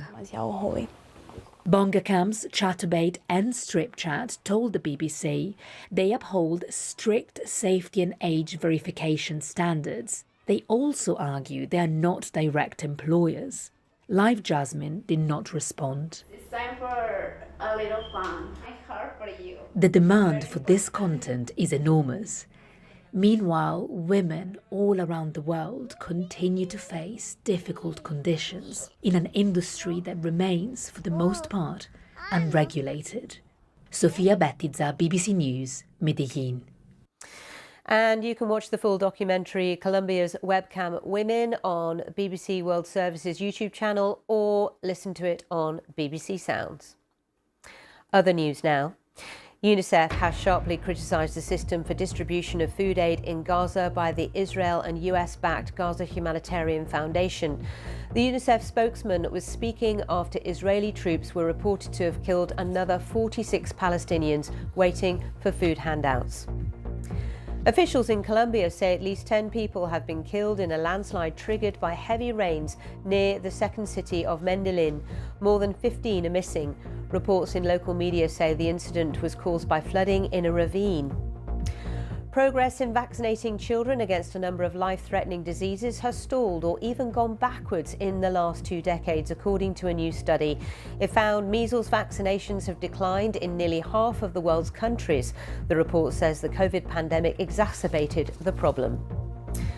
Both legal teams in the Sean Diddy Combs sex trafficking trial have finished making their cases. His lawyers only made arguments for around about 20 minutes. The hip-hop mogul, who denies the charges, also confirmed he would not take the stand in his own trial. Scientists have discovered that a dog-sized dinosaur that was wrongly categorised when its fossilised skeleton was found in actually was found is actually a new species. The Labrador-sized dinosaur had big feet, a long tail, and it lived around 150 million years ago in the US. Like countless other small dinosaurs, it used to be classified as a Nanosaurus. It will be the first new dinosaur to go on display at the Natural History Museum here in London since 2014 and has a unique name. We've called it Enigma Cursor. Enigma means puzzle, of course, and this is in reference to this sort of complicated naming history of these sorts of dinosaurs. There's been up to 8 or 9 different names given to these fragmentary, tantalising remains, and we couldn't figure it out until we found this nice, more complete skeleton. So that's the Enigma part. Now, cursor means runner, so this is in reference to the dinosaur's very long hind limbs and very big feet. This little dinosaur fills an evolutionary gap. So it is somewhere in between the origin of the big group that includes things like Stegosaurus and Triceratops and their relatives, and the development of the weird features we see in those groups. So if you like, it's the template on which those weirder, bigger dinosaurs were built. And it helps us to understand how those different features started to come into existence. And it also shows us what these late Jurassic ecosystems were like. They weren't just dominated by huge long-necked dinosaurs or huge predators, but also a cast of characters as smaller dinosaurs that are making a living in different ways. Finally, this half hour, the gates to the world-famous Glastonbury Festival will be flung open in a few hours' time. Those with the luxury of a camper van were allowed onto the site yesterday, but others have queued through the night to make sure they got a good spot. The music gets underway on Thursday. We caught up with the Quinn family from Dublin. How many times have you been here? Well, my husband's been 12 times, I've been 11 times, and this year is the first time as a family of 5, and possibly the last, depending how this goes. You've had a bit of a journey there. You've come in your camper van, been on a ferry, came to Wales, come down to Somerset. All the way from Dublin to Somerset on a fine sunny June day. Yeah. What are you most looking forward to? Oh, well, I'm looking forward to when the main acts come on, and on Sunday night we're going to see The Prodigy with this little fella for the first time. He's very excited. Well, the weather's looking good, which is great. Often it rains torrentially when Glastonbury is on. I'll be back in a moment with the top business stories. See you then.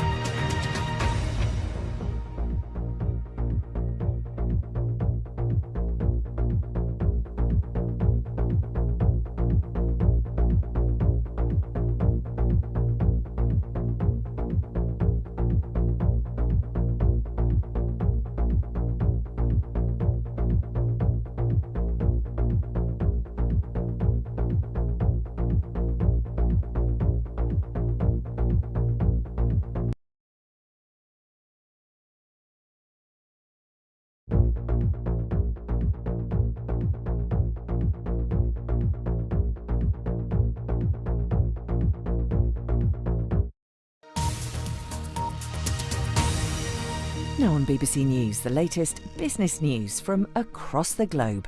Business Today.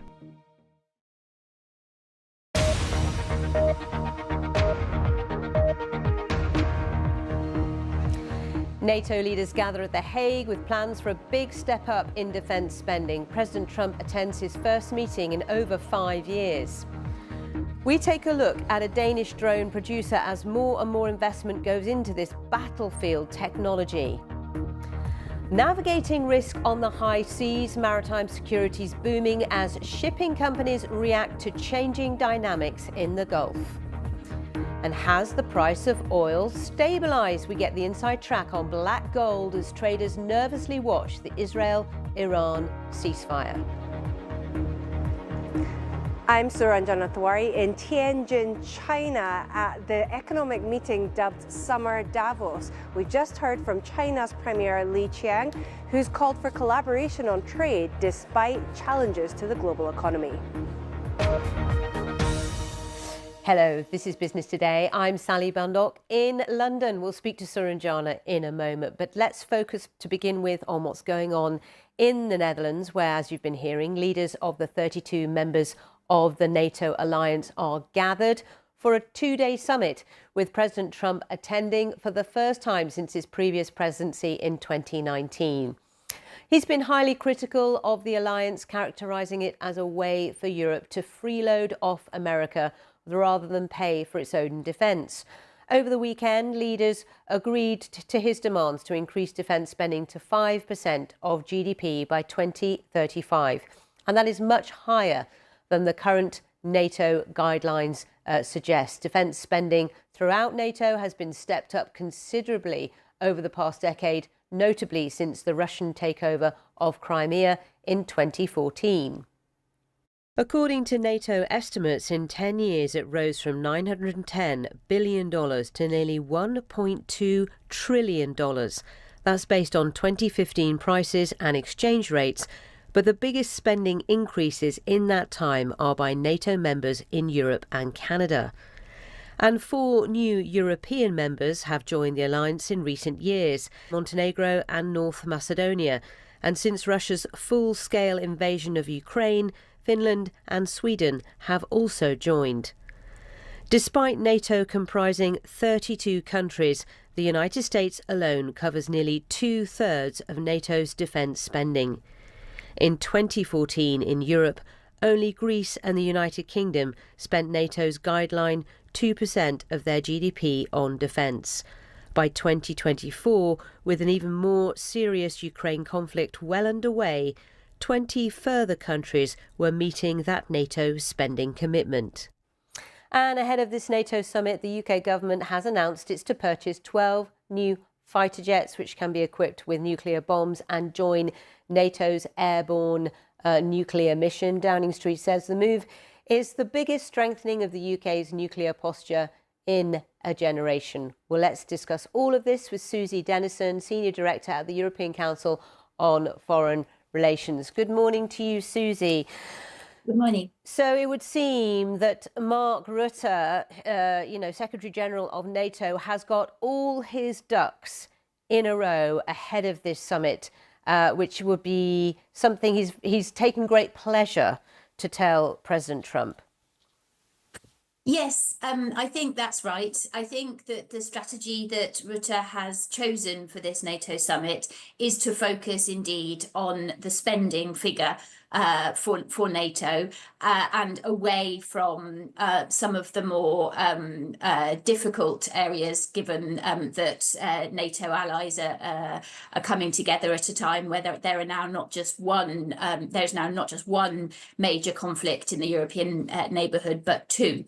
I think that the message exchange between Rutte and Trump overnight regarding what Rutte has characterised as Trump's success in securing the fragile ceasefire between Israel and Iran, I think is a strategy to try and bring Trump into the discussion with that mindset, that this is a conversation about how to secure the security of NATO allies within this broader context, and to focus on where the states can agree in this conference.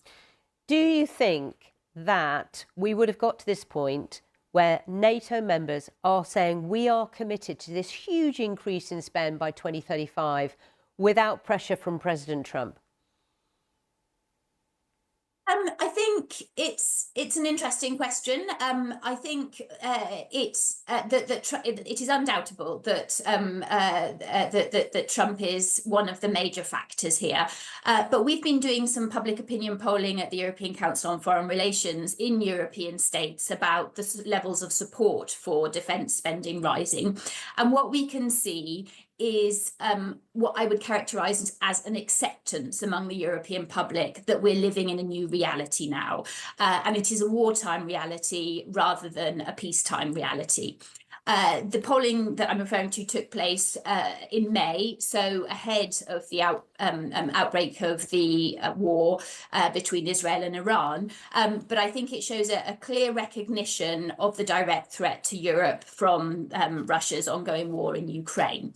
And what we can see there is that you have majorities and pluralities in all countries in support of defence spending rising. As that gets higher, the closer that you are to the Russia-Ukraine conflict, which I think suggests a link between this feeling of direct threat for Europeans, around 70% in Poland and Denmark, but as high as 57% in the UK as well, where that threat feels perhaps less direct. And interestingly, there is also support for reintroducing mandatory conscription in a number of countries. These figures are slightly lower, but still as high as 62% in France, 53% in Germany, in the UK 32%. So I think what we can see here is an acceptance that Europe is at risk, but undoubtedly the fact that Trump has put in question the US security guarantee is adding to that.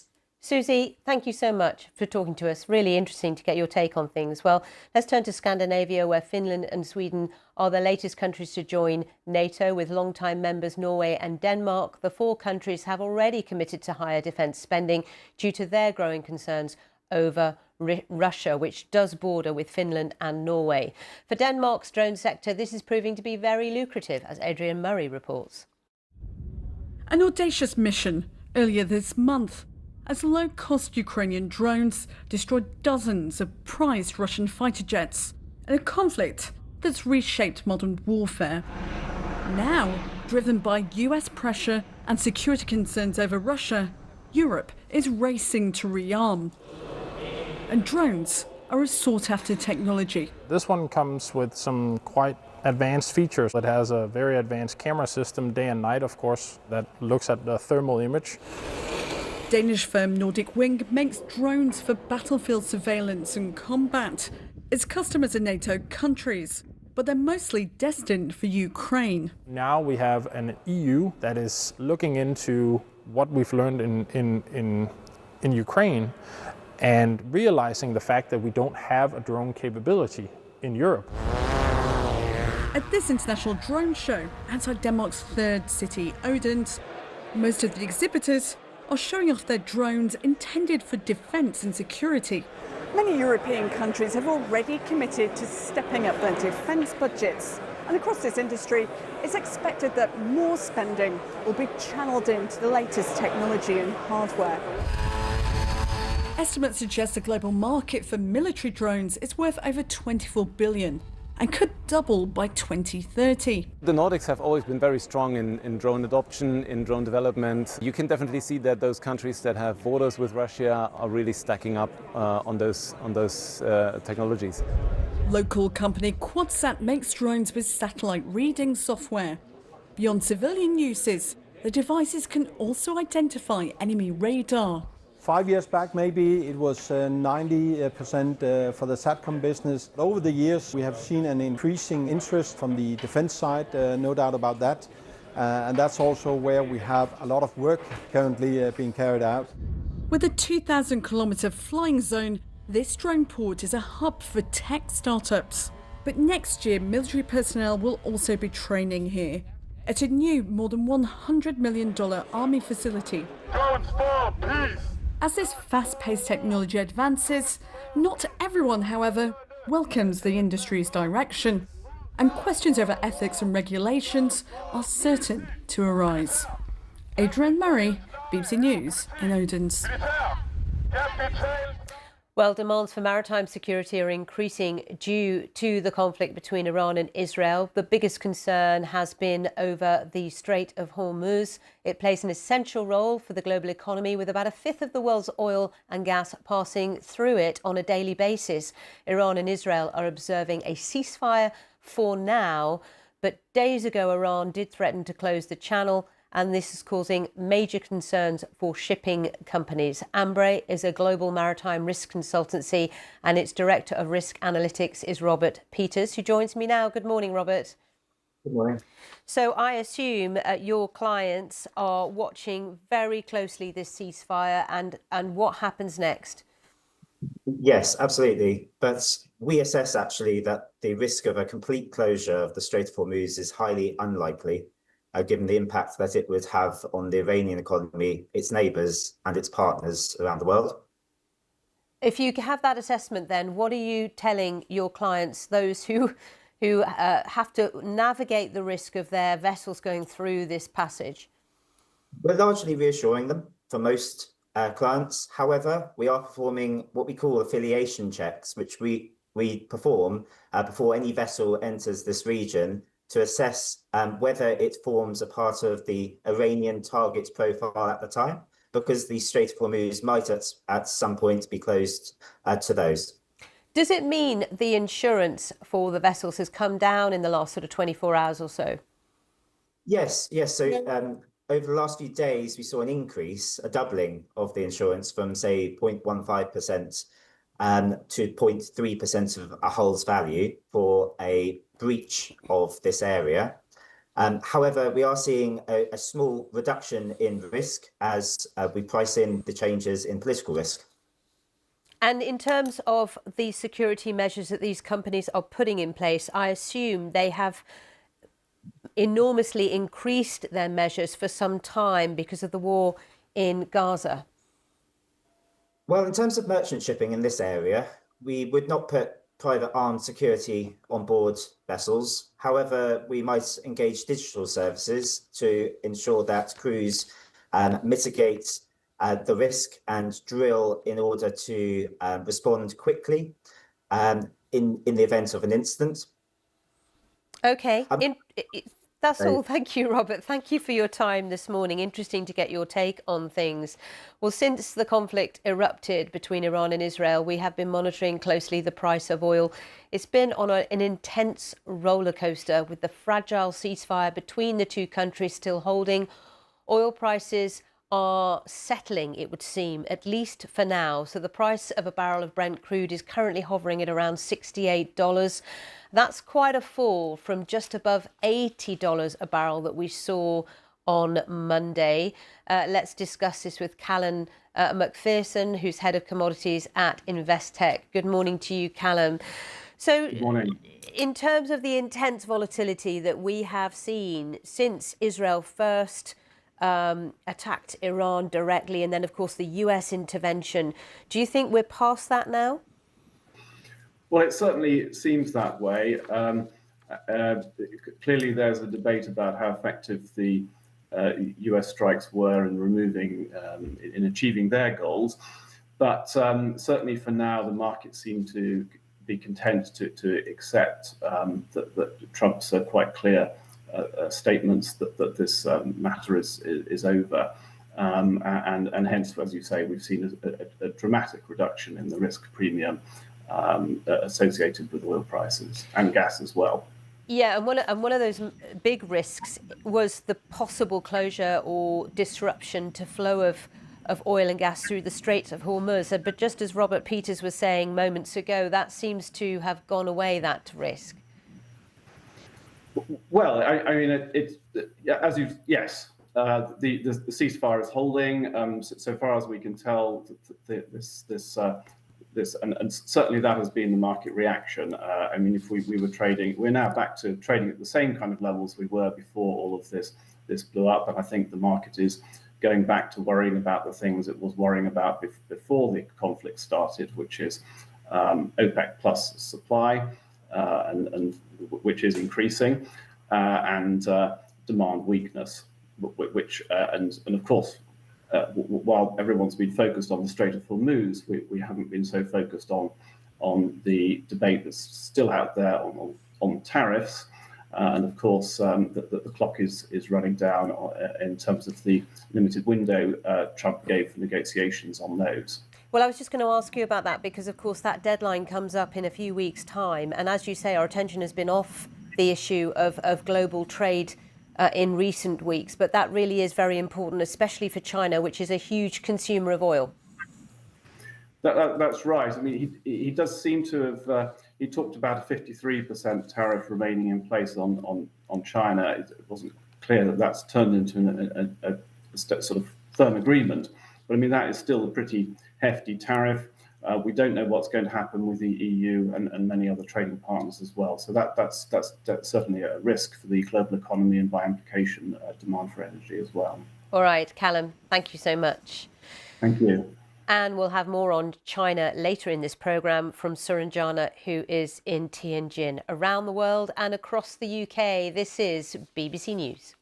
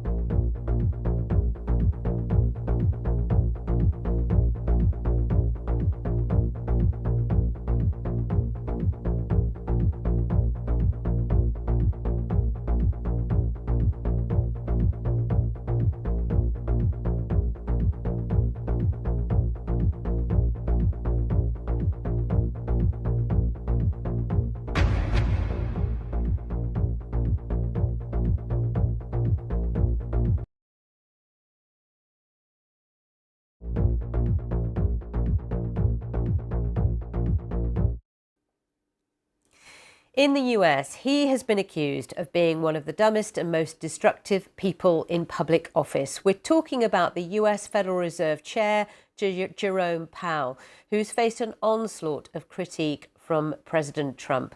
Mr. Powell, sticking to a wait-and-see approach on interest rates, and in his biannual testimony to Congress, said the Fed wants more time to assess the impact of tariffs on the world's biggest economy. From New York, here's Michelle Fleury.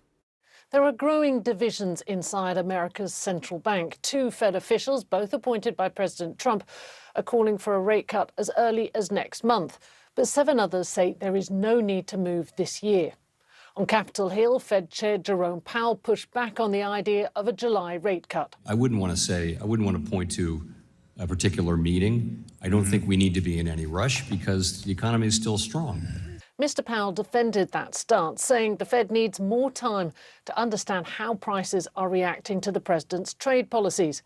Still, lawmakers pressed him on why the Fed remains so focused on tariffs, especially with inflation looking modest. I've heard for months now that the sky is falling, but it seems at this point at least that the inflation rate is pretty steady. And how many months of steadiness do you need? That testimony came as Donald Trump once again lashed out at the Fed chair, writing on social media, "I hope Congress really works this very dumb, hard-headed person over." The president argues that other central banks are already lowering rates and the Fed should follow suit.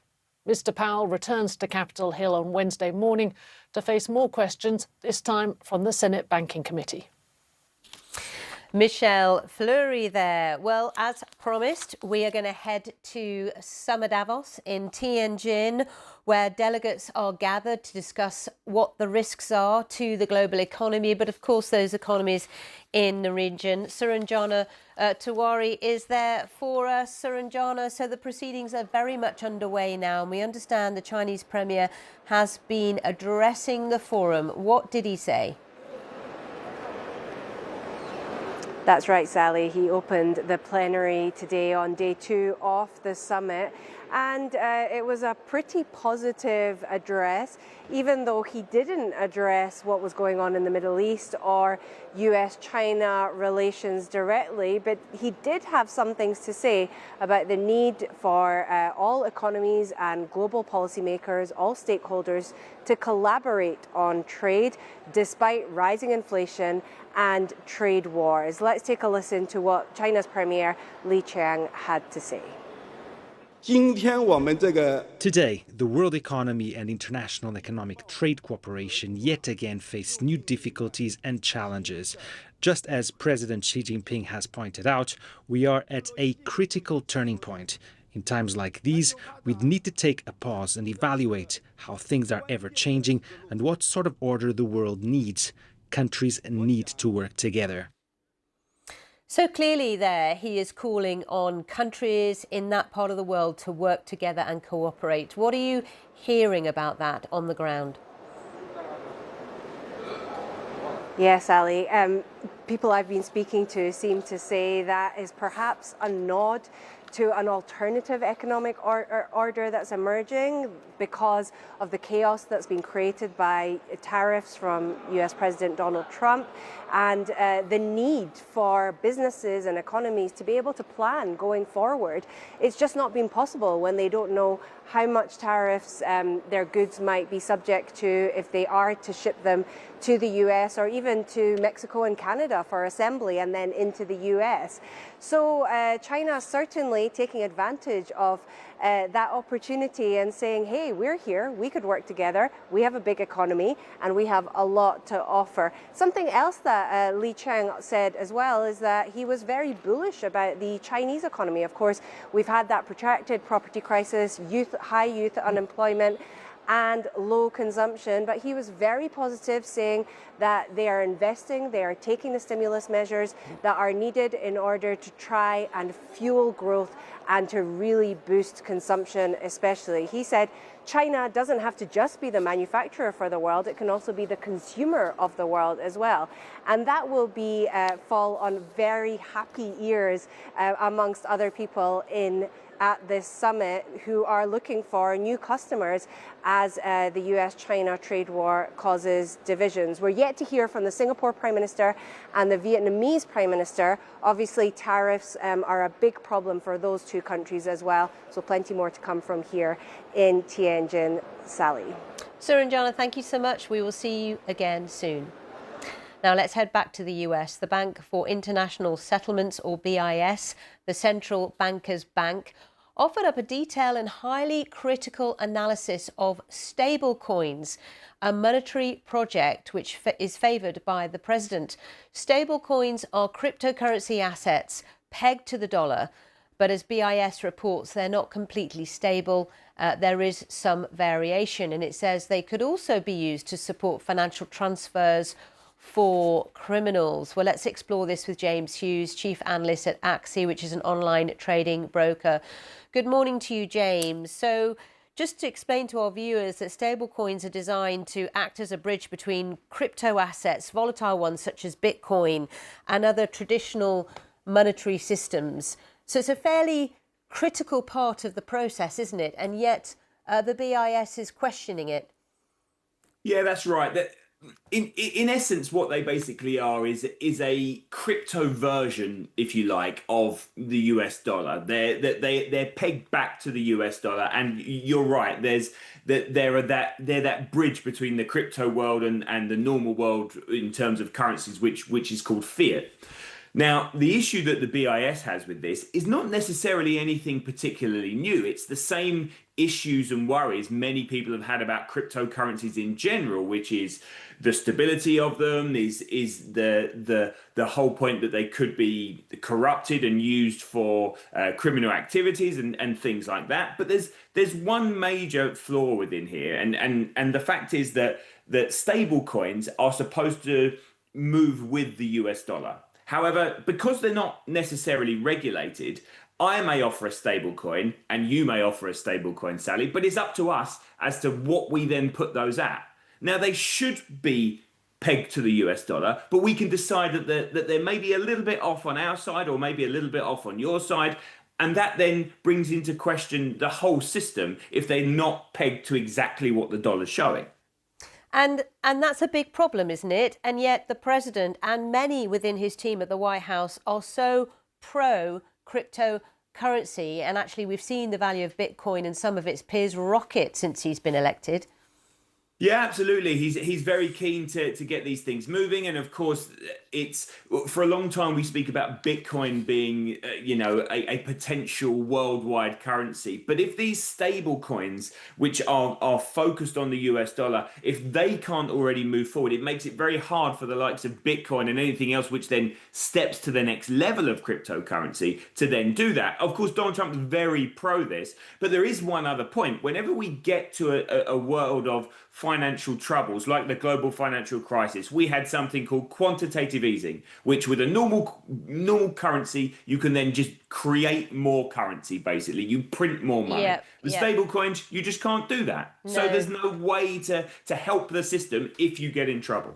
The plot thickens as ever. James, thanks for your time this morning. That brings to a close Business Today. Have a really good day. We will see you soon.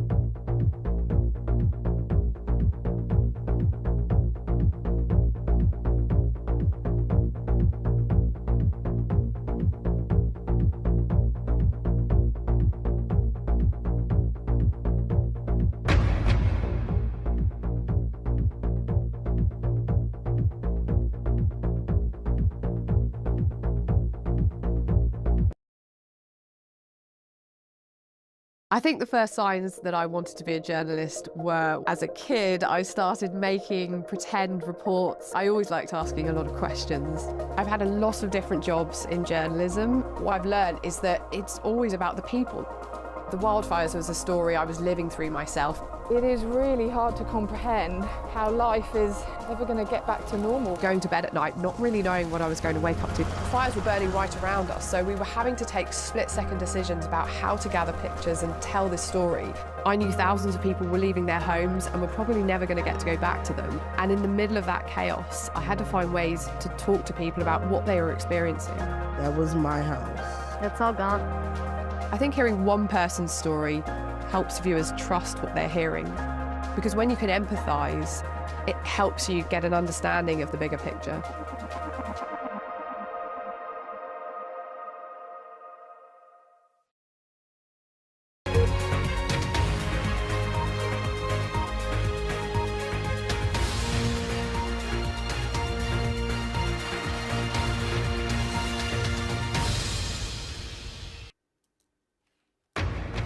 Live from London, this is BBC News. President Trump rejects a leaked intelligence assessment that says US strikes on Iran did not destroy its nuclear program. The UK is set to purchase 12 new fighter jets capable of carrying nuclear weapons to bolster NATO's capability as leaders of the military alliance meet for a key summit. A BBC investigation has found evidence of exploitation and abuse in the global webcam industry. And meet Enigma Cursor, the dog-sized dinosaur that ran around the feet of giants has just been discovered.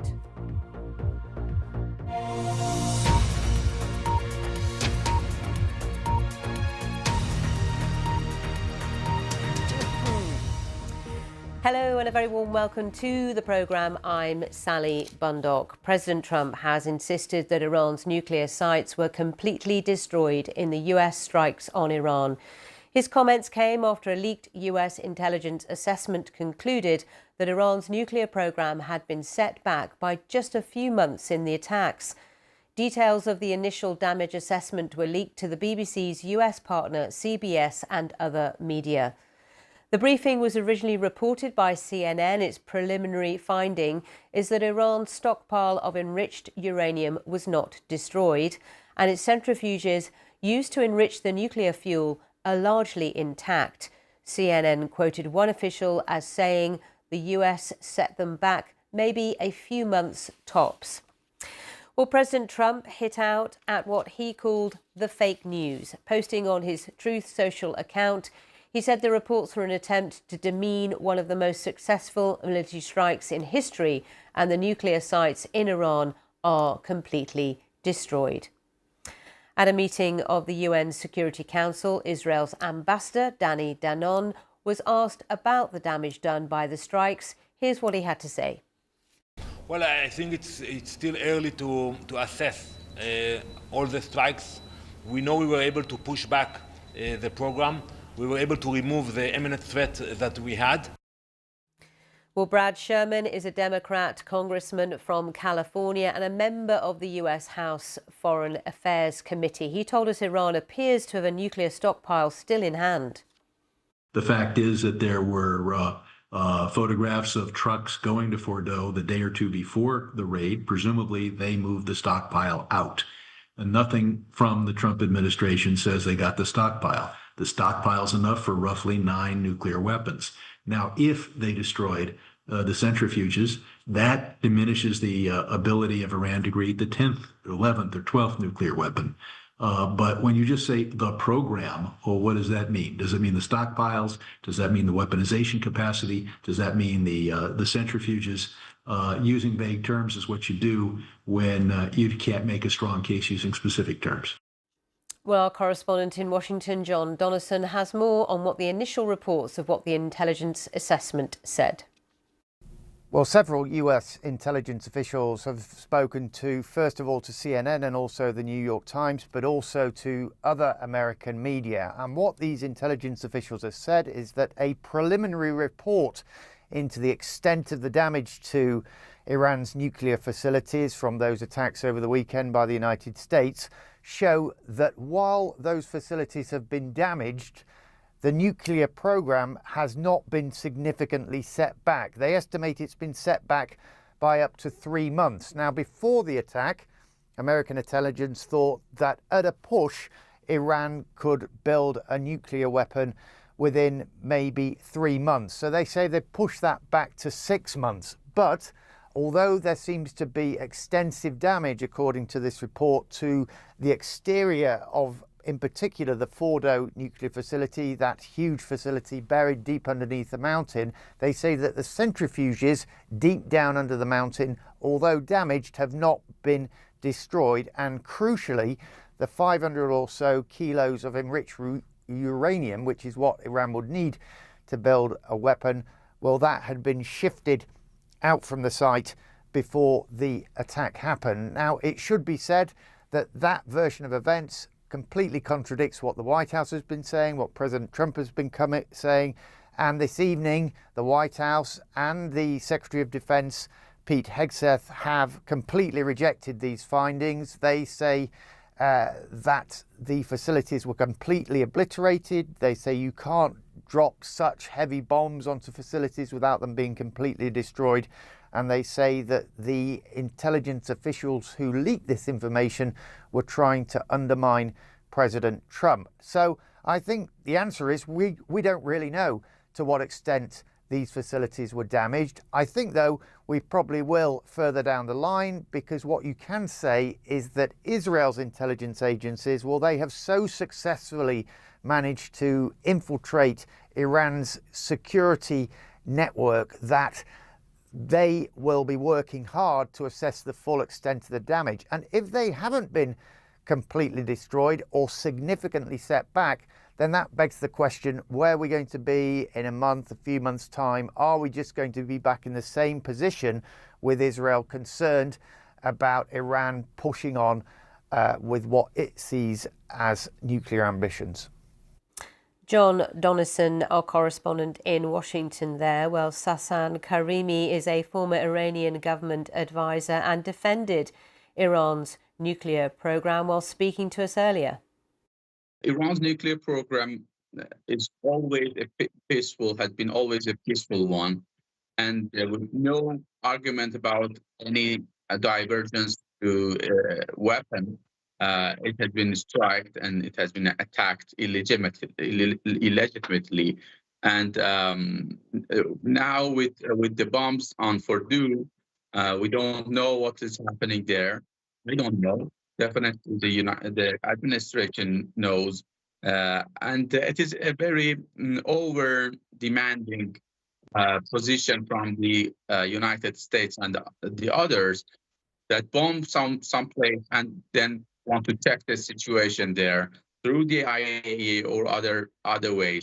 So this discussion is closed, and for future of the nuclear program of Iran, it is up to Iran, and I am positive that Iran will be able to rebuild anything destructed.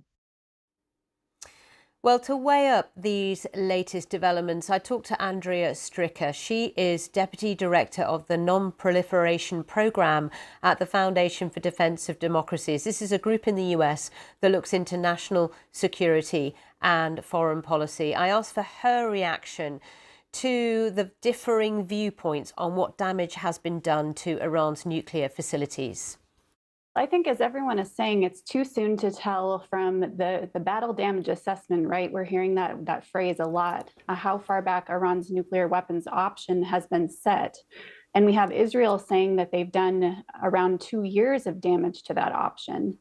I think if we're talking about the Fordow site, it is true that the facility below around 90 meters of earth could still be intact, but it's a real question whether some of the 2,700 centrifuges in that facility would still be able to function after sustaining such a huge blow.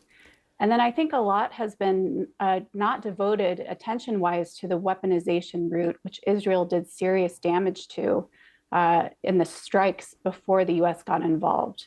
And so even if Iran wanted to go to the bomb in a dash effort, it really would have a difficult time doing so. Is it possible to ever get a watertight assessment of their nuclear capabilities? Well, ideally, we would get the International Atomic Energy Agency, the UN nuclear watchdog, back in there to assess the damage and the status of Iran's nuclear material. And it's certainly my hope that the US or another broker, perhaps Europe, will be able to get the Iranians to agree to a negotiation or at least some kind of a deal that would let the IAEA back in and hopefully oversee a dismantlement process of all these remaining nuclear weapons assets. In Iran itself, the judiciary's news agency is saying 3 men accused of spying for Israel have been hanged. Reports also say Iran has arrested some 700 people who are accused of having ties with Israel during the 12-day conflict. With me in the studio is Parham Gabadi from BBC Persian, which monitors what is going on inside Iran. Parham, what can you tell us about these reports?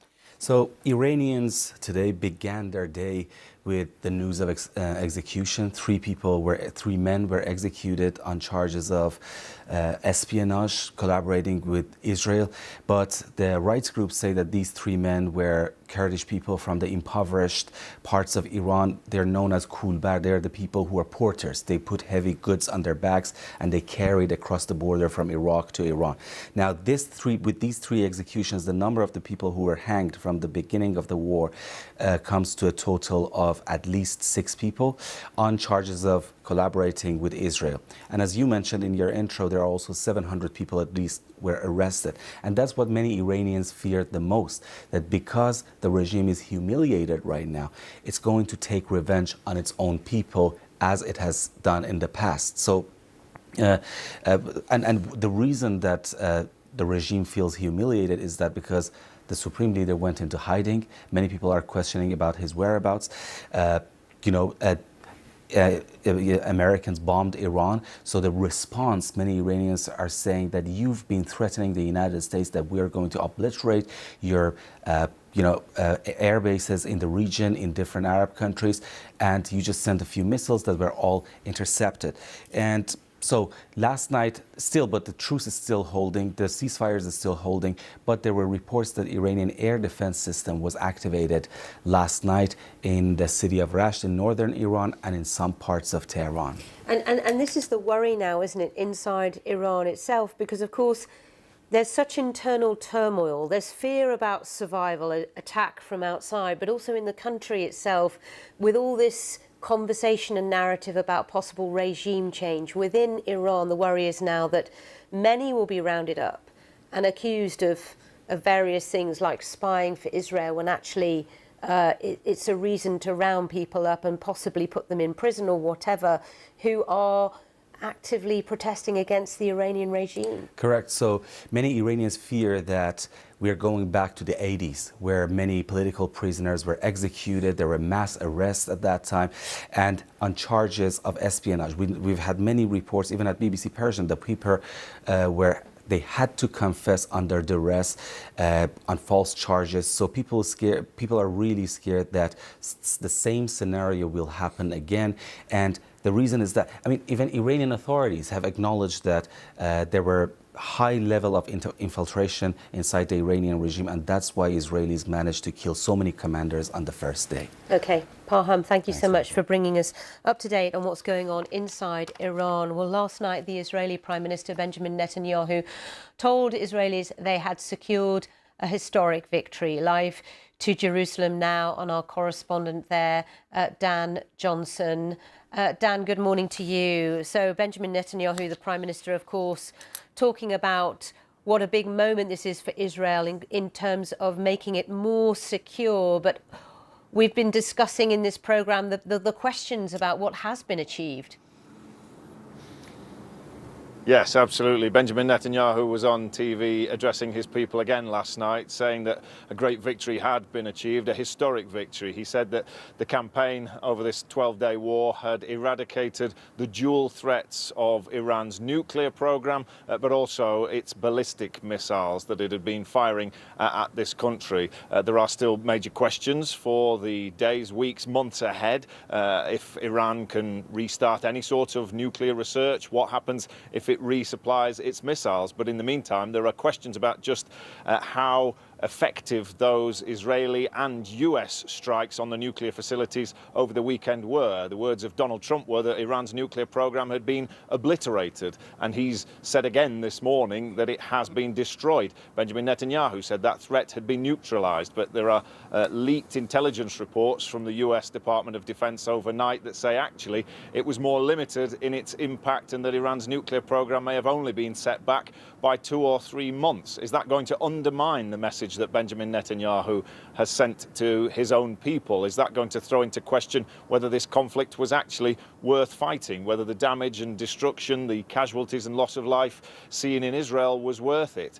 Those sorts of questions could now become difficult for Benjamin Netanyahu. Does it indeed threaten the whole ceasefire? Could he feel like he needs to conduct further strikes if indeed those intelligence reports are correct? The leaking of those reports has been rubbished by Donald Trump, who's accused the media that are running them of writing fake news once again. It's been a blistering 24 hours since the start of this ceasefire yesterday. We saw how shaky it was at the start, with both sides being accused of violating it. Then that fiery intervention of Donald Trump, who was absolutely furious to see both sides fighting again. An angry phone call to Benjamin Netanyahu, ordering that Israeli planes were turned round before they dropped further bombs on Tehran. And there are still major questions for the days and weeks ahead. And even if there is to be peace between Israel and Iran, Israel is still fighting in Gaza and fighting on other fronts too.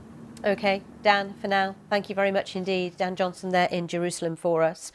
Now, Britain is saying it will buy 12 F-35A fighter jets capable of carrying nuclear bombs. The Prime Minister, Sir Keir Starmer, says it represents the biggest strengthening of Britain's nuclear posture in a generation. He's to make the official announcement at the NATO summit in the Netherlands. London says the purchase of the jets will boost national security and join NATO's airborne nuclear mission. NATO leaders are meeting in The Hague, and they attended a dinner hosted by King Willem-Alexander last night. The president was there for the NATO summit, his first since 2019. During the dinner with the 32 leaders, the alliance's chief, Mark Rutte, heaped praise on President Trump for his leadership. The summit will focus on increasing defence spending, as our Europe correspondent Nick Beake reports. Mr. President, over here, please. He's seeing this trip as his victory lap, first securing a ceasefire in the Middle East and then persuading European allies to spend much more on their own defence. At a banquet with the Dutch King and Queen last night, Donald Trump was lavished with praise for being the man who triggered a big boost in NATO spending. NATO has already added an additional $1 trillion in defense spending over the past decade. Mr. President, dear Donald, that is thanks to you pushing us. And tomorrow we will build on that foundation and add trillions more in defense spending, because we need to do this. Earlier, President Trump had released a private message from Mr. Rutte telling him, "You will achieve something no other president in decades could get done. Europe is going to pay in a big way, as they should, and it will be your win." More tanks, more jets, and more guns are on the way, because NATO fears Russia could attack another European country. And members spending 5% of their national income on defence is seen as the best way to stop that happening. The UK is committed to this within 10 years from now. We are here at the NATO summit at a crucial time because I think everybody recognises that the world is more volatile now than it's been for a long time. NATO is stronger now. And it's a time when Moscow is intensifying attacks on Ukraine. A toddler was among those killed in a drone strike on this building. Although President Zelensky has been invited, the war on his country is not at the heart of today's discussions. That's to avoid potential arguments.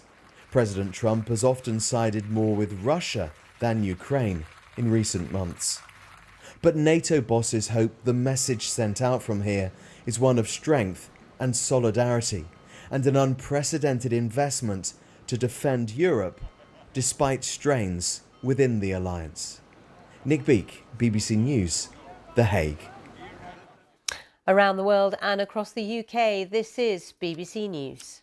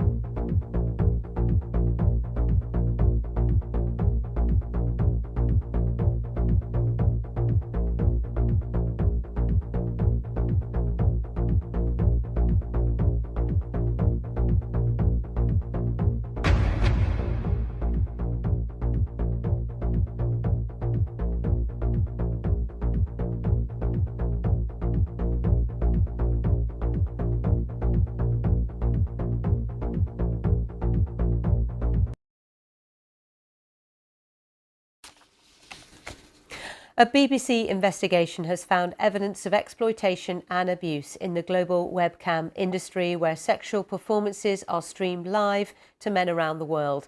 The demand is huge. Over the last year, the main platforms where this sort of content is broadcast has had nearly 15 billion views. Our global health reporter Sofia Betiza has been to the webcam capital of the world, which is Colombia, where it's estimated 500,000 women are involved in this activity. And a warning, her report contains descriptions of sexual exploitation, which you may find upsetting. Hi. Adult webcamming, a booming industry that has transformed how adult content is consumed and monetized. Hi, welcome to my show. Nice to meet you. Here in Colombia, hundreds of thousands of women work in webcam studios like this, live streaming sexual acts to men all over the world. The webcam industry is controlled by a very small number of corporations based in Europe and in the US. And while they're making millions of dollars broadcasting adult content from webcam studios, especially here in Colombia, we found that they're also exposing women to sexual exploitation and abuse. Sophie is among the women who told us about filming for up to 18 hours in cramped cubicles with cockroaches, fines for going to the toilet, and being pressured into degrading sex acts. I was pressured to perform with 3 other girls. I was forced to do a sex act until I vomited. I said no, no, no, but the manager would accept requests on my behalf. He said the clients already paid, so I had to do it. She did it while pregnant because she says that otherwise she wouldn't be able to feed her kids. And it's not just Colombia. We've uncovered that 4 of the biggest companies who have faced accusations of not doing enough to address abuses have links to webcam studios in at least 11 countries, from India to South Africa to the US. Hola!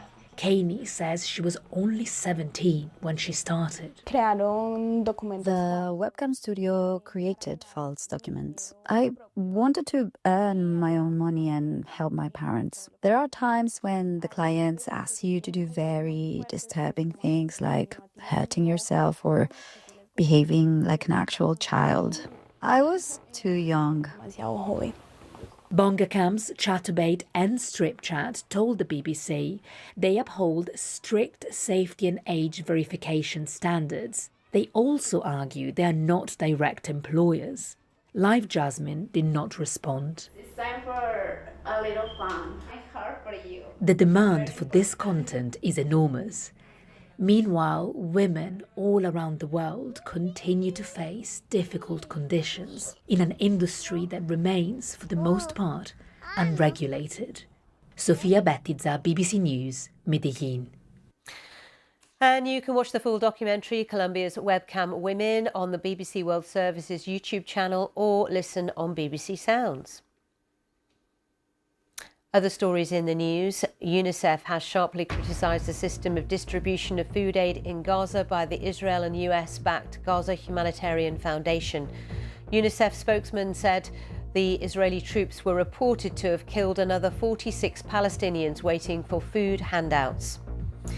Officials in Colombia say at least 10 people have been killed in a landslide triggered by heavy rains near the second city of Medellin. More than 15 are missing. Reports in local media say the incident was caused by flooding in a ravine. Progress in vaccinating children against a number of life-threatening diseases has stalled or even gone backwards in the last 2 decades, according to a new study. It found measles vaccinations have declined in nearly half of the world's countries. The report says the COVID pandemic exacerbated the problem.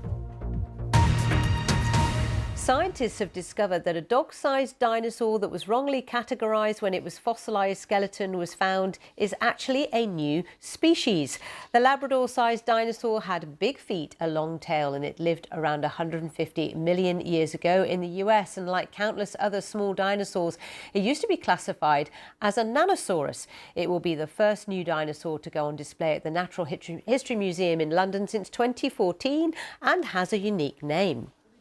We've called it Enigma Cursor. Enigma means puzzle, of course, and this is in reference to this sort of complicated naming history of these sorts of dinosaurs. There's been up to 8 or 9 different names given to these fragmentary, tantalizing remains, and we couldn't figure it out until we found this nice, more complete skeleton. So that's the Enigma part. Now, cursor means runner, so this is in reference to the dinosaurs' very long hind limbs and very big feet. This little dinosaur fills an evolutionary gap.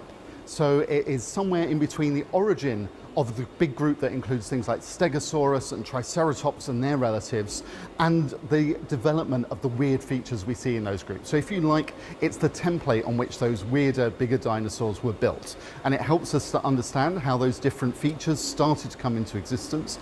And it also shows us what these late Jurassic ecosystems were like. They weren't just dominated by huge long-necked dinosaurs or huge predators, but also a cast of characters of smaller dinosaurs that are making a living in different ways. Business Today is next.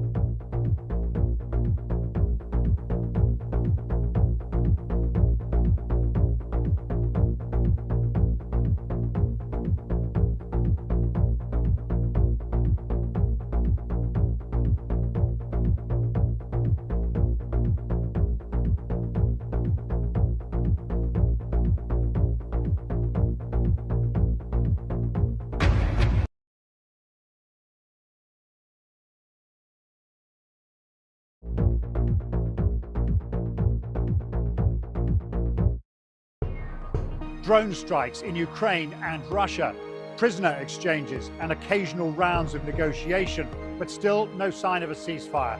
Donald Trump said he could end this conflict, but he hasn't yet. For more on the war in Ukraine, join me, Paul Adams, here on BBC News.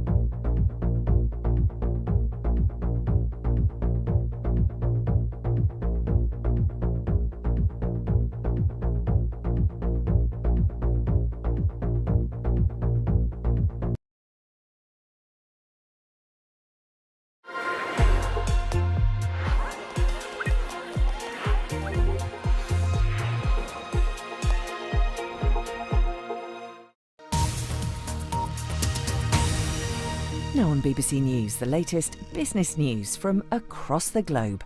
Business Today.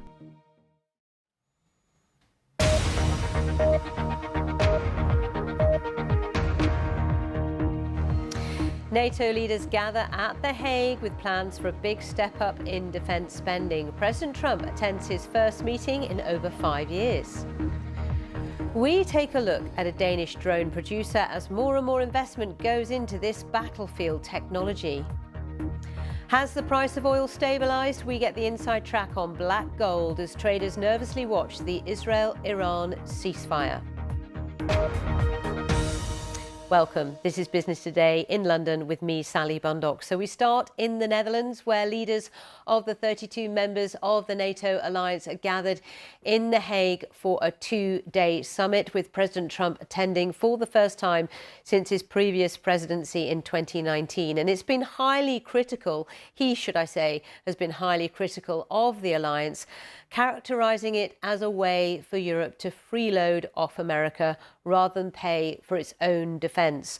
Over the weekend, though, leaders agreed to his demands to increase defence spending to 5% of GDP by 2035, and that is much higher than the current NATO guidelines suggest.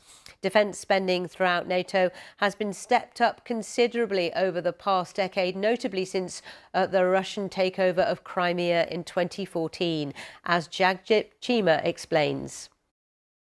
According to NATO estimates, in 10 years it rose from $910 billion to almost $1.2 trillion. That's based on 2015 prices and exchange rates.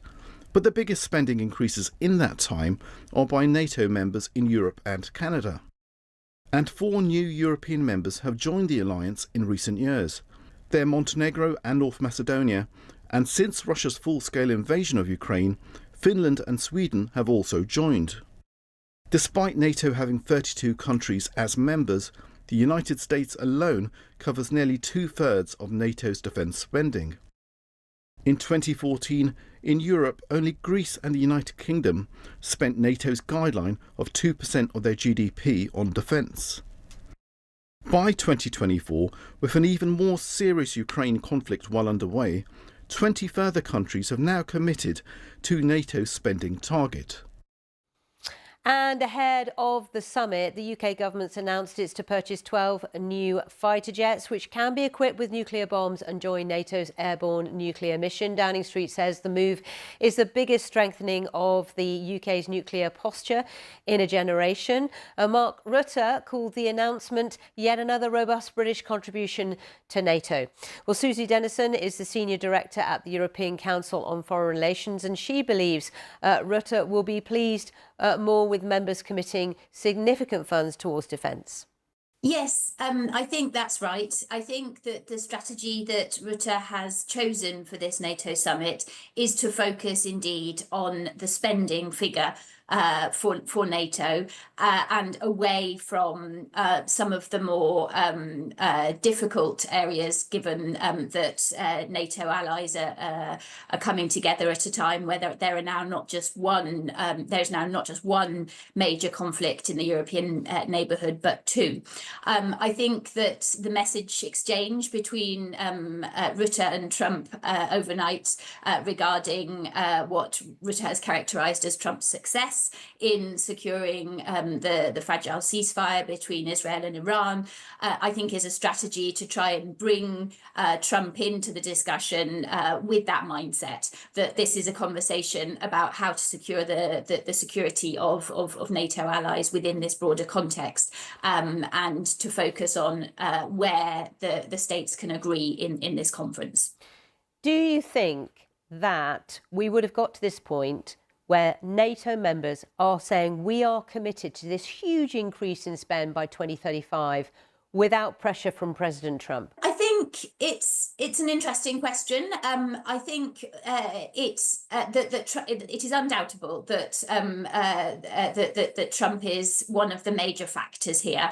But we've been doing some public opinion polling at the European Council on Foreign Relations in European states about the levels of support for defence spending rising. And what we can see is what I would characterize as an acceptance among the European public that we're living in a new reality now. And it is a wartime reality rather than a peacetime reality. The polling that I'm referring to took place in May, so ahead of the outbreak of the war between Israel and Iran. But I think it shows a clear recognition of the direct threat to Europe from Russia's ongoing war in Ukraine.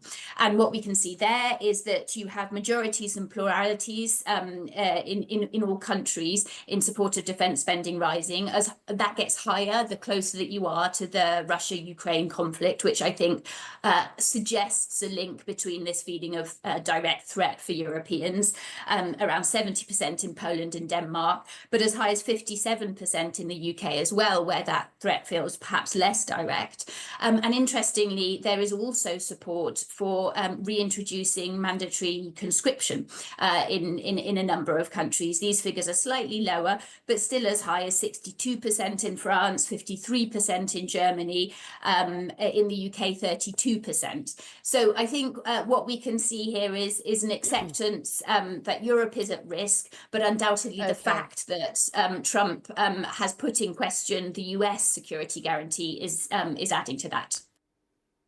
Interesting to get her take on things. Susie Dennison there. Well, let's turn our attention to Scandinavia, where Finland and Sweden are the latest countries to join NATO, with long-term members Norway and Denmark. The four countries have already committed to higher defence spending due to growing concerns over Russia, which borders Finland and Norway. For Denmark's drone sector, this is proving to be very lucrative, as Adrian Murray reports.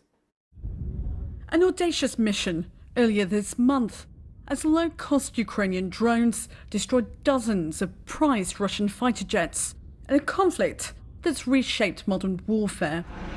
Now, driven by US pressure and security concerns over Russia, Europe is racing to rearm.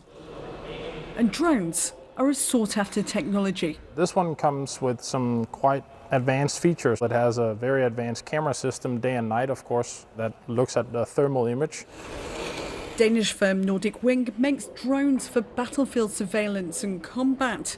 Its customers are NATO countries, but they're mostly destined for Ukraine. Now we have an EU that is looking into what we've learned in Ukraine and realizing the fact that we don't have a drone capability in Europe. At this international drone show, outside Denmark's third city, Odense, most of the exhibitors are showing off their drones intended for defence and security. Many European countries have already committed to stepping up their defence budgets. And across this industry, it's expected that more spending will be channeled into the latest technology and hardware. Estimates suggest the global market for military drones is worth over $24 billion. And could double by 2030. The Nordics have always been very strong in drone adoption, in drone development. You can definitely see that those countries that have borders with Russia are really stacking up on those technologies. Local company QuadSat makes drones with satellite reading software. Beyond civilian uses, the devices can also identify enemy radar. 5 years back, maybe it was 90% for the SATCOM business. Over the years, we have seen an increasing interest from the defense side, no doubt about that. And that's also where we have a lot of work currently being carried out. With a 2,000-kilometre flying zone, this drone port is a hub for tech startups. But next year, military personnel will also be training here at a new, more than $100 million army facility. Some militaries have actually made a shift from going every soldier is a rifleman, going to everyone is going to be a drone operator. We're going to have drone operators in the whole joint military of Denmark. Radar technologies to detect this new airborne threat are also developing, both for defence but also to protect critical infrastructure, from airports to power stations. Drones for peace! As this fast-paced technology advances, not everyone, however, welcomes the industry's direction, and questions over ethics and regulations are certain to arise. Adrian Murray, BBC News in Odense. Well, since the conflict erupted between Iran and Israel, we have been monitoring closely the price of oil. It's been on an intense roller coaster, with the fragile ceasefire between the two countries still holding for now. Oil prices have seemingly settled. The price of a barrel of Brent crude, as you can see, is currently just below $68 a barrel. That is quite the fall from above $80, which is where we were at one point on Monday. Callum McPherson is head of commodities at Investec and explained why the price seems to have stabilised. Clearly, there's a debate about how effective the US strikes were in in achieving their goals.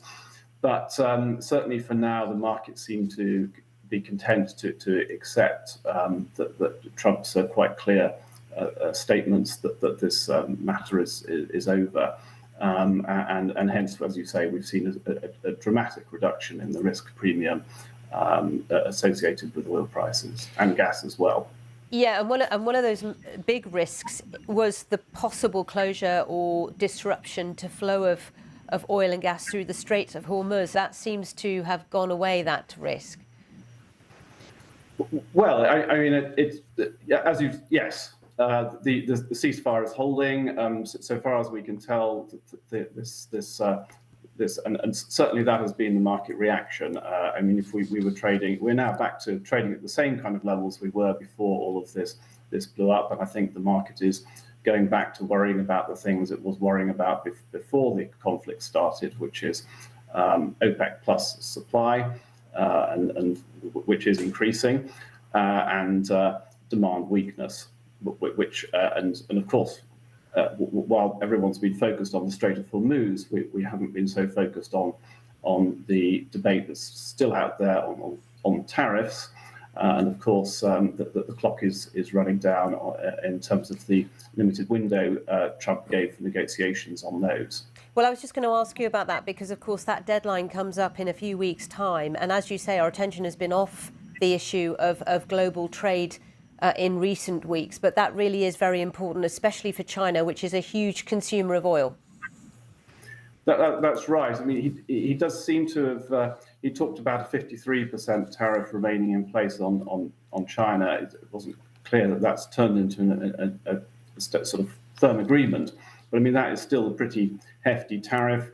We don't know what's going to happen with the EU and many other trading partners as well. So that's certainly a risk for the global economy and by implication demand for energy as well.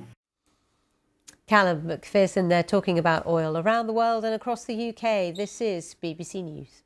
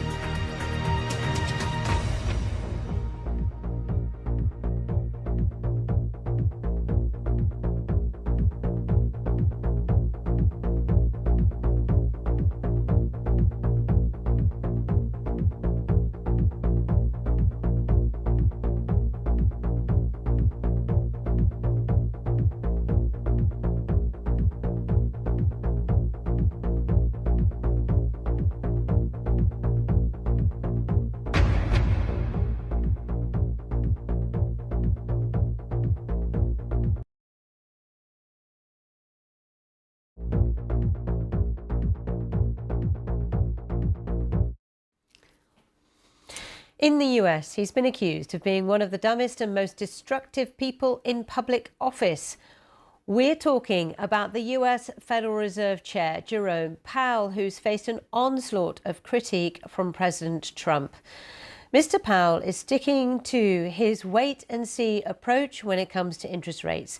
In his biannual testimony to Congress, he said the Fed wants more time to assess the impact of tariffs on the economy. Here's more from Michelle Fleury in New York. There are growing divisions inside America's central bank. Two Fed officials, both appointed by President Trump, are calling for a rate cut as early as next month. But 7 others say there is no need to move this year. On Capitol Hill, Fed Chair Jerome Powell pushed back on the idea of a July rate cut. I wouldn't want to point to a particular meeting. I don't think we need to be in any rush because the economy is still strong. Mr. Powell defended that stance, saying the Fed needs more time to understand how prices are reacting to the president's trade policies. Still, lawmakers pressed him on why the Fed remains so focused on tariffs, especially with inflation looking modest. I've heard for months now that the sky is falling, but it seems at this point at least that the inflation rate is pretty steady. And how many months of steadiness do you need? That testimony came as Donald Trump once again lashed out at the Fed chair, writing on social media, "I hope Congress really works this very dumb, hard-headed person over." The president argues that other central banks are already lowering rates and the Fed should follow suit. Mr. Powell returns to Capitol Hill on Wednesday morning to face more questions, this time from the Senate Banking Committee.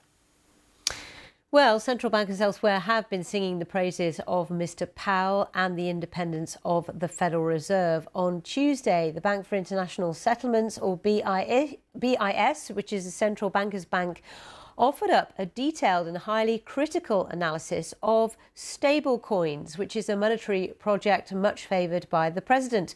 Stablecoins are cryptocurrency assets pegged to the US dollar, but as BIS reports, they're not completely stable. There is some variation. Also, it warns they could be used to support financial transfers for criminals. Well, James Hughes is chief analyst at Axie, a trading broker. And for the uninitiated, he explained what stablecoins are.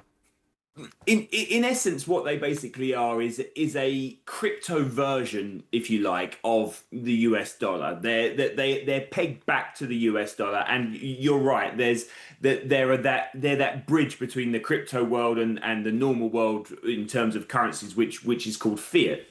Now, the issue that the BIS has with this is not necessarily anything particularly new. It's the same issues and worries many people have had about cryptocurrencies in general, which is the stability of them, is the whole point that they could be corrupted and used for criminal activities and things like that. But there's one major flaw within here, and the fact is that stable coins are supposed to move with the US dollar. However, because they're not necessarily regulated, I may offer a stable coin and you may offer a stable coin, Sally, but it's up to us as to what we then put those at. Now, they should be pegged to the US dollar, but we can decide that they're maybe a little bit off on our side or maybe a little bit off on your side.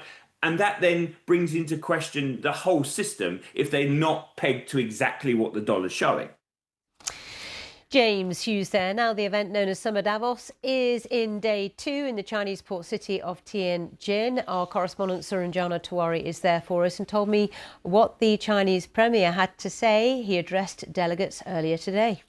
He opened the plenary today on day 2 of the summit, and it was a pretty positive address, even though he didn't address what was going on in the Middle East or US-China relations directly, but he did have some things to say about the need for all economies and global policymakers, all stakeholders, to collaborate on trade despite rising inflation and trade wars. Let's take a listen to what China's Premier Li Qiang had to say. Today, the world economy and international economic trade cooperation yet again face new difficulties and challenges. Just as President Xi Jinping has pointed out, we are at a critical turning point. In times like these, we need to take a pause and evaluate how things are ever changing and what sort of order the world needs. Countries need to work together. So clearly there, he is calling on countries in that part of the world to work together and cooperate. What are you hearing about that on the ground? Yes, Ali. People I've been speaking to seem to say that is perhaps a nod to an alternative economic order that's emerging because of the chaos that's been created by tariffs from US President Donald Trump, and the need for businesses and economies to be able to plan going forward. It's just not been possible when they don't know how much tariffs their goods might be subject to if they are to ship them to the US or even to Mexico and Canada for assembly and then into the US.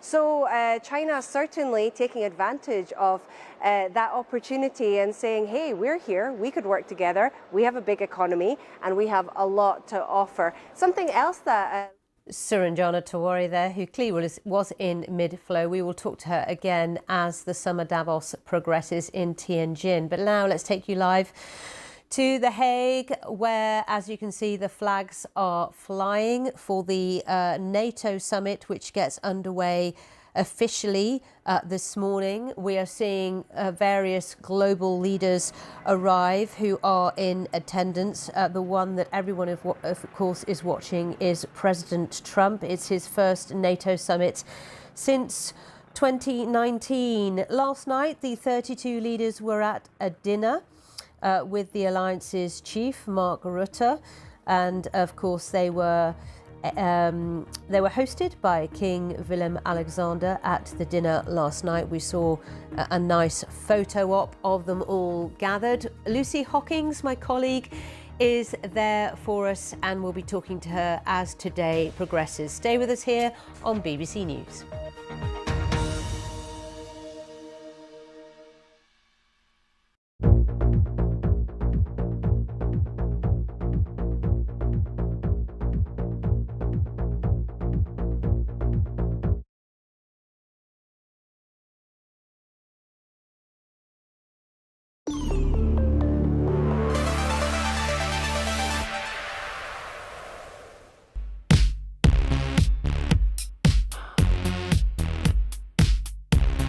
San Francisco, home to the annual Games Developers Conference.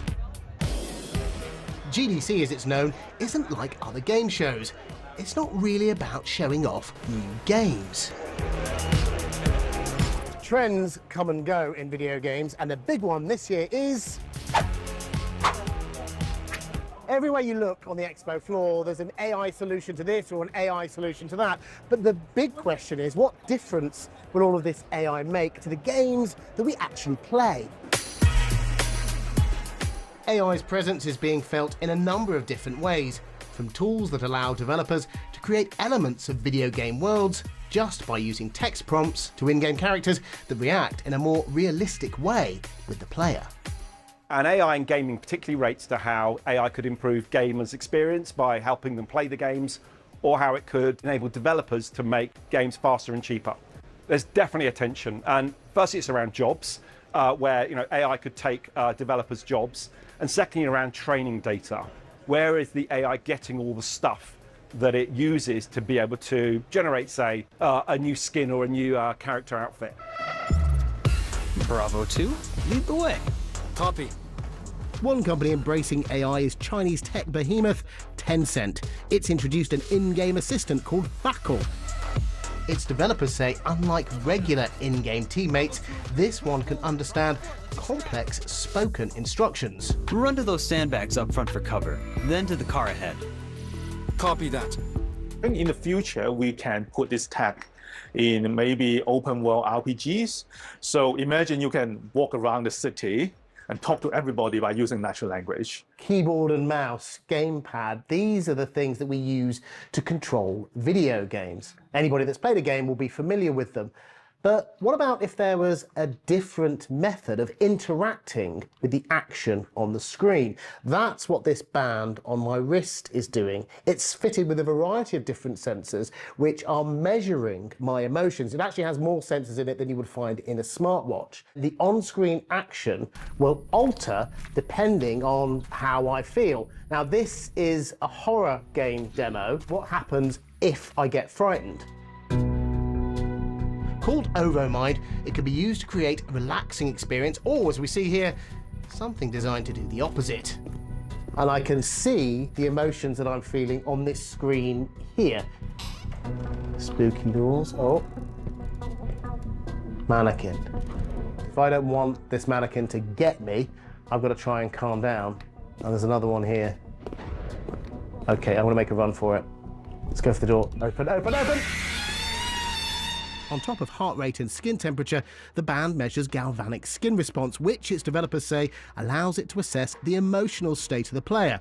Combining this with generative AI, changing gameplay elements based on how the player is feeling, could lead to new types of player experience. Because the idea is to be able in the near future to have a really ultra personalized game that only measure your emotion and adapt itself depending on what the game design is. If they want to stress you more, or they want, or the designer wants to relax or maintain you in a certain level of spectrum of emotions.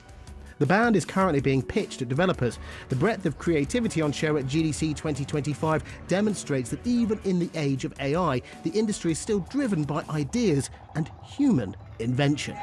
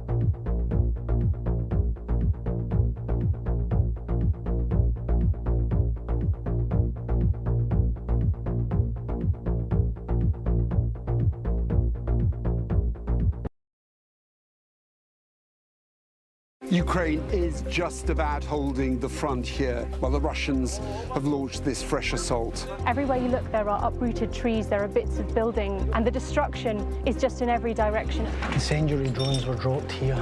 We know this was the military junta because the rebels don't have that kind of weaponry. While you can hear the tear gas canisters being lobbed at the protesters. There, when the story breaks, BBC News.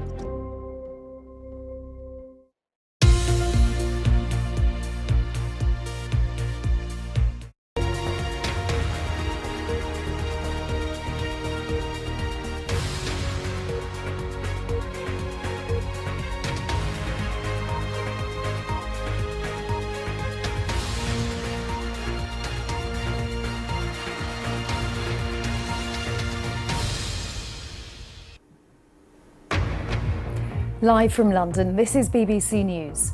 President Trump rejects a leaked intelligence assessment that says US strikes on Iran didn't destroy its nuclear program. The UK is to purchase 12 new fighter jets capable of carrying nuclear weapons to bolster NATO's capability as leaders of the military alliance meet for a key summit. This is the scene live in The Hague as those leaders arrive for today's session. A BBC investigation finds evidence of exploitation and abuse in the global webcam industry. And meet Enigma Cursor, the dog-sized dinosaur that ran around the feet of giants that's just been discovered.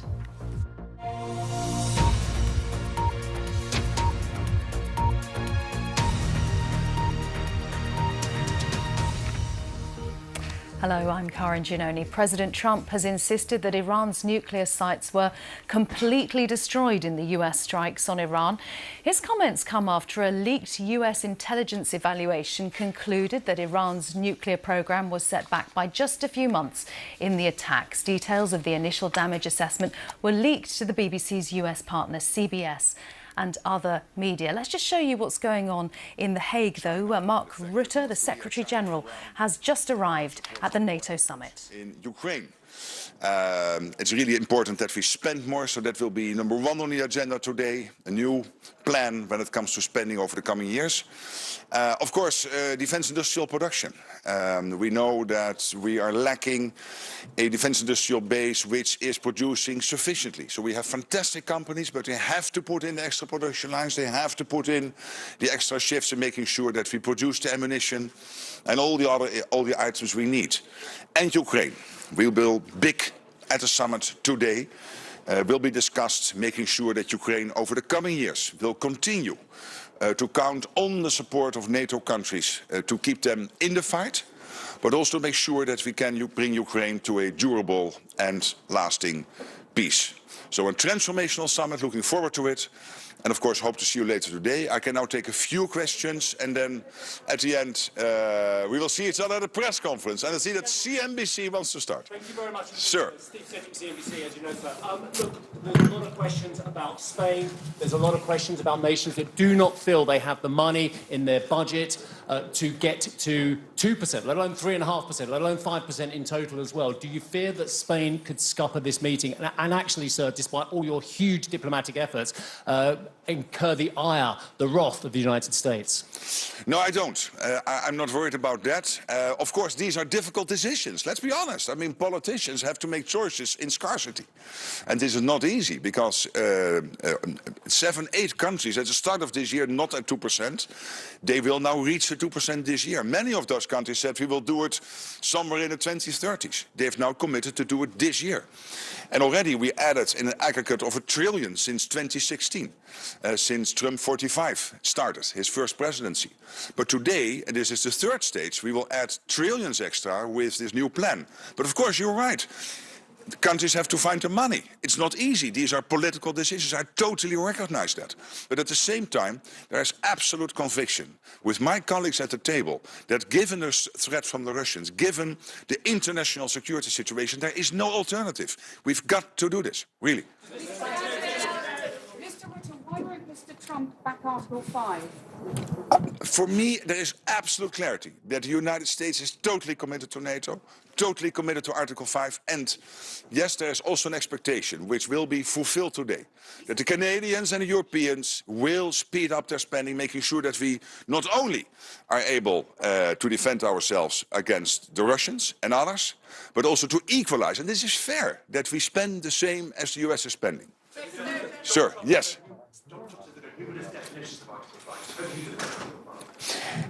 The big thing about Article 5 and the good thing about Article 5 is that it is clear that we defend each other when we are attacked. But you will always get all these questions, yes, but if this cyber attack or this hybrid attack, we never go into those details. General, you had dinner with Donald Trump yesterday. In what mood was he? And excellent do you mood, and the King and Queen were hosting a fantastic dinner in this. And I was so proud to sit in that Orange Hall, which is basically exemplar. I'm a historian, so this is about the history of the Dutch Republic. 1648, the Münster Peace Deal, and the King made a fantastic speech. You have seen it, I hope. I was also able to say a few words, so I think it was a great dinner. Nederland dit allemaal gaan betalen? 5%, meneer Rutte. Nederland is op 2 of 3 na het rijkste land van de wereld. Als wij het al niet kunnen betalen, wat kunnen we dan van de anderen? Wij zijn schatrijk. Dankzij verstandig beleid over de laatste jaren. Gaat het pijn doen, meneer Rutte? Staat de NAVO er onder Trump beter voor dan onder Biden? Ik denk dat de NAVO na vandaag er sterker voor staat dan ooit sinds de val van de Berlijnse muur. So Mark Rutte there, the former Dutch Prime Minister, briefly speaking in Dutch to reporters there in the Netherlands. This NATO summit taking place at The Hague. We'll go back to what he's saying when he goes back into English. But questioned about Donald Trump's mood, he said he was in a great mood after arriving at the summit yesterday. He's also talking about his optimism about getting defence spending of all member states up significantly. He's now talking in English again. Would not have been elected president of the United States. Do you really think that, of course, there is a threat from the Russians, China, etc., but that it would be doable to reach this commitment of 5% today? And I'm hopeful and cautiously optimistic we will get there. If Trump would not have been elected president, so I think what I said in the text message to him, totally fine that he published it, please, but totally fine that he published it, I think is a statement of fact. Sharing this message. Are you okay with him sharing those SMS? Isn't that a little embarrassing? Absolutely not. Absolutely not. What is in that text message is a statement of fact, and I'm totally fine that he shared it. The attacks on Iran appear to be less positive, less successful than they looked before. Do you reconsider your congratulations? No, not at all. And the 14 huge bombs dropped on the nuclear facility of Iran, I think this was crucial to really do everything possible to take out the nuclear capability of the Iranians, which NATO has always said Iran should not get its hands on. And therefore this decisive action by the United States was so important. Secretary General, yesterday you told allies to stop worrying about the United States. Yes. But how can the allies stop worrying when Trump keeps relativizing Article 5 again and again? I would think, look what the United States is doing, what Donald Trump is doing. They are spending almost $1 trillion on defense. They are by far the biggest contributor to NATO. They are delivering all the key enablers for NATO, also here in Europe. I mean, they are an important ally. They are by far the biggest ally in NATO. They are over 50% of the total NATO economy. But what we now will do over the coming years is to bring down, step by step, shift the burden away from the United States, more towards the Europeans and the Canadians, which I think is fair. And in the meantime, we will also equalize the spending. I think we now have to go because colleagues of mine, leaders of and presidents. I'm not a leader or a president. I'm only a Secretary General, but still former colleagues of mine. Mark Rutte there, Secretary General of NATO. Day 2 of the NATO summit of leaders in The Hague, in the Netherlands. His home nation, taking questions, very punchy set of questions there, punchy answers, talking about Donald Trump and the message that Mark Rutte sent Donald Trump, which Donald Trump published, asked if he was embarrassed about that because it heaped praise on the US president for his actions in Iran. He said not at all, he's not embarrassed, he thinks it's a great success. Let's go back to what's being said, what's being reported about the US's bombing of Iran's nuclear sites and that assessment, intelligence assessment, that it only set back Iran's nuclear program by a few months. Now, this briefing was originally reported by CNN. Its preliminary finding is that Iran's stockpile of enriched uranium was not destroyed and its centrifuges used to enrich the nuclear fuel are largely intact.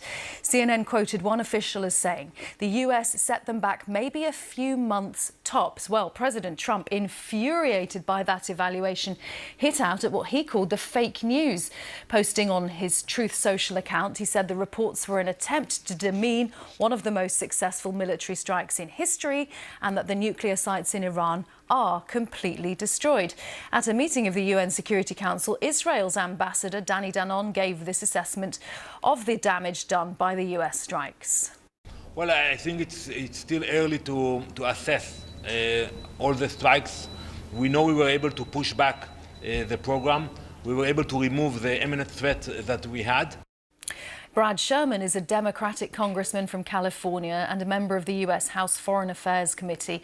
He told us Iran appears to have a nuclear stockpile still in hand.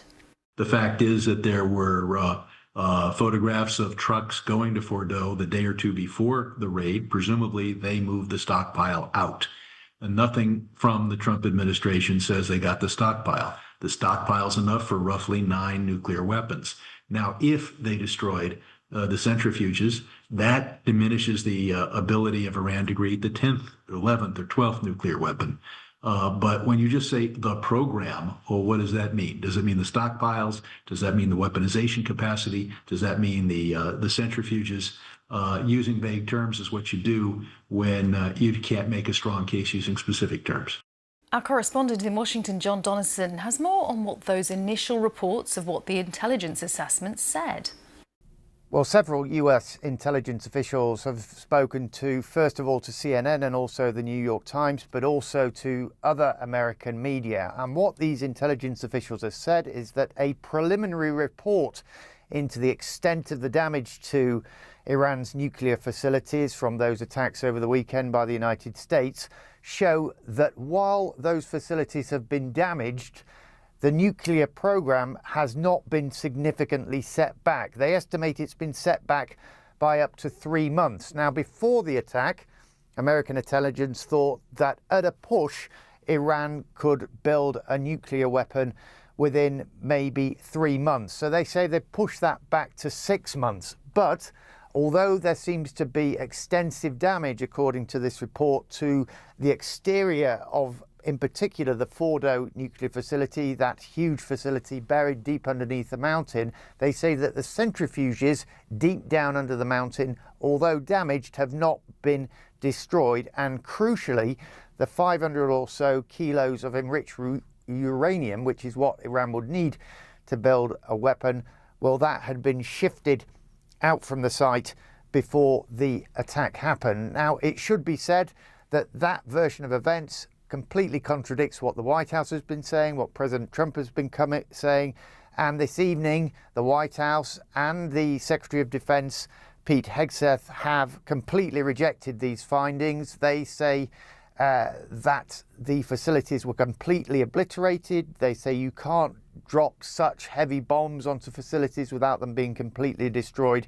And they say that the intelligence officials who leaked this information were trying to undermine President Trump. So I think the answer is we don't really know to what extent these facilities were damaged. I think, though, we probably will further down the line, because what you can say is that Israel's intelligence agencies, well, they have so successfully managed to infiltrate Iran's security network that they will be working hard to assess the full extent of the damage. And if they haven't been completely destroyed or significantly set back, then that begs the question, where are we going to be in a month, a few months' time? Are we just going to be back in the same position with Israel concerned about Iran pushing on with what it sees as nuclear ambitions? John Donnison in Washington. We will come back to the aftermath of the US's bombing of Iran's nuclear facilities a little later.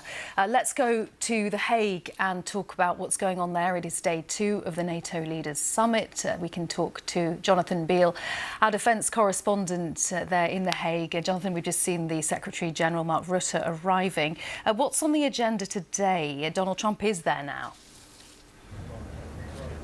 Yeah, there's one thing essentially on the agenda, and that is that all allies, all 32 members of NATO, agree to increase their defence spending to 5% of GDP. Now, we've already seen Donald Trump post on social media a private message from Mark Rutte giving Donald Trump credit for doing that, even though I think some countries would argue that President Putin's actions in Ukraine have also forced countries to increase defence spending. But with Donald Trump, there is also unpredictability. So on the way over, he was asked about his support for Article 5, the very foundation of the NATO alliance, essentially saying that an attack on one country is an attack on all. Did he support it? His answer was essentially, it depends on your definition.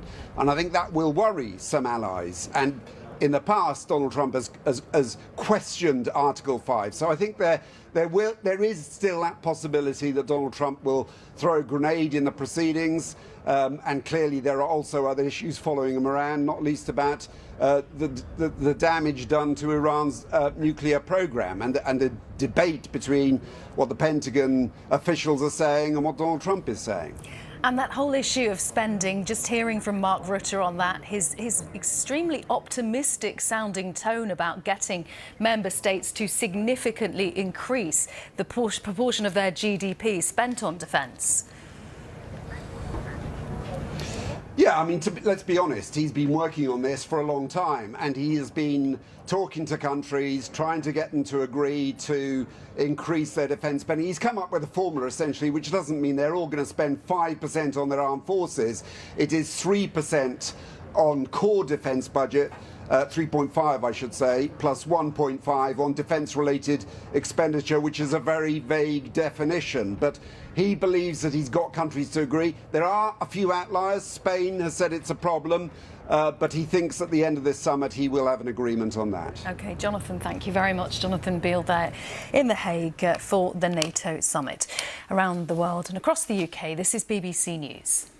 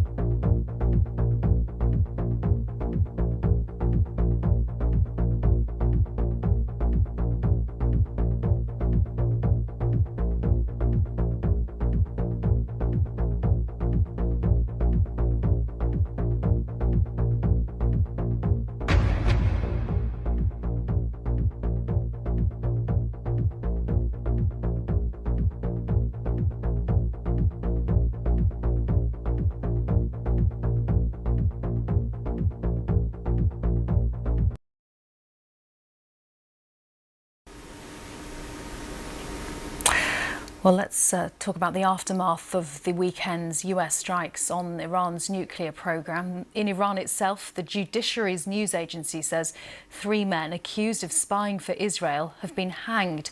Reports also say Iran has arrested 700 people accused of having ties with Israel during the 12-day conflict. With me is Param Gabadi from BBC Persian. Param, I mean, this is not something we're unused to with the Iranian regime putting people to death. What do we know about this instance? So it shows that how Iran is in a state of panic, Iranian authorities. I mean, how can you arrest 700 spies in a matter of days? So it shows that Iranians are, they want to show strength, and that's what many Iranians have feared in the past few days, that the Iranian authorities, because they feel humiliated, they will take revenge on their own people. But the point is that I was watching the Iranian state TV, and they were lining up 6 men, and one of them was saying, I was just a motorcycle delivery guy, and he said that, yeah, what did you do? Yeah, I was working for Mossad, delivering things here and there. So, I mean, the infiltration, the collaboration should be at extremely high level, not just probably someone with a motorcycle, because they knew in the past few days Israelis targeted so many nuclear scientists, high-ranking commanders. Some of them, one nuclear scientist survived one attack, was in a hiding in one of the relatives' house in a totally different city, and he was targeted there. And that shows the level of intelligence that the Israelis had, that they even managed to kill so many commanders on day one of the attack. It's not just 700 people that you can easily find throughout Iran. So but Iranians, like Israelis, Iranian authorities like Israelis, they're celebrating. They're claiming victory. They're in a celebratory mood. And but that's when you talk to the people on the ground, the mood is far from that. Especially nowadays, people have realized that Donald Trump is unpredictable. So they are saying that this war unexpectedly started. It came to an end quite unexpectedly, but we are not sure if it's going to start again tomorrow morning. So they're still feeling very insecure. This ceasefire for them isn't a time that they feel they can relax. How much do they feel their leadership has been weakened by what has happened, and what do they think the consequences of that might be?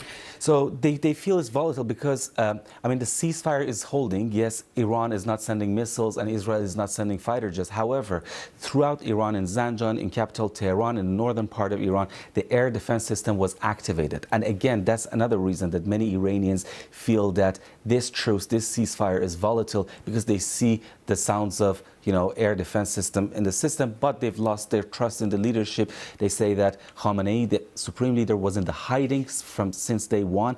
He just published some pre-recorded videos, but he did not appear among his supporters, even the closest to him. And the Iranian sky was defenseless. Fighter jets, Israeli fighter jets, they maneuvered and they targeted all across Iran from north to south and east to west.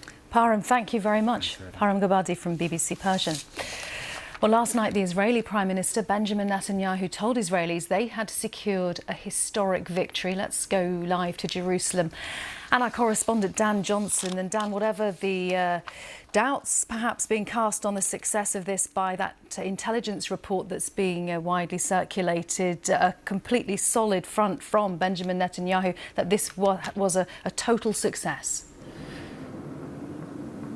Absolutely, yes. His message to the Israeli people at the start of this conflict was that it was inevitable, that it needed to happen to neutralize the threat. He has told the Israeli people about the successes of the repeated Israeli strikes on Iran's nuclear program and on the sites that have been used to launch ballistic missiles too.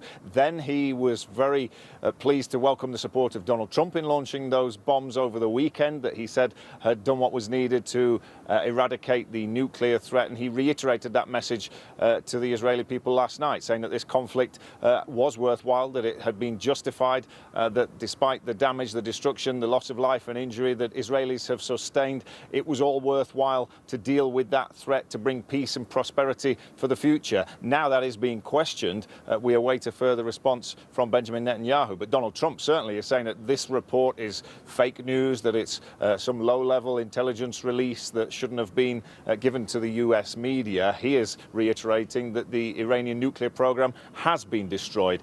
Even if that were true, the Iranians have said that actually they'd evacuated these sites, they'd been able to move radioactive material, and that they would, if they chose to, rebuild their nuclear program in pursuit of nuclear energy, not in pursuit of nuclear weapons. But there were always open questions about what the future of this relationship would look like between Iran and Israel now. What were the constraints that Iran was going to be under in terms of its nuclear program. None of that detail had been given anyway. What would happen if Iran did start rebuilding its nuclear facilities or restocking its ballistic missiles? All those were open questions that had to be negotiated or agreed in the days and weeks ahead. At the moment, the ceasefire is holding, but the doubts about the intelligence assessments will put pressure once again on the Israelis. And some people here in Israel wanted Benjamin Netanyahu to go further anyway and to push for regime change.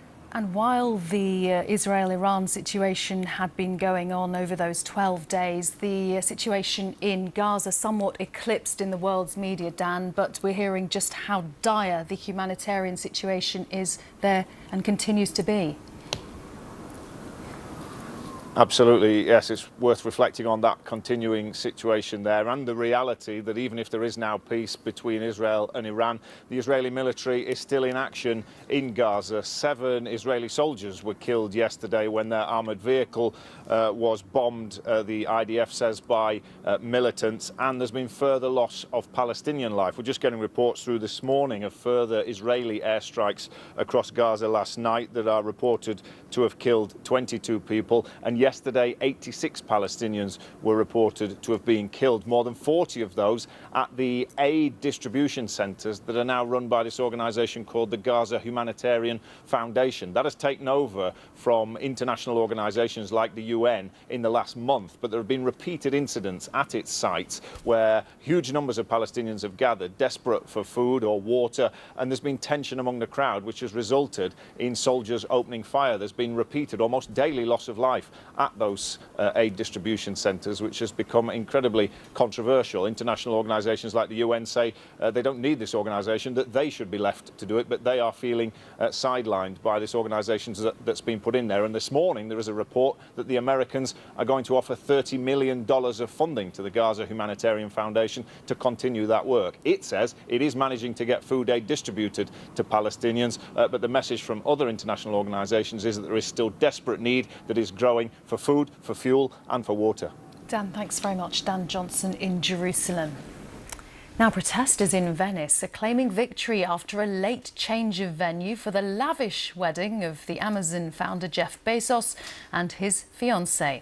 The 3-day event has attracted widespread protests in Venice and now will be moved to a less central location. Scientists have discovered that a dog-sized dinosaur that was wrongly categorised when its fossilised skeleton was found is actually a new species. The Labrador-sized dinosaur had big feet, a long tail. It lived around 150 million years ago in what is now the United States. Like countless other small dinosaurs, it used to be classified as a Nanosaurus. It will be the first new dinosaur to go on display at the Natural History Museum here in London since 2014 and has a unique name, Enigma cursor. Thanks for being with us.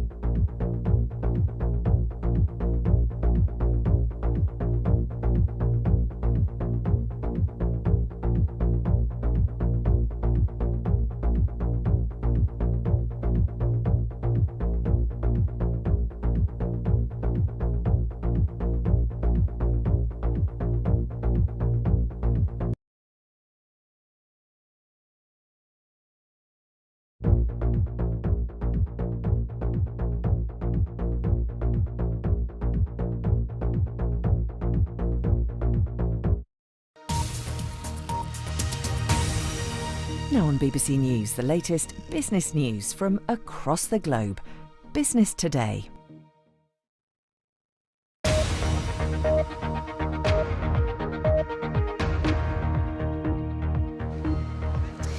NATO leaders are gathered at The Hague with plans for a big step up in defence spending. President Trump attends his first meeting in over 5 years.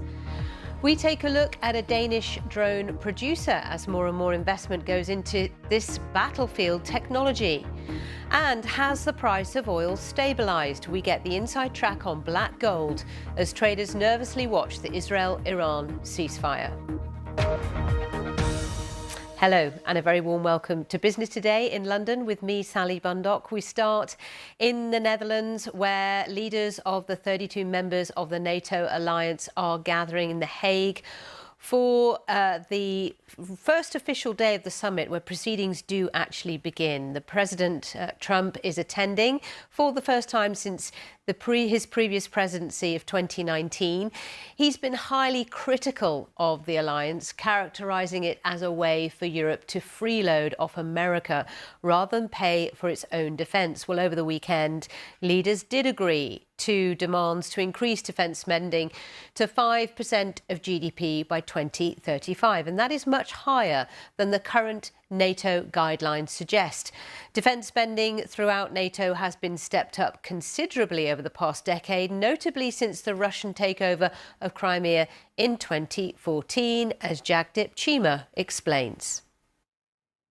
According to NATO estimates, in 10 years it rose from $910 billion to almost $1.2 trillion.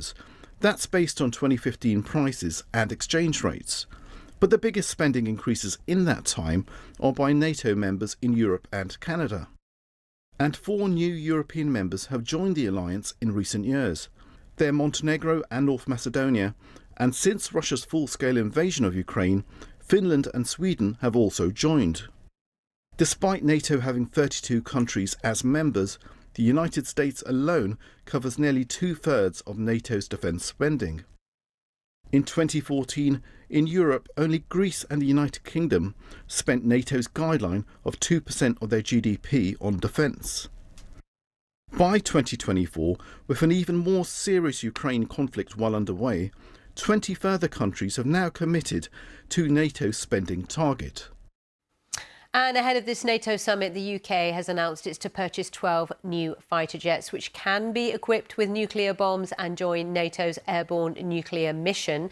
Downing Street says the move is the biggest strengthening of the UK's nuclear posture in a generation.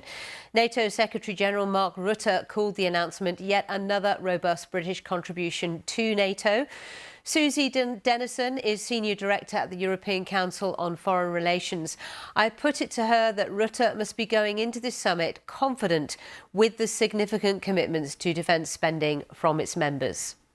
Yes, I think that's right. I think that the strategy that Rutte has chosen for this NATO summit is to focus indeed on the spending figure for NATO and away from some of the more difficult areas, given that NATO allies are coming together at a time where there are now not just one. There's now not just one major conflict in the European neighbourhood, but 2.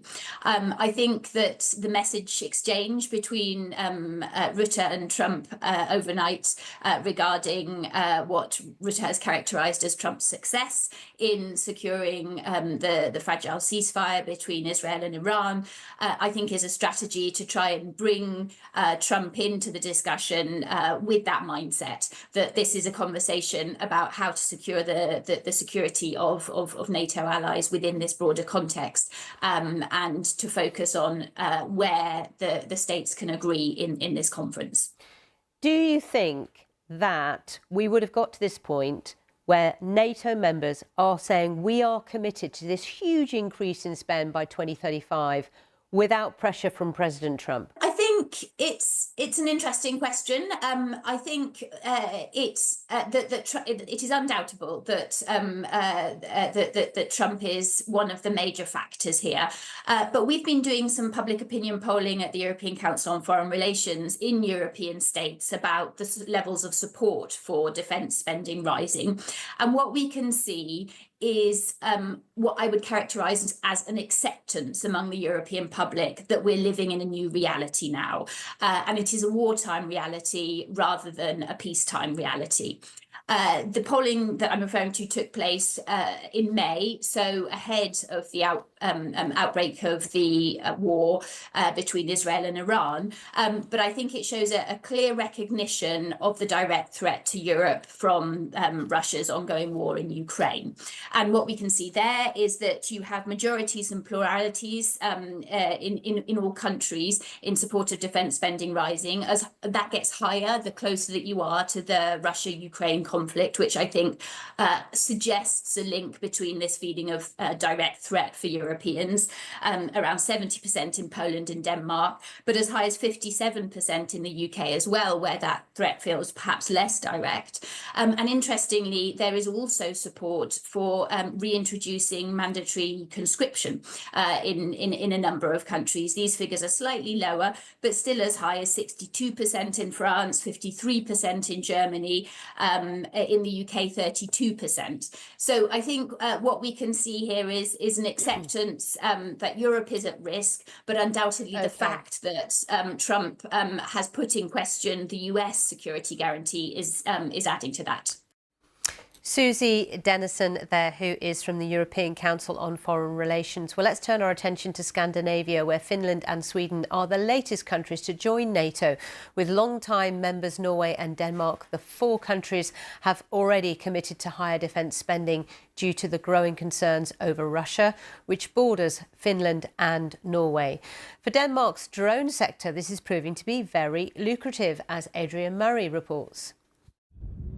An audacious mission earlier this month as low-cost Ukrainian drones destroyed dozens of prized Russian fighter jets in a conflict that's reshaped modern warfare. Now, driven by US pressure and security concerns over Russia, Europe is racing to rearm. And drones are a sought-after technology. This one comes with some quite advanced features. It has a very advanced camera system, day and night, of course, that looks at the thermal image. Danish firm Nordic Wing makes drones for battlefield surveillance and combat. Its customers are NATO countries, but they're mostly destined for Ukraine. Now we have an EU that is looking into what we've learned in Ukraine and realizing the fact that we don't have a drone capability in Europe. At this international drone show outside Denmark's third city, Odense, most of the exhibitors are showing off their drones intended for defence and security. Many European countries have already committed to stepping up their defence budgets. And across this industry, it's expected that more spending will be channeled into the latest technology and hardware. Estimates suggest the global market for military drones is worth over $24 billion. And could double by 2030. The Nordics have always been very strong in drone adoption, in drone development. You can definitely see that those countries that have borders with Russia are really stacking up on those technologies. Local company QuadSat makes drones with satellite reading software. Beyond civilian uses, the devices can also identify enemy radar. 5 years back, maybe it was 90% for the SATCOM business. Over the years, we have seen an increasing interest from the defense side, no doubt about that. And that's also where we have a lot of work currently being carried out. With a 2,000-kilometre flying zone, this drone port is a hub for tech startups. But next year, military personnel will also be training here at a new, more than $100 million army facility. Drones for peace! As this fast-paced technology advances, not everyone, however, welcomes the industry's direction, and questions over ethics and regulations are certain to arise. Adrian Murray, BBC News in Odense. Well, since the conflict erupted between Iran and Israel, we have been monitoring closely the price of oil. It has been on an intense roller coaster, with the fragile ceasefire between the two countries still holding. Oil prices have seemingly settled. Here you can see the price of a barrel of Brent crude is currently hovering below $68, and that's quite a fall from just above $80 that was seen on Monday. Callum Macpherson is head of commodities at Investec and explained why the price has seemingly stabilised. Clearly, there's a debate about how effective the US strikes were in achieving their goals. But certainly for now, the market seemed to be content to accept that Trump's quite clear statements that this matter is over. And hence, as you say, we've seen a dramatic reduction in the risk premium associated with oil prices and gas as well. Yeah, and one of those big risks was the possible closure or disruption to flow of oil and gas through the Straits of Hormuz. That seems to have gone away, that risk. Well, I mean, yes, the ceasefire is holding. So far as we can tell, and certainly that has been the market reaction. I mean, if we were trading, we're now back to trading at the same kind of levels we were before all of this blew up, and I think the market is going back to worrying about the things it was worrying about before the conflict started, which is OPEC plus supply, and which is increasing, and demand weakness, which and of course, while everyone's been focused on the Strait of Hormuz, we haven't been so focused on the debate that's still out there on tariffs. And of course, the clock is running down in terms of the limited window Trump gave for negotiations on those. Well, I was just going to ask you about that because, of course, that deadline comes up in a few weeks' time. And as you say, our attention has been off the issue of global trade in recent weeks. But that really is very important, especially for China, which is a huge consumer of oil. That's right. I mean, he does seem to have. He talked about a 53% tariff remaining in place on China. It wasn't clear that that's turned into a sort of firm agreement. But I mean, that is still a pretty hefty tariff. We don't know what's going to happen with the EU and many other trading partners as well. So that's certainly a risk for the global economy and by implication, demand for energy as well. Callum Macpherson from Investec. Around the world and across the UK, this is BBC News.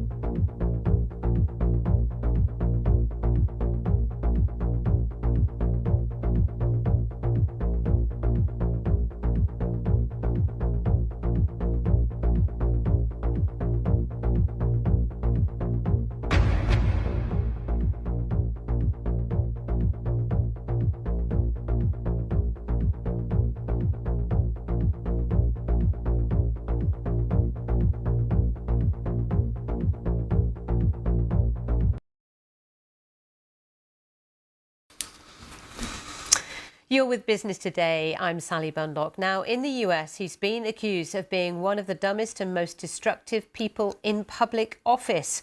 We're talking about the Federal Reserve Chair, Jerome Powell, who's faced an onslaught of critique from President Trump.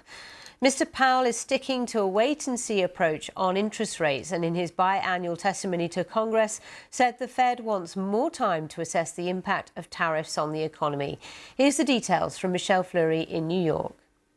There are growing divisions inside America's central bank. Two Fed officials, both appointed by President Trump, are calling for a rate cut as early as next month. But 7 others say there is no need to move this year. On Capitol Hill, Fed Chair Jerome Powell pushed back on the idea of a July rate cut. I wouldn't want to point to a particular meeting. I don't think we need to be in any rush because the economy is still strong. Mr. Powell defended that stance, saying the Fed needs more time to understand how prices are reacting to the president's trade policies. Still, lawmakers pressed him on why the Fed remains so focused on tariffs, especially with inflation looking modest. I've heard for months now that the sky is falling, but it seems at this point at least that the inflation rate is pretty steady. And how many months of steadiness do you need? That testimony came as Donald Trump once again lashed out at the Fed chair, writing on social media, "I hope Congress really works this very dumb, hard-headed person over." The president argues that other central banks are already lowering rates and the Fed should follow suit. Mr. Powell returns to Capitol Hill on Wednesday morning to face more questions, this time from the Senate Banking Committee. Well, central bankers elsewhere have actually been singing the praises of Jerome Powell and the independence of the Federal Reserve.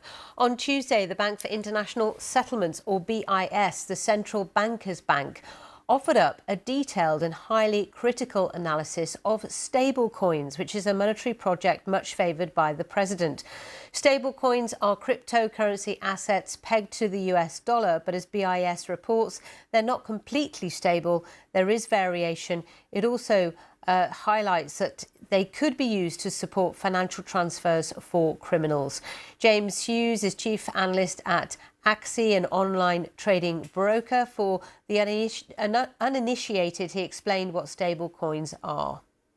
In essence, what they basically are is a crypto version, if you like, of the US dollar. They're pegged back to the US dollar, and you're right. They're that bridge between the crypto world and the normal world in terms of currencies, which is called fiat.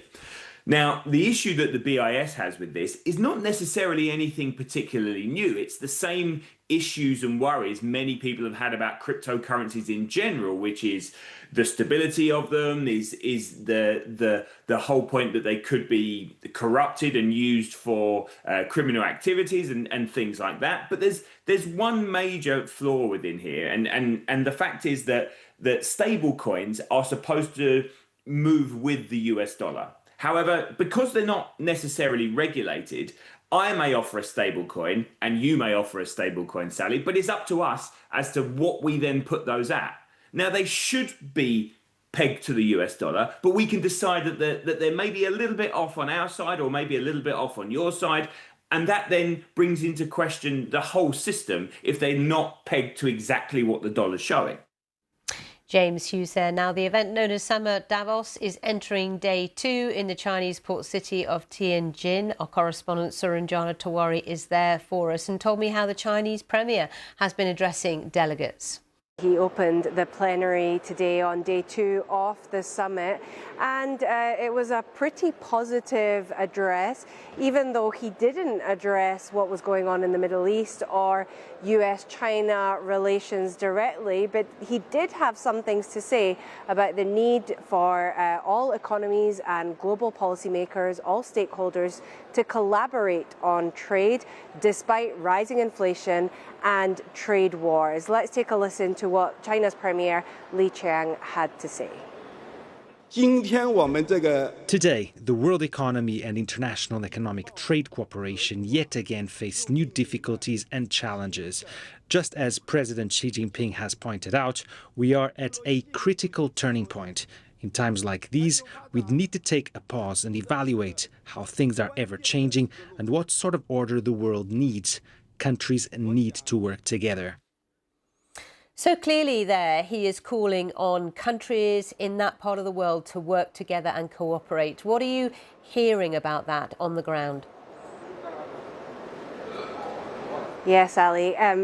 People I've been speaking to seem to say that is perhaps a nod to an alternative economic order that's emerging because of the chaos that's been created by tariffs from US President Donald Trump and the need for businesses and economies to be able to plan going forward.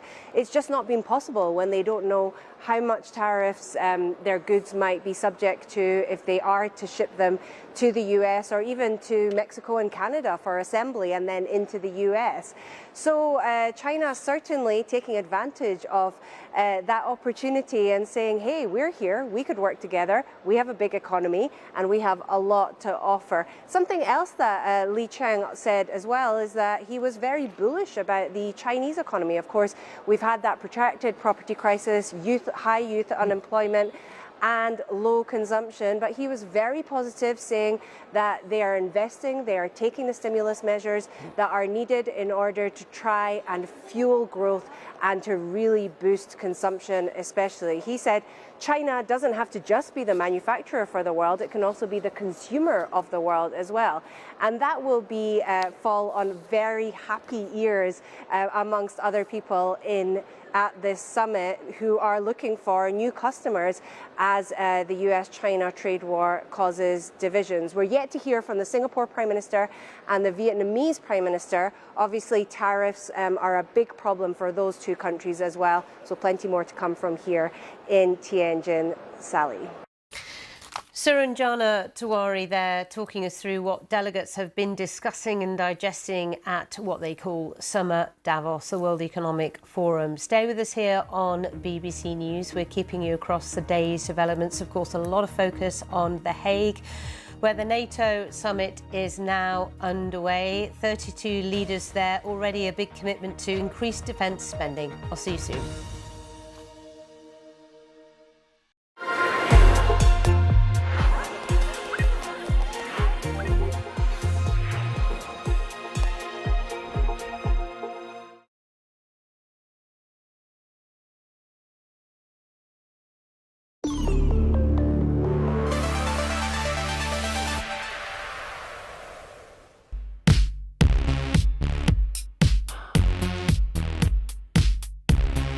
San Francisco, home to the annual Games Developers Conference. GDC, as it's known, isn't like other game shows. It's not really about showing off new games. Trends come and go in video games, and the big one this year is... Everywhere you look on the expo floor, there's an AI solution to this or an AI solution to that. But the big question is, what difference will all of this AI make to the games that we actually play? AI's presence is being felt in a number of different ways, from tools that allow developers to create elements of video game worlds just by using text prompts, to in-game characters that react in a more realistic way with the player. And AI in gaming particularly relates to how AI could improve gamers' experience by helping them play the games, or how it could enable developers to make games faster and cheaper. There's definitely a tension, and firstly it's around jobs, where AI could take developers' jobs, and secondly around training data. Where is the AI getting all the stuff that it uses to be able to generate, say, a new skin or a new character outfit? Bravo 2, lead the way. Copy. One company embracing AI is Chinese tech behemoth Tencent. It's introduced an in-game assistant called Fakul. Its developers say, unlike regular in-game teammates, this one can understand complex spoken instructions. Run to those sandbags up front for cover, then to the car ahead. Copy that. I think in the future, we can put this tech in maybe open world RPGs. So imagine you can walk around the city and talk to everybody by using natural language. Keyboard and mouse, gamepad, these are the things that we use to control video games. Anybody that's played a game will be familiar with them. But what about if there was a different method of interacting with the action on the screen? That's what this band on my wrist is doing. It's fitted with a variety of different sensors which are measuring my emotions. It actually has more sensors in it than you would find in a smartwatch. The on-screen action will alter depending on how I feel. Now, this is a horror game demo. What happens if I get frightened? Called Ovomind, it can be used to create a relaxing experience, or as we see here, something designed to do the opposite. And I can see the emotions that I'm feeling on this screen here. Spooky doors. Oh. Mannequin. If I don't want this mannequin to get me, I've got to try and calm down. And there's another one here. Okay, I'm going to make a run for it. Let's go for the door. Open, open, open! On top of heart rate and skin temperature, the band measures galvanic skin response, which its developers say allows it to assess the emotional state of the player. Combining this with generative AI, changing gameplay elements based on how the player is feeling could lead to new types of player experience. Because the idea is to be able in the near future to have a really ultra personalized game that only measure your emotion and adapt itself depending on what the game design is. If they want to stress you more, or they want, or the designer wants to relax or maintain you in a certain level of spectrum of emotions. The band is currently being pitched at developers. The breadth of creativity on show at GDC 2025 demonstrates that even in the age of AI, the industry is still driven by ideas and human invention.